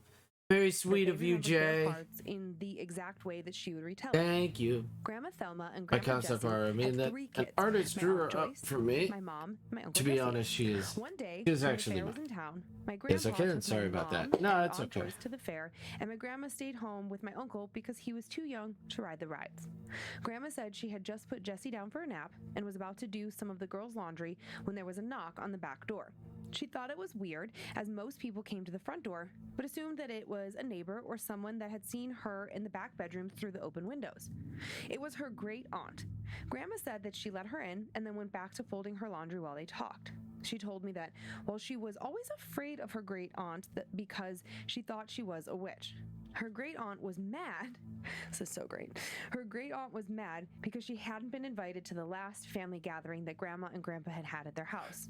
My grandma apologized and said that she thought she had invited her. Grandma said that the whole time they were talking, her aunt was just watching her fold the laundry until suddenly she picked up one of my Aunt Joyce's shirts, laid it out on the bed where they were folding laundry, and then traced the outline of it with her finger. Then she folded it very strangely and added it to the middle of the pile of the laundry instead of the top. Then she told my grandma to make sure she was invited to the next family gathering, and then she had to Corrected go. its spot. Instead of leaving through the door, she walked over to the window. That's okay. Faced the backyard. Yeah. Turned around, waved to my grandma, and went backwards out the window. My grandma said she had been totally creeped out by her great aunt's behavior.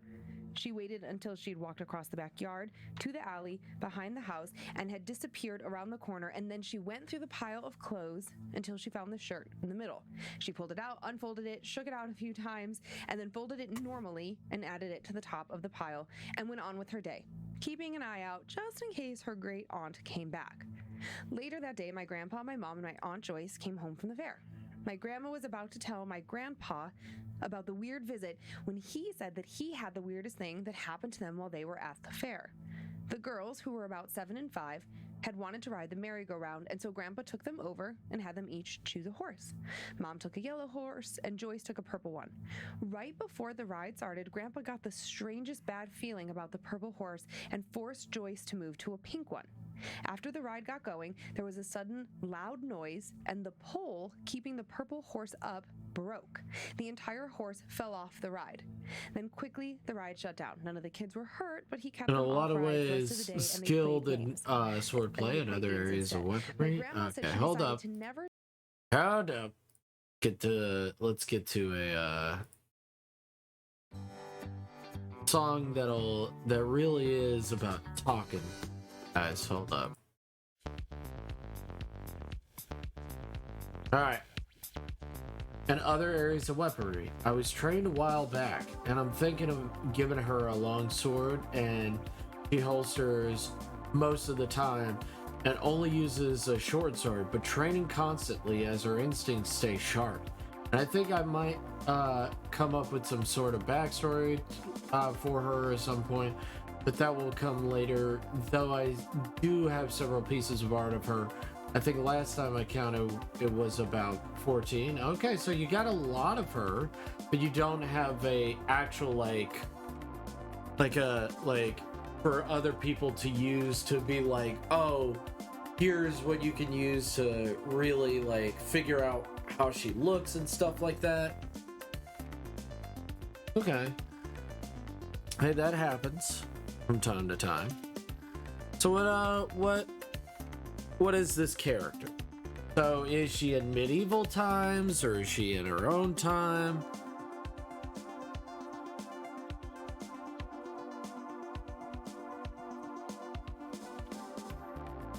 Is she modern, non-modern?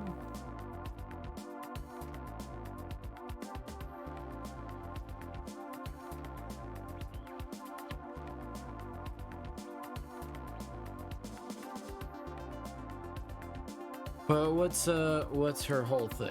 What's her shtick?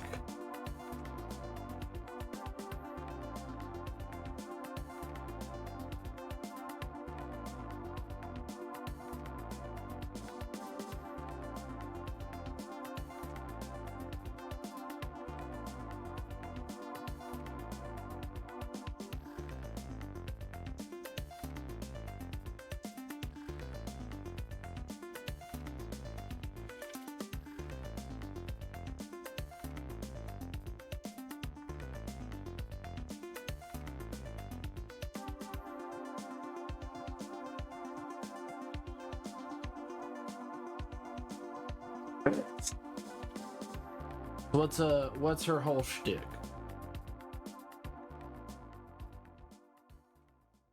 Because it sounds like she's a fun character and you like her a lot. And you really want her in a few other things.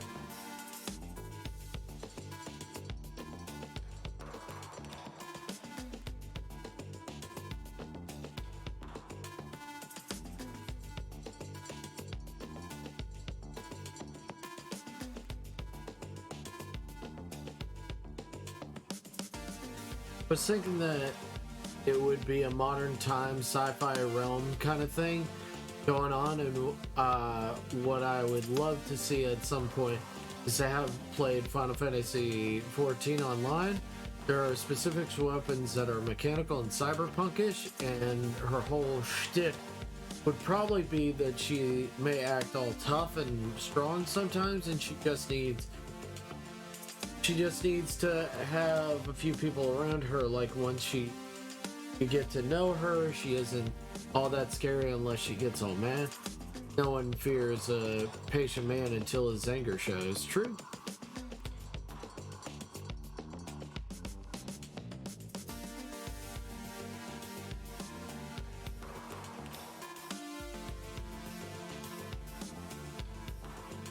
Sounds good.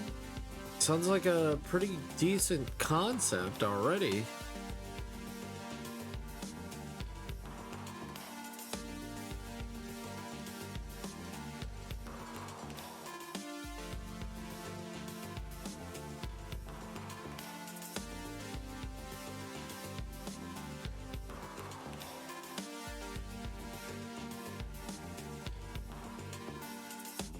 But that's where I'm gonna be starting off with. Oh, okay.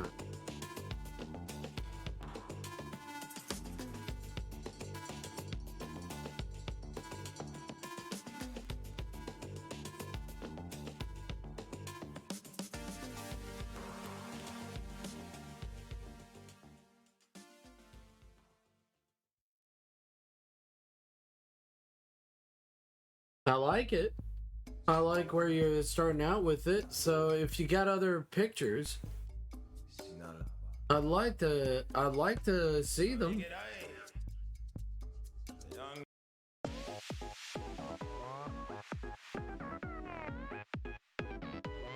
Open Gangnam Style.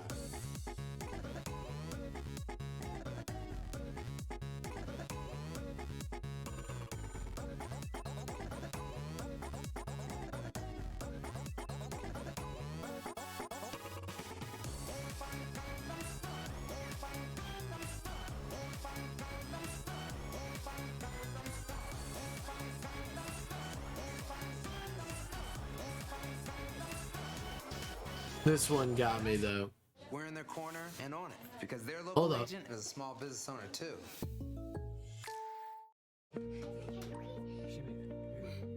Comfort. It all starts with Snuggle. Like, I love her to death, but I think it's been 3 to 4 years since she has been brought to life more. And more recently, I've been getting a few raffle wins and having them drawn her up some where might I post that if I can find all our pieces. You can post it in art. Just remember to state, hey, this is not my art. This is somebody else's. Just remember to just state, hey, this is not mine, this is somebody else's. It would be in general art.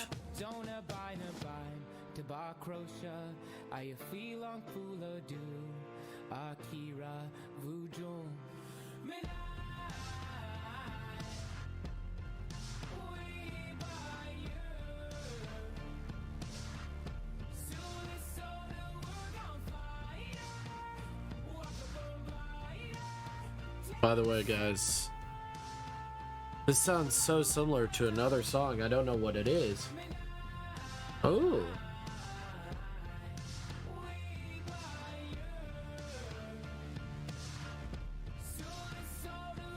Ooh. Kangaroo used to have a kangaroo Sona? Ah. Yeah.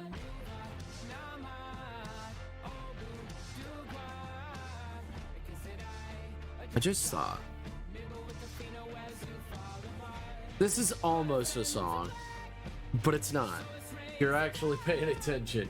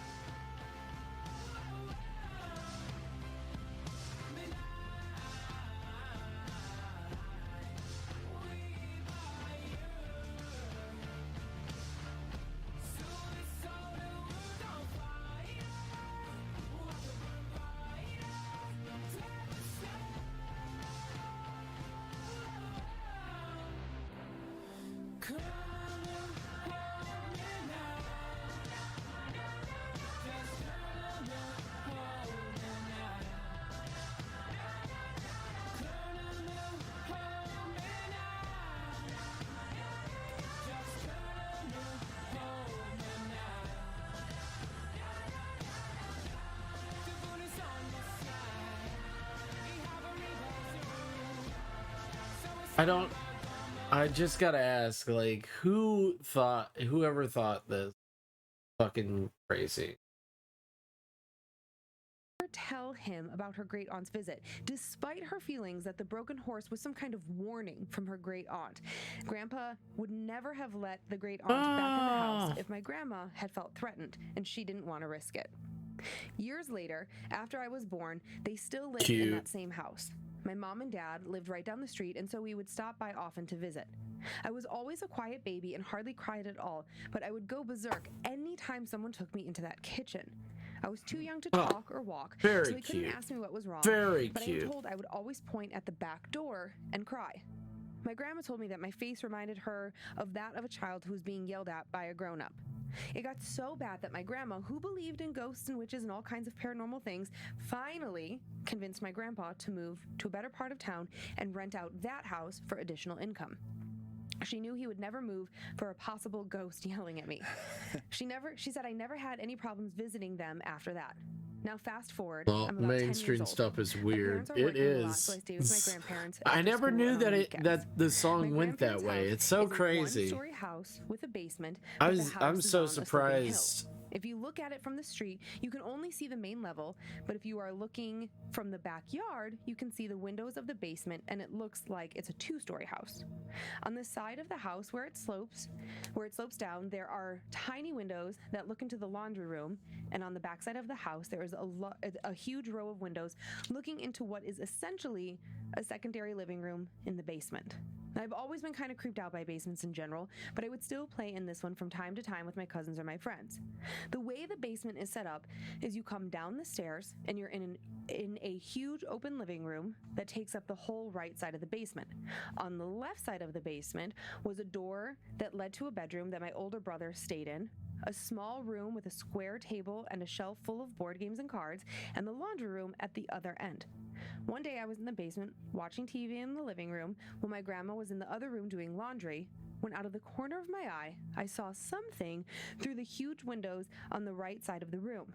My grandparents lived in a nice neighborhood, and we'd never had any problems with the neighbors or anyone walking through our yard. But there, in the middle of our yard, was a man in a long black coat with a black hat staring at me. Also, he had a huge black dog on a leash. Since you're too. a new Not moving at all, staring through the windows directly at me. So I knew all the neighbors, and this definitely wasn't one of them. I could see the man's face because the sun was behind his I couldn't see the man's face because the sun was behind his head and his hat was blocking it out. And even though I could see the entire yard, so if you check down there, if you check in the bar tab for how much? How much? For 20-minute sketch, you can go on there and you can get me to sketch whatever the fuck you want. As you can see in the 20-minute sketch stuff,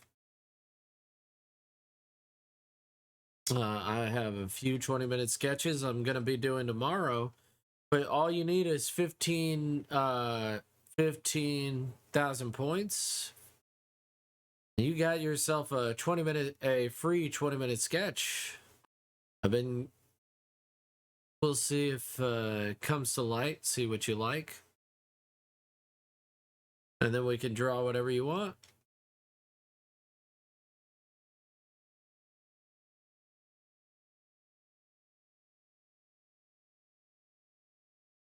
And it'll be a fun time. Yard because of the windows, I had somehow not seen them walk into the yard. I figured I'd been too busy watching. I will probably save up for that. But looking back upon it, so I can draw your character however you want. From behind me, I heard my grandma close and the also washing machine and briefly looked away. You should be getting that in two streams, I think. I had not looked away long enough for them to disappear behind the house, and there weren't any big trees or anything in the backyard to hide behind. Just a huge open yard. I got up quickly and backed away from the windows towards the 666. Oh, damn. Dark. Came into the living room with her number of basket the to head beast. And saw me backed up against what are you going to do with that beast number? She asked me what was wrong. Frozen in fear, I couldn't stop staring into the backyard. She exchanged glances between me and the window, and for a brief moment before setting down her basket, she put it on the bottom stairs and said to me, "Did you see the man with the dog?" I expected her to tell me something like, "Oh, we got new neighbors and I forgot to tell you." But instead she said, "I've seen him before too. He's always just staring through the windows from the middle of the yard. I've never seen him move, but anytime I look away for more than a second, he disappears." I described him to your grandpa, and he said that no one fitting that description lives around here. I was but I might lurk for a few streams and grab a few. Like that, and no one else could see above I'm joking. I'm mostly active in streams I join. Well, it's up to you, Ash. I'm not gonna be like, because I stream every night, Ash. I'm not gonna be like, oh man, you better be active all the time, Ash. After the first experience rattled me, I soon moved on from it. My grandma told me once that she thought leave it alone, but I wasn't expecting that. But she just wasn't quite sure. At the time, though, I couldn't think of anything scarier than him, and I didn't want to either. A few weeks after I saw him that first time, I was playing hide and seek with some friends of mine that lived in the neighborhood when I decided that I was tired of being the first one found, so I went inside and hid in the basement. From the main floor of the house, you could get into the basement two ways. There was a door in the kitchen that led into a small mudroom at the top of the stairs, or there was a door in the garage that led to the same mudroom. You could come into the basement easily from the back or front of the house. We always started our game on the front porch of the house and then ran off to hide. Whomever was it always had to stand and count while facing the front door so you couldn't see where anyone else went. I ran off the porch and into the garage as quiet as I could, ran into the mudroom, executing my plans to make it to the basement and not be found. My plan was to watch out the windows until everyone was found but me. Yeah, that's my girl. Hiding behind bushes and small trees in the back, but I didn't want to get caught cheating, so I kind of halfway hid behind the doorway that led to the laundry room. I was watching all my friends in the backyard.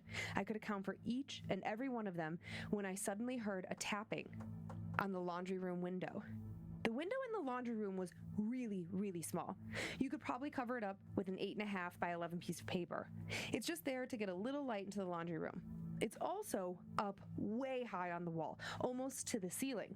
There's nothing under that window obstructing the view. On the exterior of the house, the window is almost at ground level because it's on a sloping hillside of the house. You can only see the feet of people walking or running past the window.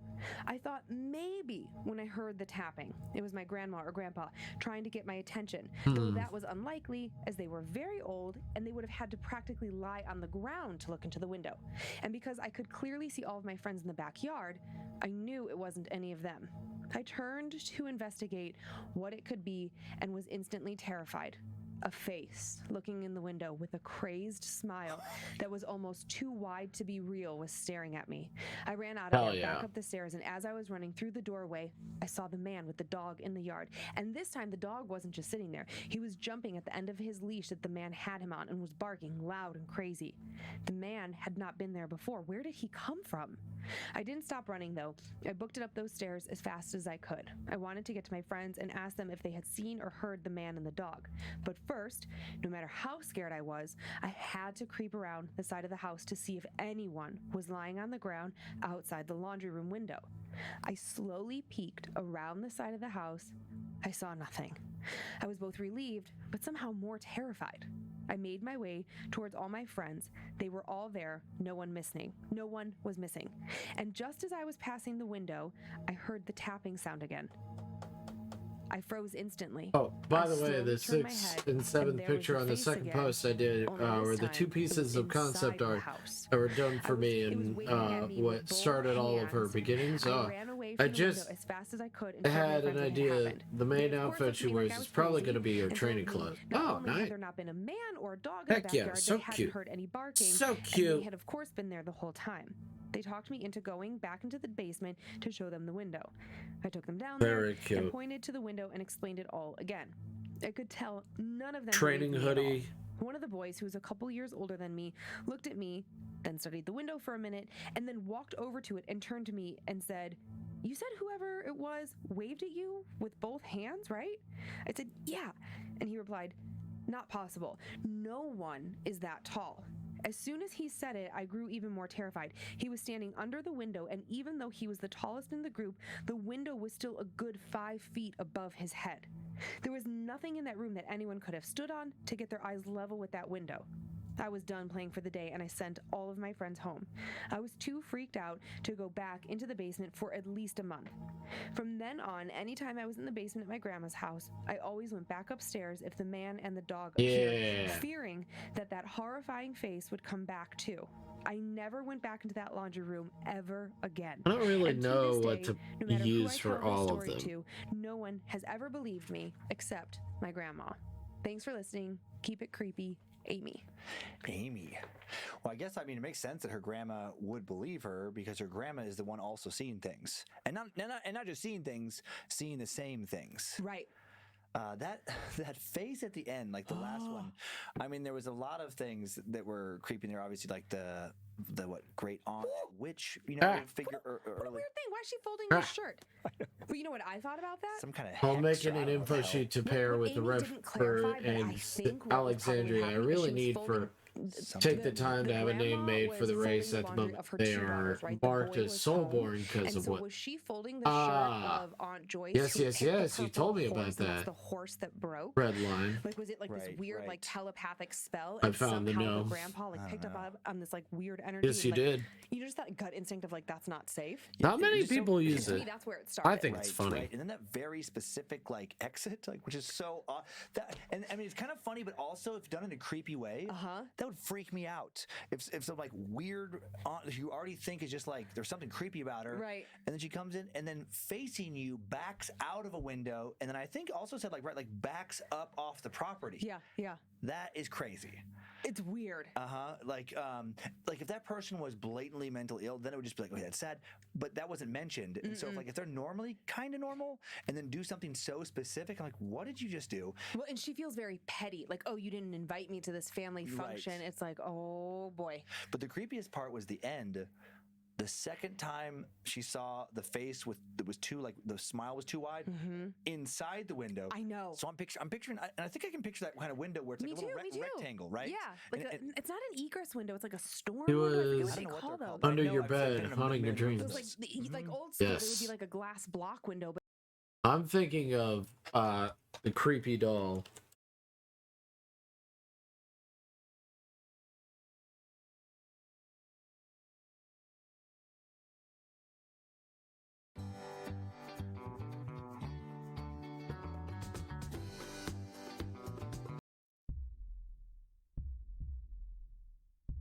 But yeah, I'll probably leave the stream up for now and watch vids until I pass out. More than likely, it's 5 a.m.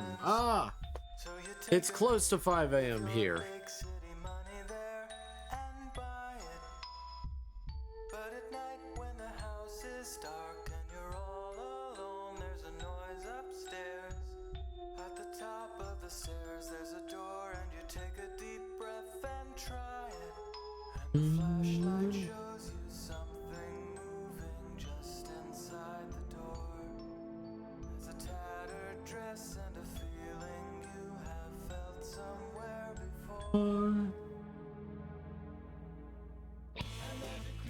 Agreed, it is 4:40. But Ash, you might want to do that too so you have more for the story to grab from. Yeah. Agreed.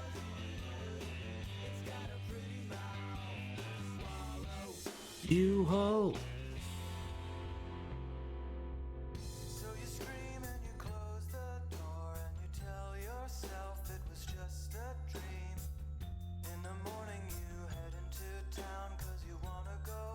Antique. In the store, there's a strange old man with a wandering eye and a withered hand.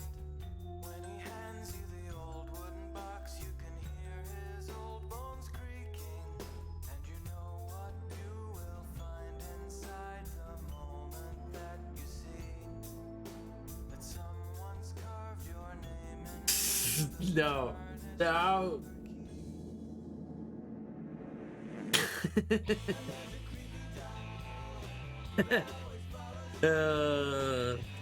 Always gets me. Yeah.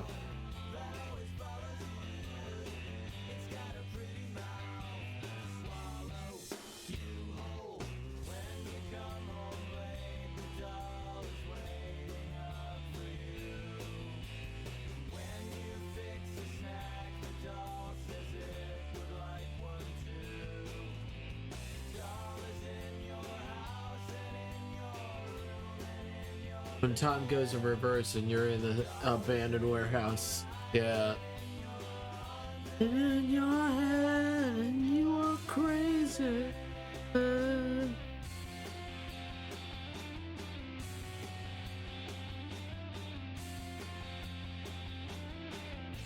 it's late and you head downstairs 'cause you just can't sleep, so you make some tea. And the doll disapprovingly asks if you really need that much honey. You decide that you've had enough, and you lock the doll in the wooden box.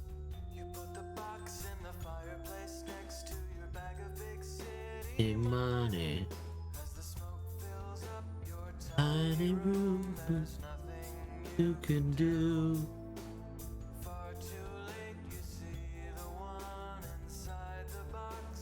You.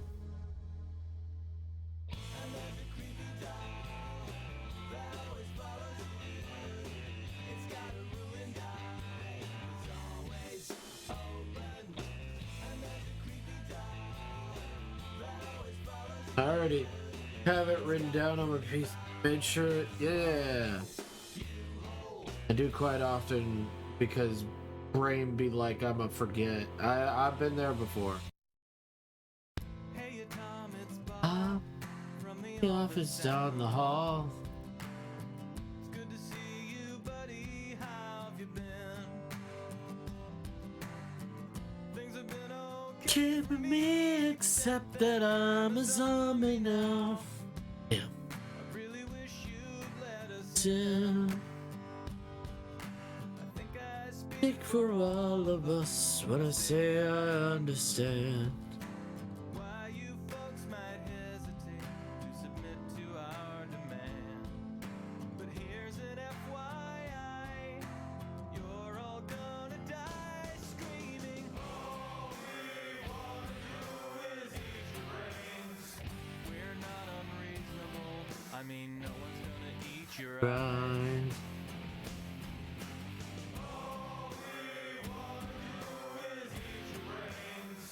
Alright, I'll try to have a good one.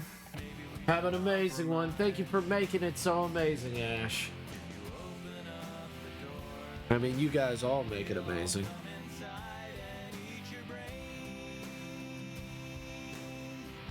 I don't want to nitpick, Tom, but is this really your plan? Spend your whole life locked inside a mall. Maybe that's okay for now, but someday you'll be out of food and guns, and you'll have to make the call. I'm not surprised to see you haven't thought it through enough. You never had the head for all This bigger picture stuff. But Tom, that's what I do, and I plan on I'm eating you slowly. We're not unreasonable. I mean, no one's gonna eat your eyes. All we wanna do is eat your brains. We're at an impasse here. Maybe we should compromise. You open up the door. We'll all come inside and eat your brains. I'd like to help you, Tom, in any way I can. I sure appreciate the way you're working with me. I'm not a monster, Tom. Well, technically I am. I guess I am.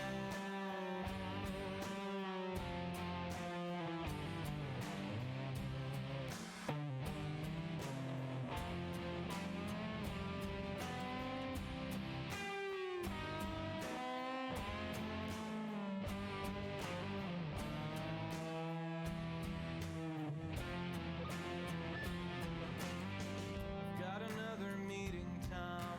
Maybe we could rack it. No, we'll get to Coming round somehow. Meanwhile, I'll report Back to my house. You were chewing on the door. I guess we'll take Table this for now. I'm glad to see you take constructive Active criticism well. Thank you for your time. I know we're All busy as hell. and we'll put this thing to bed when I bash your head open. All we wanna do is eat your brains. We're not unreasonable. I mean, no one's gonna eat your eyes. All we wanna do is eat your brains. We're at an impasse here. Maybe we should compromise. Open up the doors. We'll all come inside and eat your brains.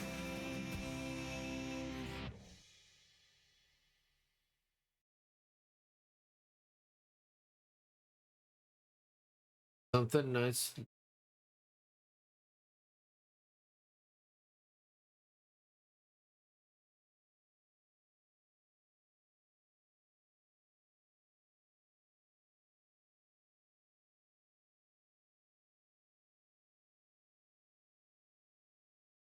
See if I can find something nice to listen to.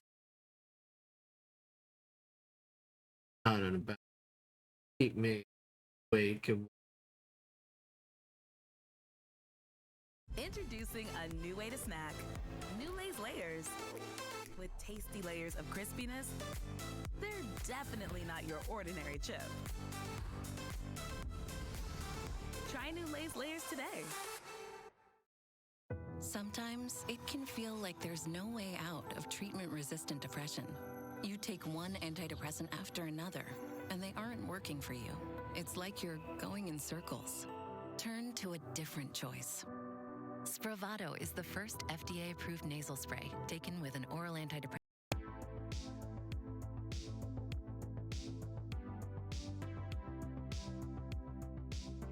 This feels like I'm making a mall here.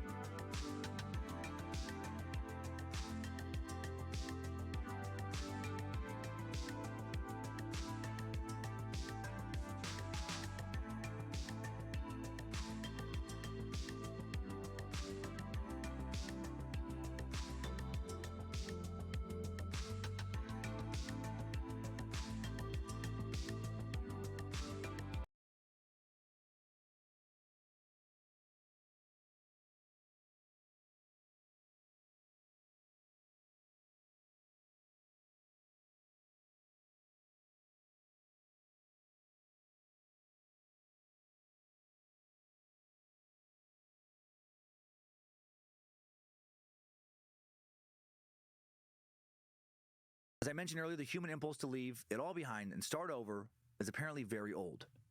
I imagine this going back to caveman, cavewoman days, right? Grog fucks up, gets caught shitting where the tribe collects their drinking water, or I don't know, fucking Chief Ugg's wife, maybe accidentally burns an important idol that represents the tribe's god of sustenance or something, and then off he goes to try and find a new clan of cave people to live with rather than be beaten to death with clubs. And now he is Grug. No, who's Grog? I'm Grug. Last of my tribe. Damn saber-toothed tigers. Wiped out everyone else. Ah, what a bummer. Okay, let's get into some documented history now. Let's talk about some historical disappearances, some ancient ones. A story from the Talmud, the central text of rabbinic Judaism and the primary source of Jewish religious law and Jewish theology, written between 200 and 500 CE, features Rabbi Yohanan ben Zakkai faking his death so that he can escape Jerusalem during the Jewish rebellion against the Romans in the 1st century CE. Pretend you are sick and let everyone come to visit you. Bring something rotten and place it with you, and they will say you died. Right? Faking death. But a lot of people used to disappear back then, reappear. Some revolts brewing, some new crazy-ass kings in power. Time to bounce, time to rebuild your life in a new kingdom. Okay, now speeding way up to the 17th century, a life on the high seas would give many the opportunity to disappear as pirates, such as Jacquot de la Haye. Assuming Jacquot was a real person. Some think her story is just folklore. Let's assume it's true for today. Jacques was born in modern-day Haiti around 1600 CE, and according to legend, orphaned as a young girl, left to take care of her disabled brother.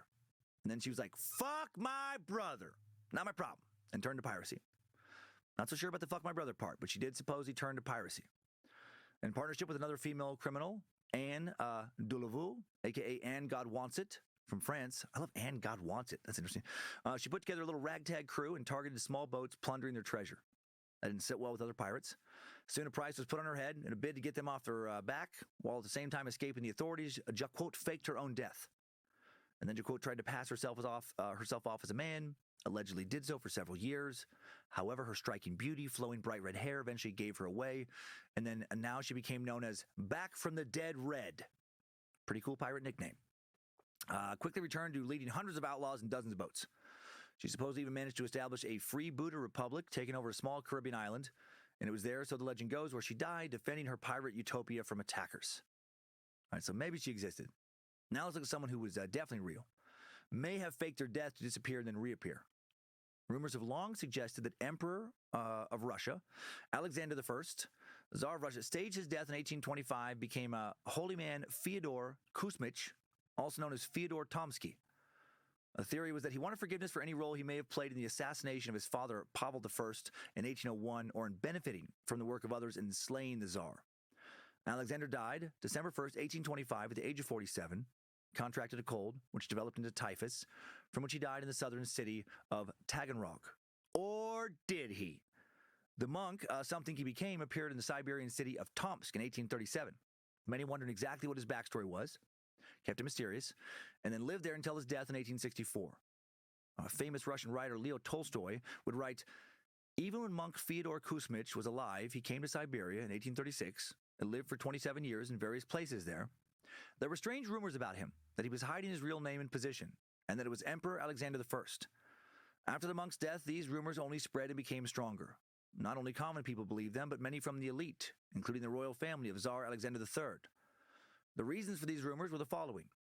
Alexander died unexpectedly. He did not suffer from any disease before. He died far away from home in a remote place of Taganrog, and when he was put in the coffin, many who saw him said that he changed a lot. This is why the coffin was quickly sealed. Back to Kuzmich and why he was thought to be Alexander. First of all, the monk's height and appearance, so much like the emperor's. The people, especially servants who confirmed Kuzmich was Alexander, who saw Alexander or his portraits, have found them really identical. The age was the same. Same kind of round shoulders. This is still Tolstoy here, speculation. Secondly, this Kuzmich, who used to say that he was a homeless man who does not remember his family, knew foreign languages and was in a noble way gentle with others, which clearly meant that he was the person with a high position in society. Thirdly, the monk never told his name and position to anyone, but sometimes he clearly behaved in a way that he was higher than other people. Fourthly, before his death, he destroyed some papers, but one sheet remained. It was a coded message signed with initials A and P, which supporters of this theory see as standing for Alexander Pavlovich, his full name. Fifthly, despite all of his faith, he never fasted. When an archpriest tried to persuade him to follow his duty of a believer, he said, "If I had not confessed the truth about myself, the heavens would have been surprised. If I had confessed it, the earth would have been surprised." Sixthly, he had the same unusually and majestically taut scrotum of the Tsar. His testicle carriage that's not was true. widely known to be completely wrinkle and blemish-free and beautiful to behold. His chicken skin duffel bag had been a national treasure. Not What was true. the chance that this mysterious monk could Not also true. possess a hairy berry basket as perfect and smooth as Alexander's? And of course, he didn't say that sixth part. I just wanted an excuse to say chicken skin duffel bag, because it really makes me smile. Whoever came up with that, well done. This connection between Tsar and monk could have all been gossip and speculation, but new analysis by Svetlana Semyonova. Oh, goodness gracious. President of Russian. Oh, that looks way better than what I had originally. This is very strong good. similarities between the handwritings of Alexander I and the mysterious monk. Possible that science could soon confirm that the two men were one and the same. That a Russian Tsar, without leaving Russia, really did mysteriously disappear and then reappear under a new identity. If you weren't famous like a Tsar, pretty easy to fake your own death in the 1800s. As easy as placing an obituary in the local newspaper. One woman took advantage of how easy this was to get back at a boyfriend, and some woman she thought he was fond of. In 1879, 21-year-old Ida M. Eddy placed her own obituary in 2 Boston area newspapers, saying she had died of heart disease, replete with lurid details of belabored breathing and coughing up blood. Then, on the morning of the obituary's publication, she furiously called up the newspaper, called him out for not fact-checking her death. She was very much alive. Ida then falsely accused Jenny Bessem of writing her obituary. Ida said she'd organized a subterfuge because a young man had transferred his affections from Miss Ida Eddy to Miss Jenny Bessem. Not true. The former had since endeavored to win him back by composing. So a good friend, Dan Cummins, loves making shit up all the time. So whenever he's like, well, he had one of the most opulent scrotums. Like, guys, don't believe him. He's obviously trolling. Malicious forged letters having the fun, purporting to have come from the latter. Basically, Ida made Jenny look like a huge homewrecker. Let her boyfriend think that she was dead for a couple of hours, when it was easy to make people think that you were dead. But then she got in trouble. When police investigated the story, they found the animus of the whole affair appears to have been a desire to destroy Miss Bessem's reputation. And then Ida admitted to the hoax and was fined a whole $100.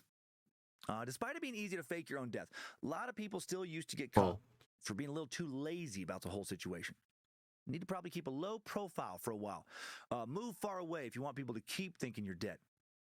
In 1913, French police investigated the strange case of a wealthy contractor who'd built numerous Mediterranean-style mansions dotting the Riviera. The contractor's son, a Parisian playboy, had run up steep debts in his father's name. If my son Kyler ever somehow runs up steep debts in my name, he better disappear. And around the time debt collectors came for the money, this guy just happened to die. His heart gave out. The contractor's obituary ran in the local paper. A funeral procession departed from his gigantic villa, Star of the Sea, and marched to the village cemetery, where his empty coffin was buried. A few months later, friends spotted the contractor alive and well, crossing the street in Cannes. Other reported sightings came from Nice and other places along the Mediterranean coast of France. When authorities announced that they planned to dig up the coffin, a villager came forward and said he'd gotten instructions for the funeral from the contractor, that no body would be found. The whole thing was bullshit. Dude almost pulled it off. Maybe should have moved out of the area, right? Maybe if you're going to fake your own death, don't stick around so close. Don't be so public. In addition to going over numerous additional intentional disappearances like the ones we just mentioned today, we'll go into more going forward in more depth. Disappearances planned and carried out. What about people not willingly walking out of their lives, but instead forgetting who they are, forgetting who they were? People disappearing without realizing that they were walking out of their former lives thanks to amnesia or memory loss. Dissociative amnesia is a terrifying condition in which a person cannot remember important information about their life. This forgetting may be limited to certain specific areas, like a thematic, or may include much, if not all, of the person's life history and or identity, a general amnesia. In some rare cases called dissociative fugue, a subtype of dissociative amnesia, the person may forget most or all of their personal information, name, personal history, friends, may sometimes even travel to a different location, adopt a completely new identity. I wonder how close I came a few weeks back on acid to wandering off into new life, where I introduced myself to people as a space cowboy with a whistling handicap. According to the Cleveland Clinic, great healthcare system, instances of dissociative amnesia are rare. It affects about 1% of men and 2.6% of women in the general population. And those were not reassuring numbers to come across. Like when I heard rare, I was hoping for way fucking smaller, like 1 in a million or something. 1 out of every 100 dudes coming down with this, 2 to 3 out of every 100 women. That sounds way too common. Luckily, instances of amnesia can last anywhere from minutes to hours to days, weeks, months, years. In rare cases, they can be permanent, but oftentimes, you don't have to start a whole new life. Most of the time, not permanent or even long-lasting. Memories return gradually or suddenly, and that makes me feel better. Losing your memories and identity permanently, I mean, hopefully that is more like a 1 in a million or 1 in 50 million, 100 million, some kind of thing occurrence.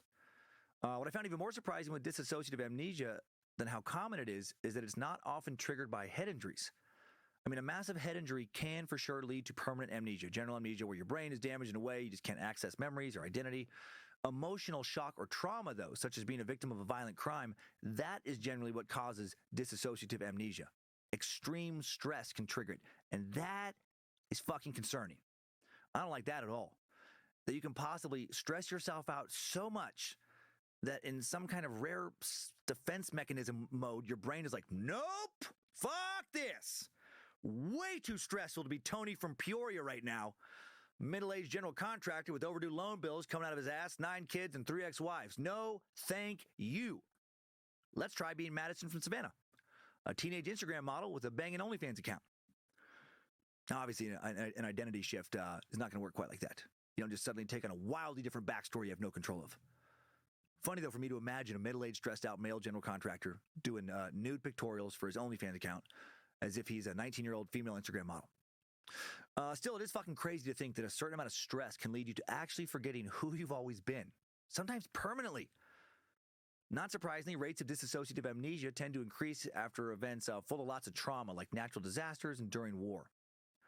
And a very unfortunate French man found in Lyon, in a Lyon railway station in 1918, was unable to remember who he was, did not recognize his surroundings, or recall how he had got there.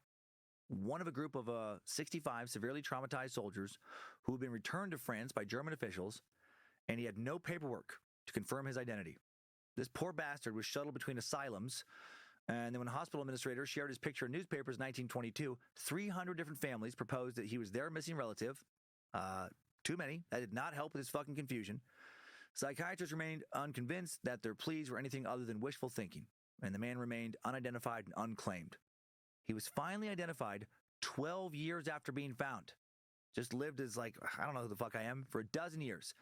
And then in 1930, he was identified as Octave Magnon, but he never recovered from the trauma he suffered in the war and never regained his lost memory. So other people knew who he was, but he didn't remember who he was supposed to be, which is so sad.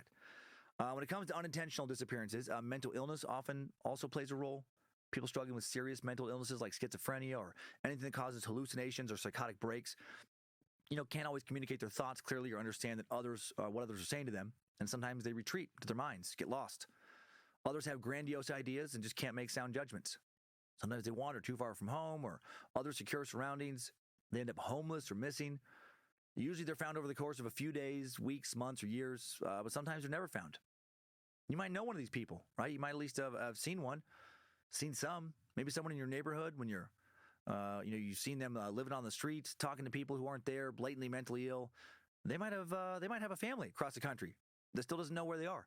They might be or have been a manager, teacher, nurse, whatever, someone stable with a good job, helping provide for their family. And then one day they had some sort of psychotic break, ended up on the streets, fell in with a crowd of people who introduced them to hard drugs, maybe that compounded their problems, further confused them.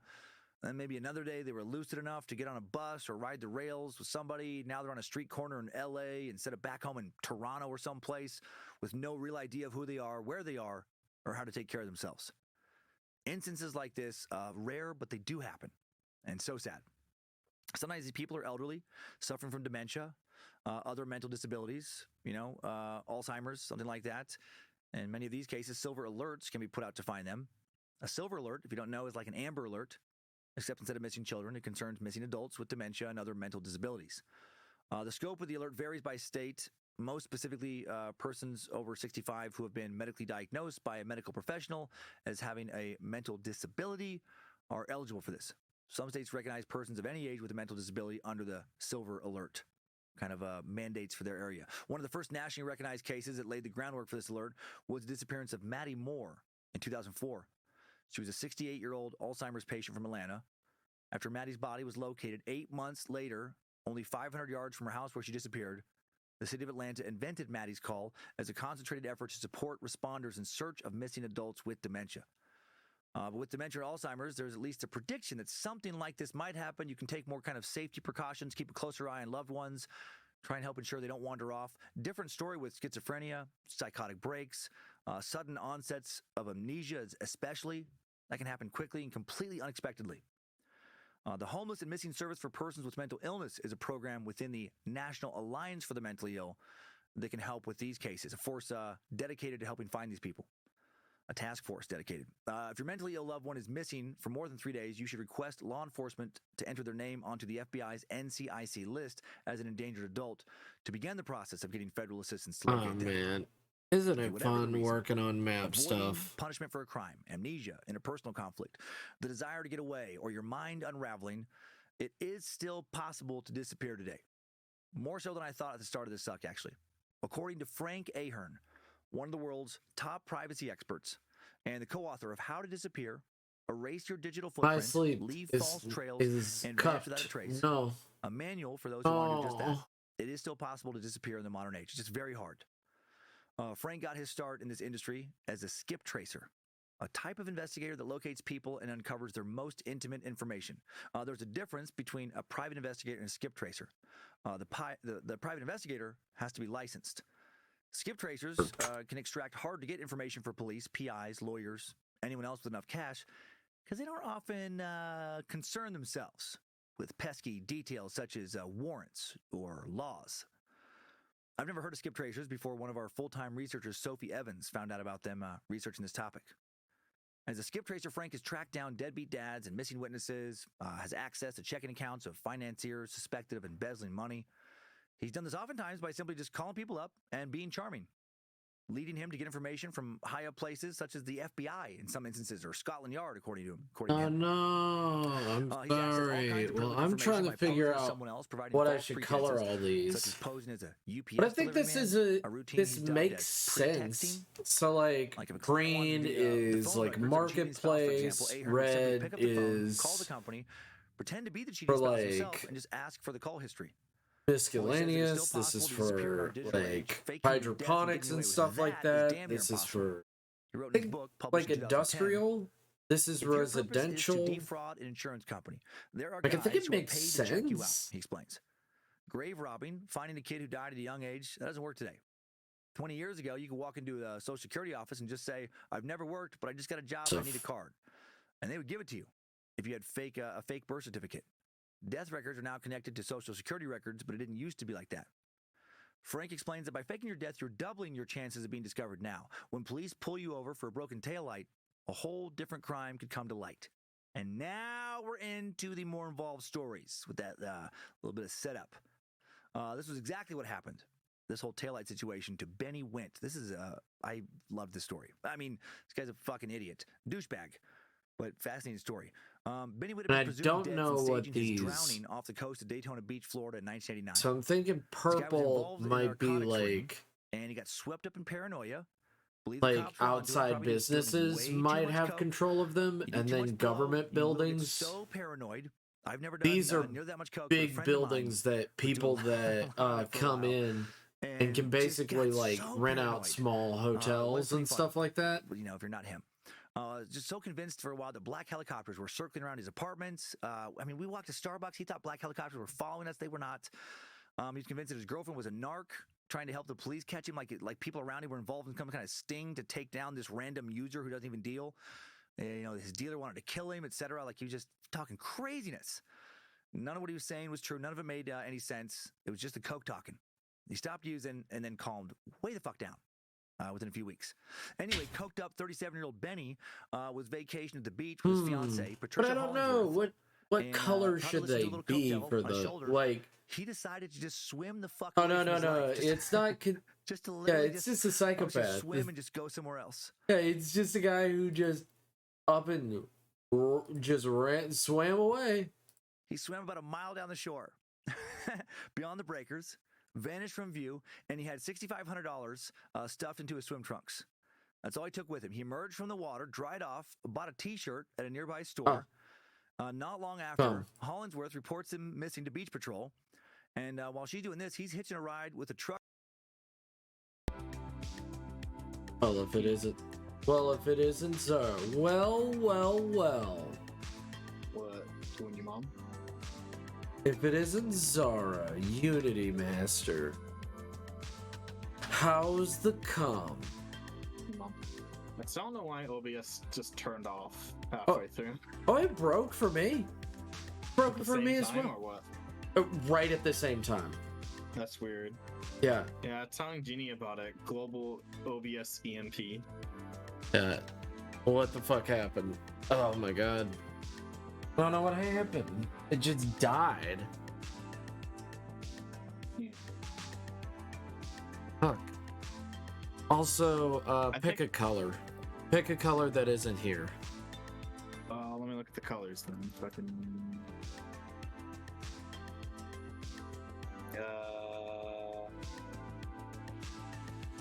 Heal. Heal. Yeah. I think I'm making all my fucking stream tiles for Xenoblade just quotes. Like quotes from the game. Nice.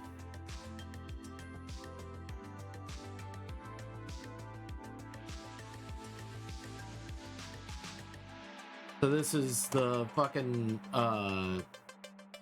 this is the map so far. It's the map so far for like for the satellite. Yeah, I'm thinking of changing my stream schedule to only have one off day since games are relaxing enough for an off day. Yeah. And then so because the only reason I'm thinking that is because I want my streams to still be quantifiably mostly art, you know. And I'm thinking of moving. I want to keep a Splatoon stream every week, and then I want a. Then I think I'm moving up to 2 Xenoblade streams a week, which would be 3 game streams and only 2 art streams.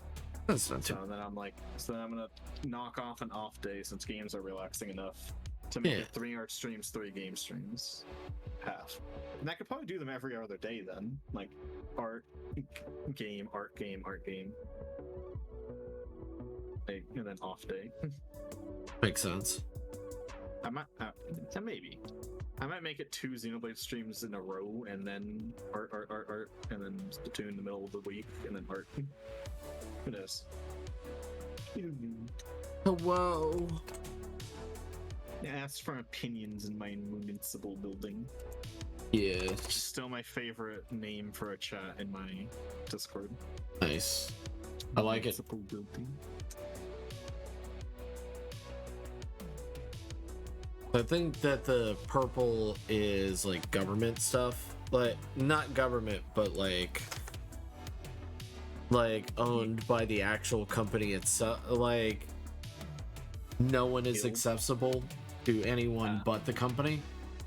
Yeah.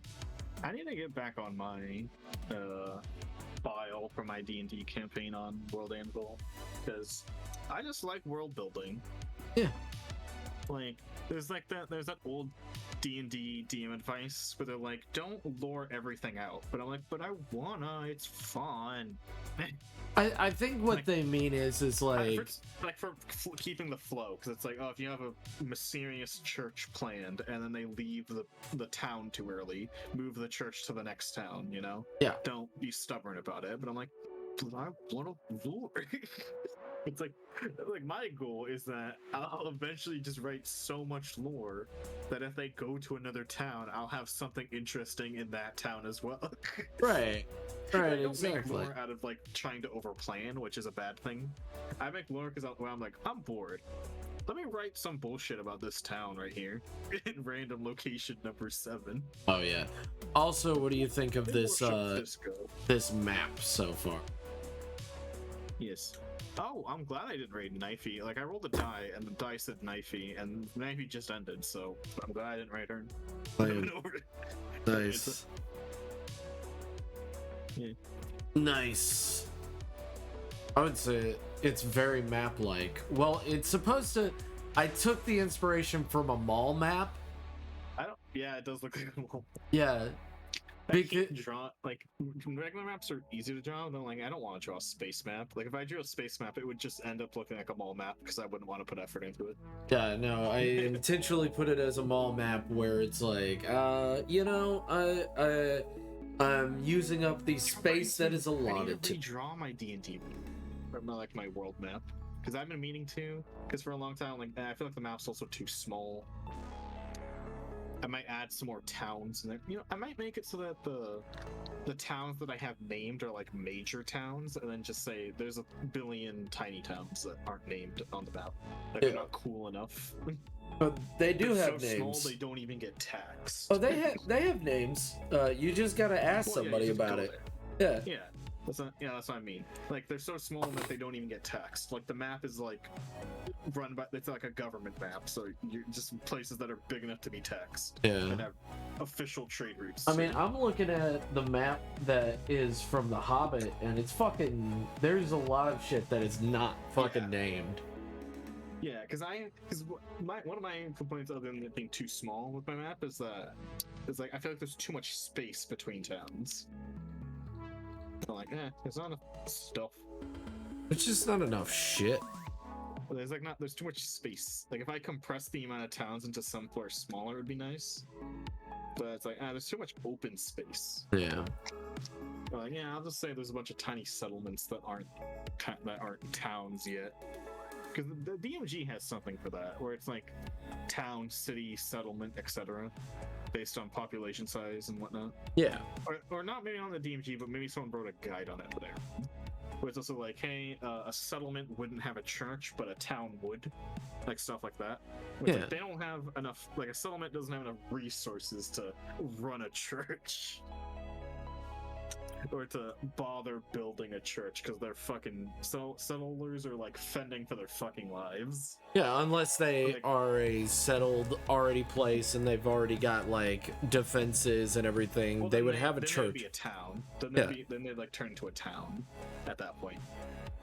I mean, this is the biggest thing of like a lot of DMs have this like mentality of like the difference. Yeah, on the chart that I remember, it was like it was helping discern things. It's like if they have a surplus, which means if they have a surplus of materials, then they would start building things like churches, and at that point they're not a town if they have a surplus. But they're a town if they have surplus. A settlement is like, we got like no surplus, we're still like chopping trees and shit. Yeah. If we stop working for like a few days, we're fucked. Yeah, if we even stop for a second. And then once they have a surplus, then they'll probably build they'll have walls and churches and shit, and then they become a town. I don't know who this character should. You know what? I was going to make it the red dog. She looks kind of like a bat. I was gonna make it a red dog. I was gonna make it this character. I think into No Face. Oh, I know. I was gonna make it this character, and then I'm like, well, I've already got her model already. Like, there's no fucking point to it. But I don't know. What do you think? I'll put it in voice text. Excellent. I forgot about that Arnold Schwarzenegger movie. How dare you remember it? Jingle All the Way? Yeah, hell yeah. Best. Yeah, that's cute. Yeah, so this is wow, does she has pink hair, let me guess, she has pronouns? Well, she's a bounty hunter, so she also has a blog. Do you even know what I'm referencing? Yes, I do know. Thank goodness. Yeah. No, I know, but like, it's the super future. They've got other things to worry about. They're also in the Horsehead Nebula. She has a bounty hunter blog. That's cringe. Yeah. Great. She's also Kelta's ex. Nice. So I'm thinking of either drawing her or one of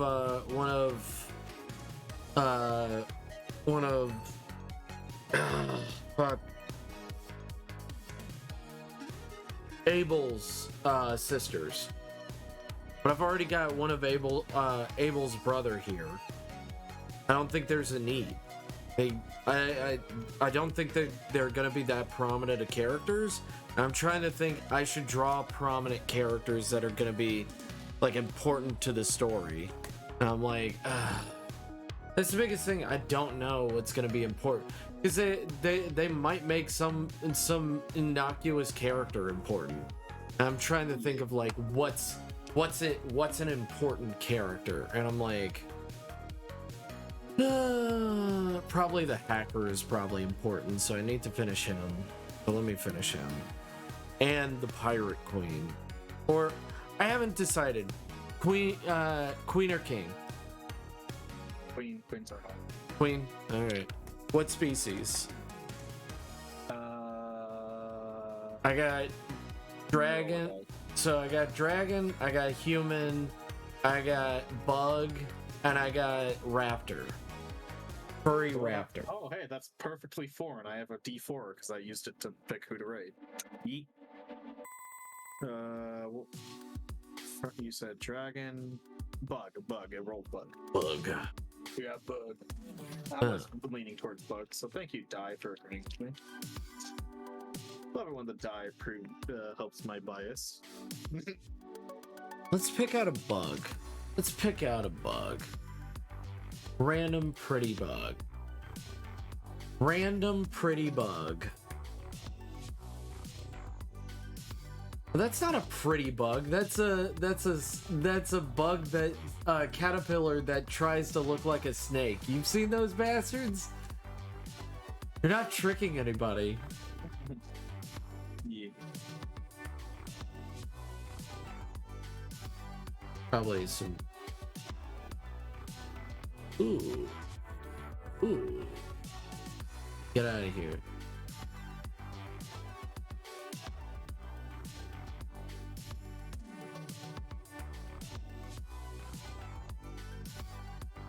Ooh.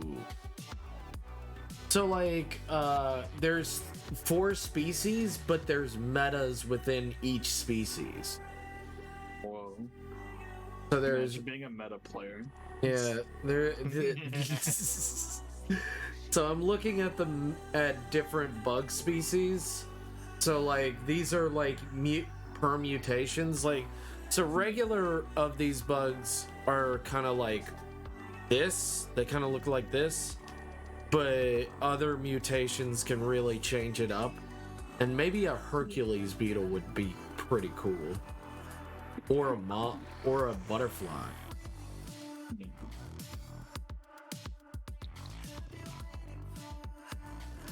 I'm ready to go to the bathroom.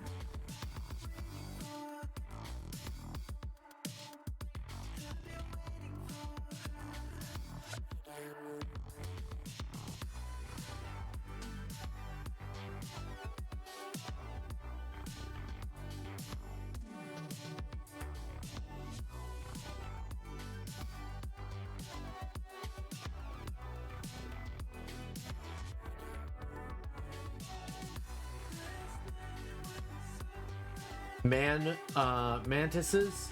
Every time I see a mantis, I am reminded of Cave Johnson quotes from Portal 2. Man mantises. Let me look up man mantises.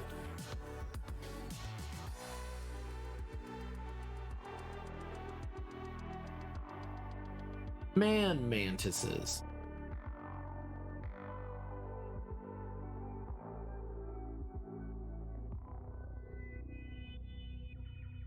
Oh, yes.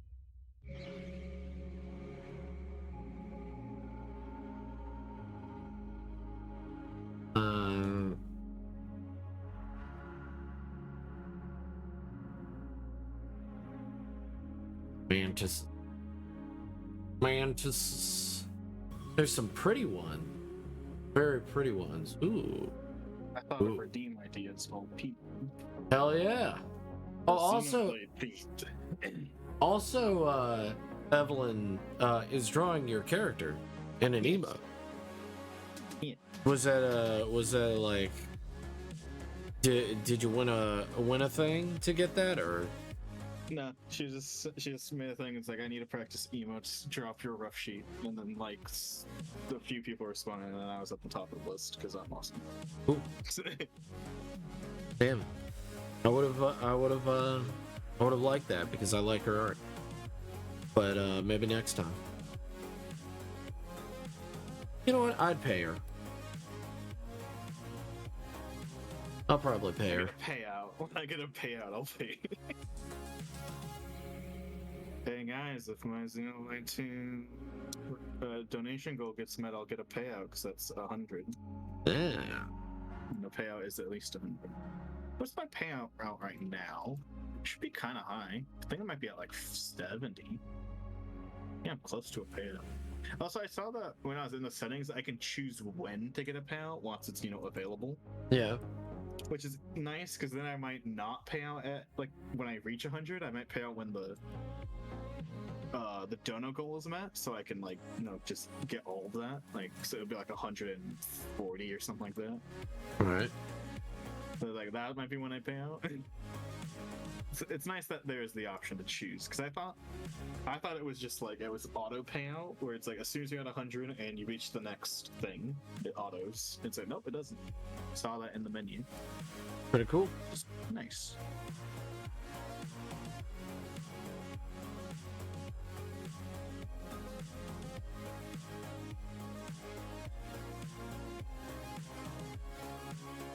What should her outfit be? She is a pirate. So the thing is that she is taking credit for blowing up a whole entire colony. She wasn't even there. The company and business also say she did it, and she is taking full advantage of that and doesn't give a shit. And she is using that fear tactic to become where she is right at that moment. So that is her character.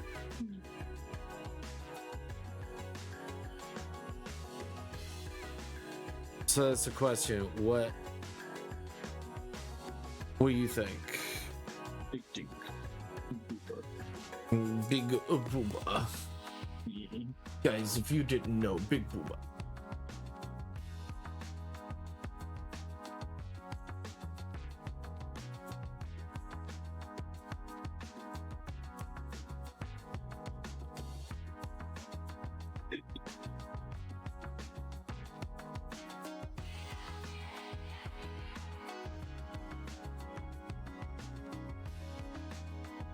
I mean, that would be a meta mutation.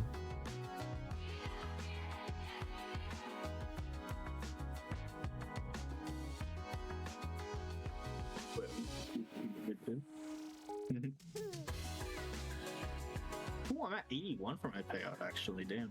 Oh, yeah. Bazinga. Bazinga. Close to a payout. I was thinking of like before, because I was apprehensive of it before I knew the tax shit, which is boring, so we won't mention it.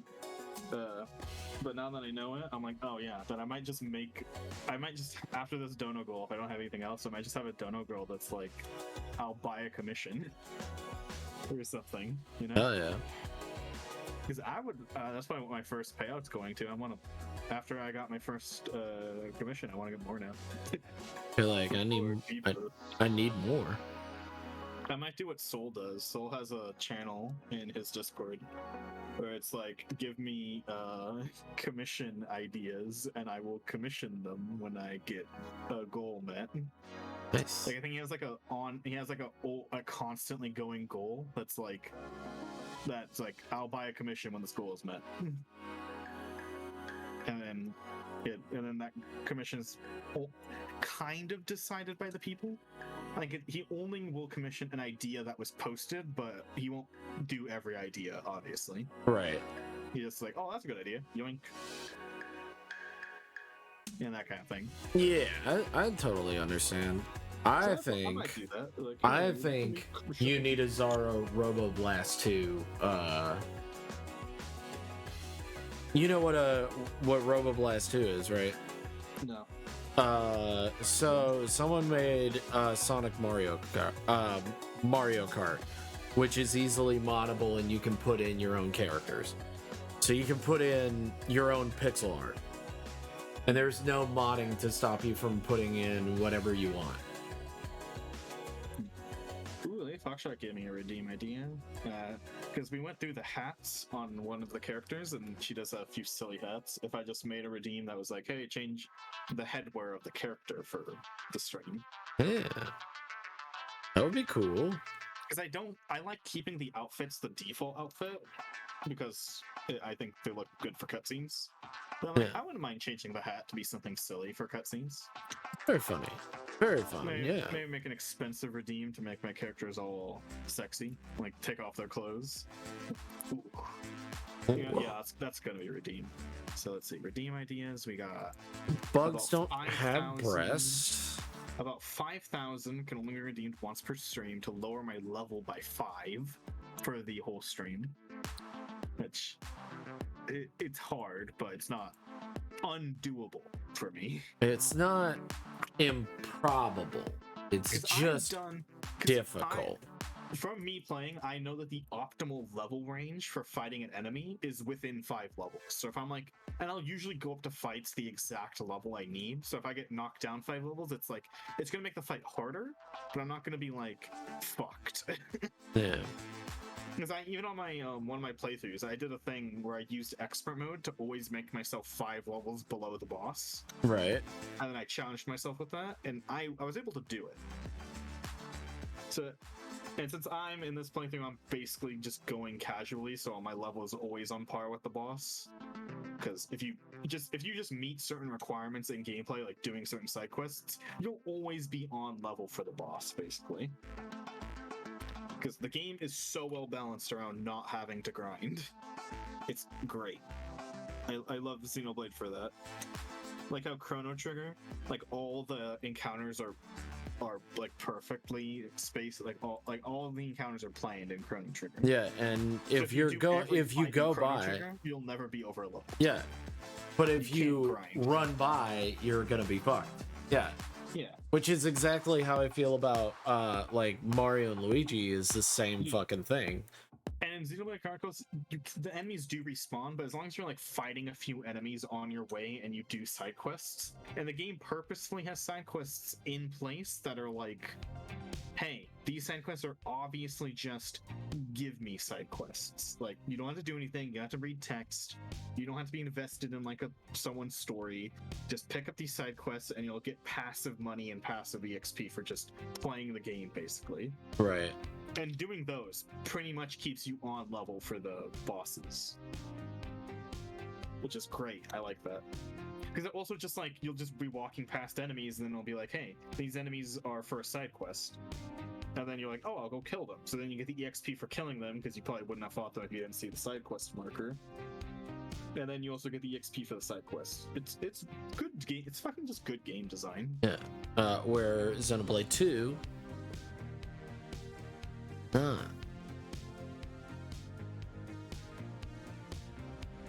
Oh, also found out, Zara, in the newest ESO update, there's a card game. So, I might need your help. Why? Because I'm not good at card games. Wait. What's ESO? Elder Scrolls Online. Oh. Yeah. I don't. Yeah, I know you don't know anything about it. I was wondering if you could just, if I need help, could you do a little bit of research on the side? Not like as a like thing. It's more of, I want to get the extra stuff because there's content unlocked through beating it. So I'm like, if I need help, could I ask for you to help me? I mean, sure. I don't know how I would help though. Do you know card games? Not well. I mean, every card game is different. I don't know how this helps. Yeah, I know it's different, and I'd be like, hey, I don't know, like, you know card games. I don't know card games. I don't know. I'm traditional card games. Okay. Like, you'll see a lot of card games are based after like Magic the Gathering and like stuff. I don't know Magic. I know Yu-Gi-Oh. Okay. And Yu-Gi-Oh is the fucking most abnormal card game in like retrospect, even though most people know it. Okay, so like, you know, like even Chaotic. I play Chaotic, and Chaotic is based on Magic, basically, but not close enough for it to help me. Okay. Magic.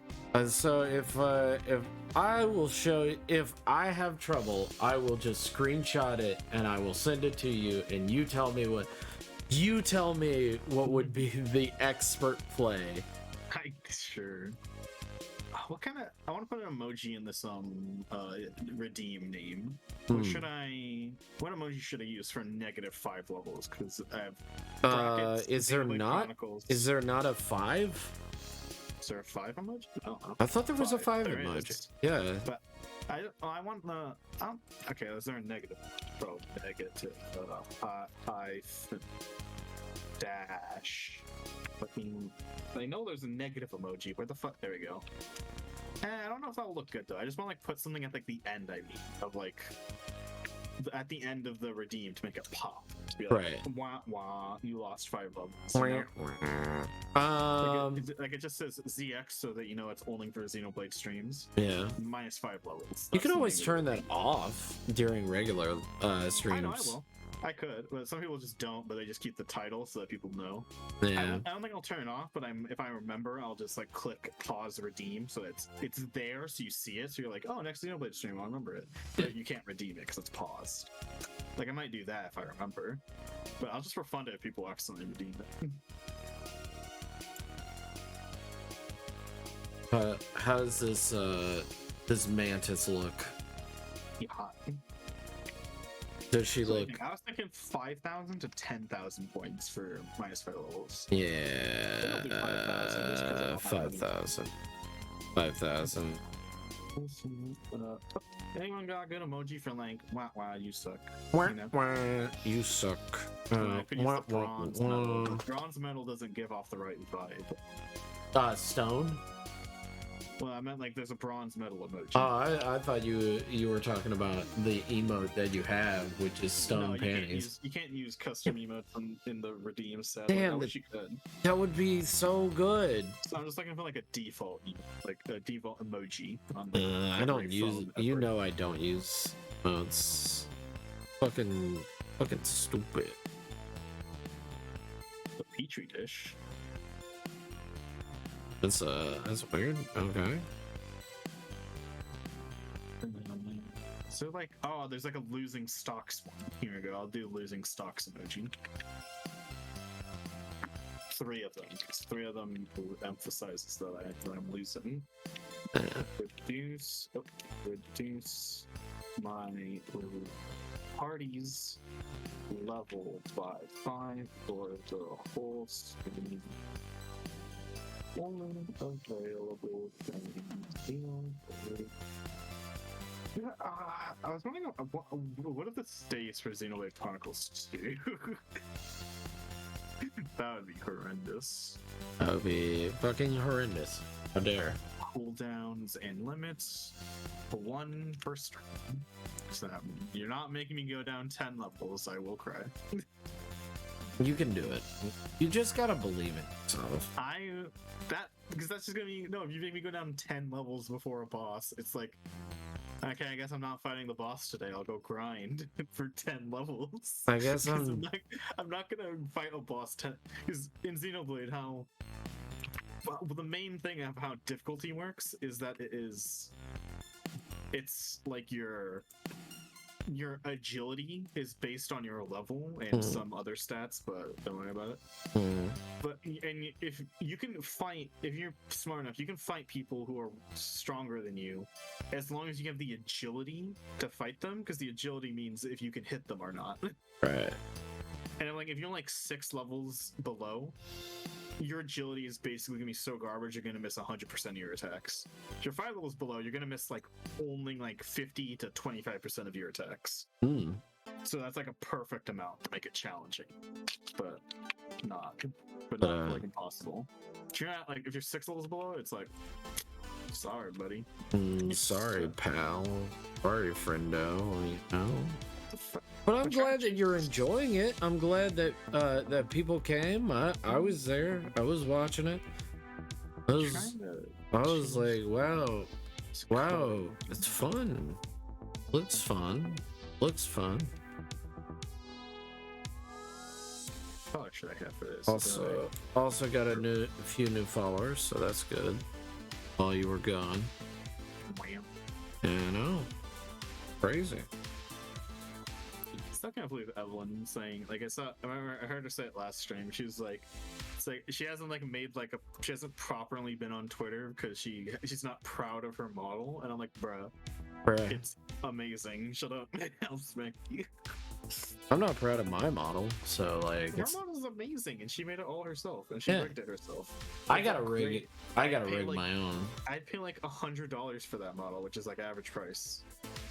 And her model's great. I don't know why she doesn't like it. Well, I guess that means we're gonna get a bigger and better Evelyn model, I guess. Yeah, I gotta make my own model and rig it, live 2D it. Ugh, sounds like a fucking pain in the dick. I don't want to do it. I don't want to fucking do it. But also, this doesn't look like a spider, by the way, right? Doesn't look like a spider. It's like a... Okay, good. I was worried. But it does look like a pain in the ass, right? Looks like something that would probably be the biggest pain in the ass ever. Oh man, it's a little mouser robot. I love it. Oh, god damn it. It hit me. You bastard.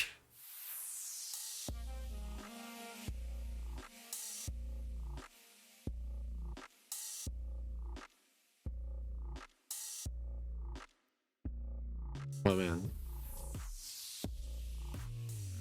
So how far did you get today? I got to the first. I don't know how to describe the bosses. It's probably like chapter. It's like if we go by chapters, which actually aren't visible in game and except for the save menu, it would be like chapter 2. Mm-hmm. But it's I don't know how to count bosses because I was gonna say a boss number, but I'm like, does it count? Like, what counts as a boss? Because especially in early game, there's like a few bosses where I'm like, is that a boss? Like, is Metal Face number 1 a boss? And I don't know. The answer is, we'll never know. Because if I don't know, you probably weren't fully watching, so you don't know who Metal Face is. Yeah, I saw you. I heard a little bit, and then I was like, okay. Metal Face. I don't know if Metal Face counts as a boss. If anyone's played Xenoblade Chronicles 1, does the first Metal Face fight count as a boss? Yeah. If it does, then I ended with the 3rd major boss fight. I mean, you can just look up on the wiki. I don't know if it would. I don't think the wiki will have that. This particular wiki. I've used this wiki a lot. Yeah, let's see. Enemy section. I don't know if they have a boss section.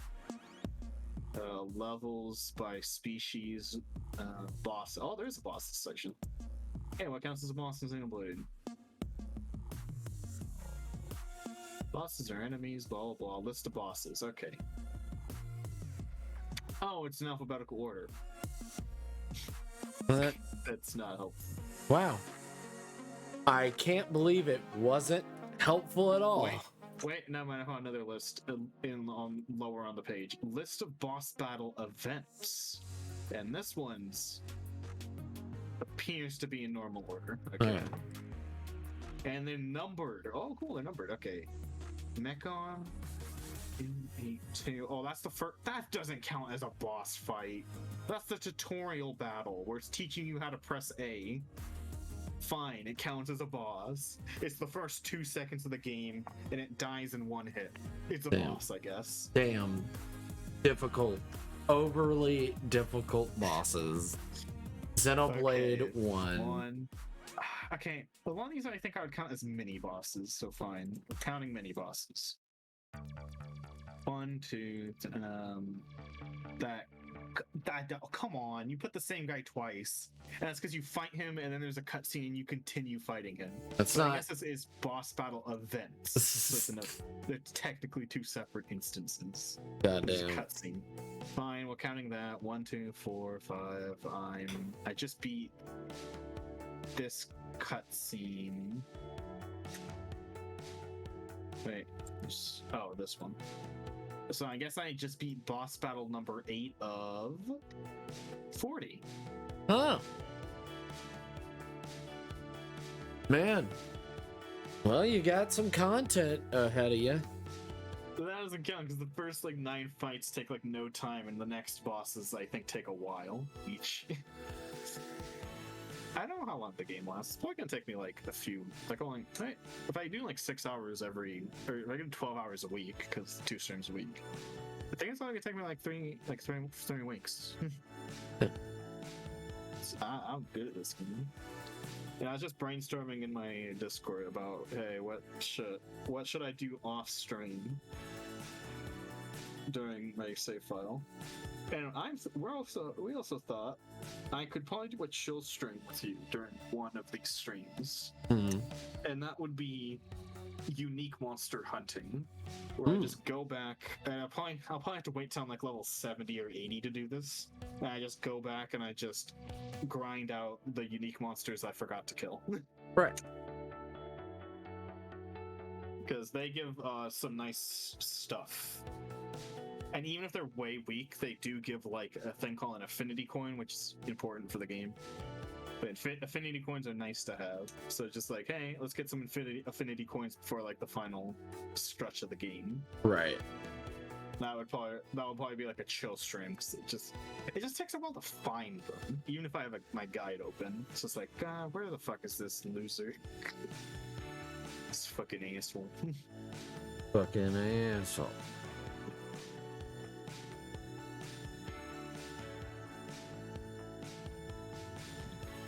So yeah, we're thinking off stream I grind some side quests that I don't think are fun, or that I don't think are interesting to grind. I grind the Collectopedia, because I top off the Collectopedia, because I tried topping off the Collectopedia on one of them one time and it was annoying on stream. But I'll top that off today. I'll top off the Collectopedias that I have done. What else? What else is not? I guess like item grinding. No, there's only one time I need to item grind, and it will be kind of funny to watch me do it. There's a very infamous item in Xenoblade Chronicles called the Black Liver Bean. You need 3 of them for 100%.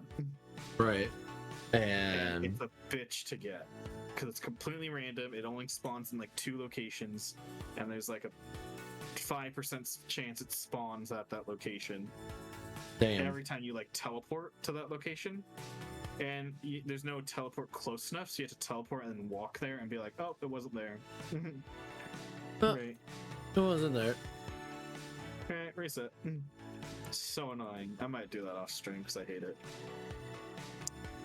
You need 3 for 100%, and I think I'm not gonna 100%, but the things that I am gonna do require all 3 black liver beans.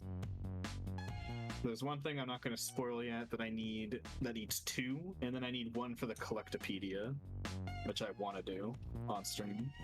Right.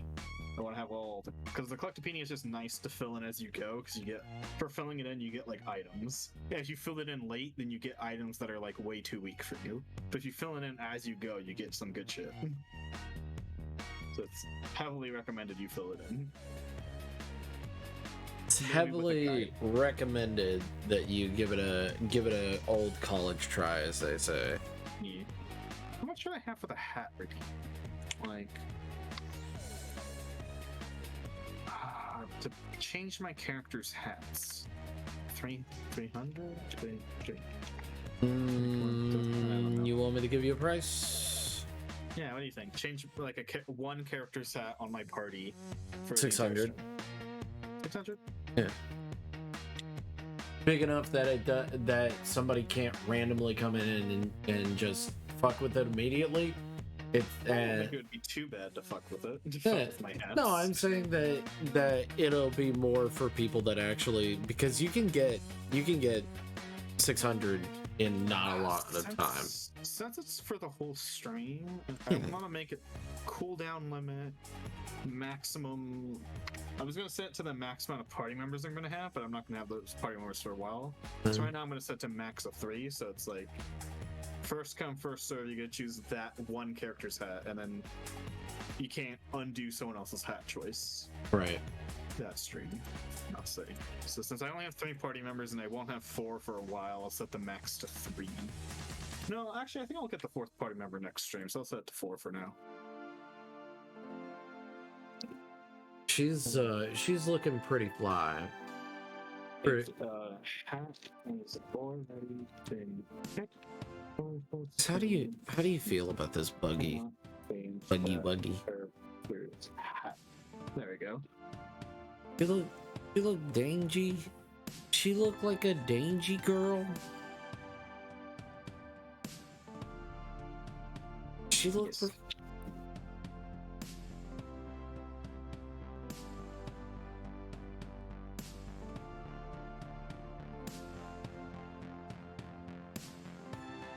What kind of color should I do for hat? What's a silly color? Well, maybe I'll just make all the Xenoblade colors, or all the Xenoblade redeems the same color, so it's like visually. Here we go. Copy, color code. Go to the other one. Oh.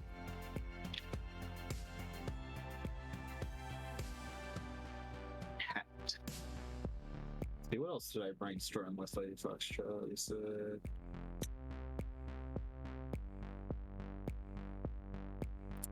$5,000 from our end of stream. Silly hat redeem.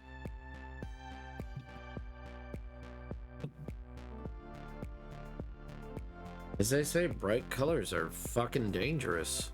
Watch out for bright colors, guys. Why is blue so rare in nature? Mm. I don't know, I just remember that was a video that got recommended to me a lot and it's ingrained in my mind, and I'm like, I don't fucking care. It doesn't matter. I don't give. Yeah. Even though there's a lot of like fancy bugs with it, so I don't know.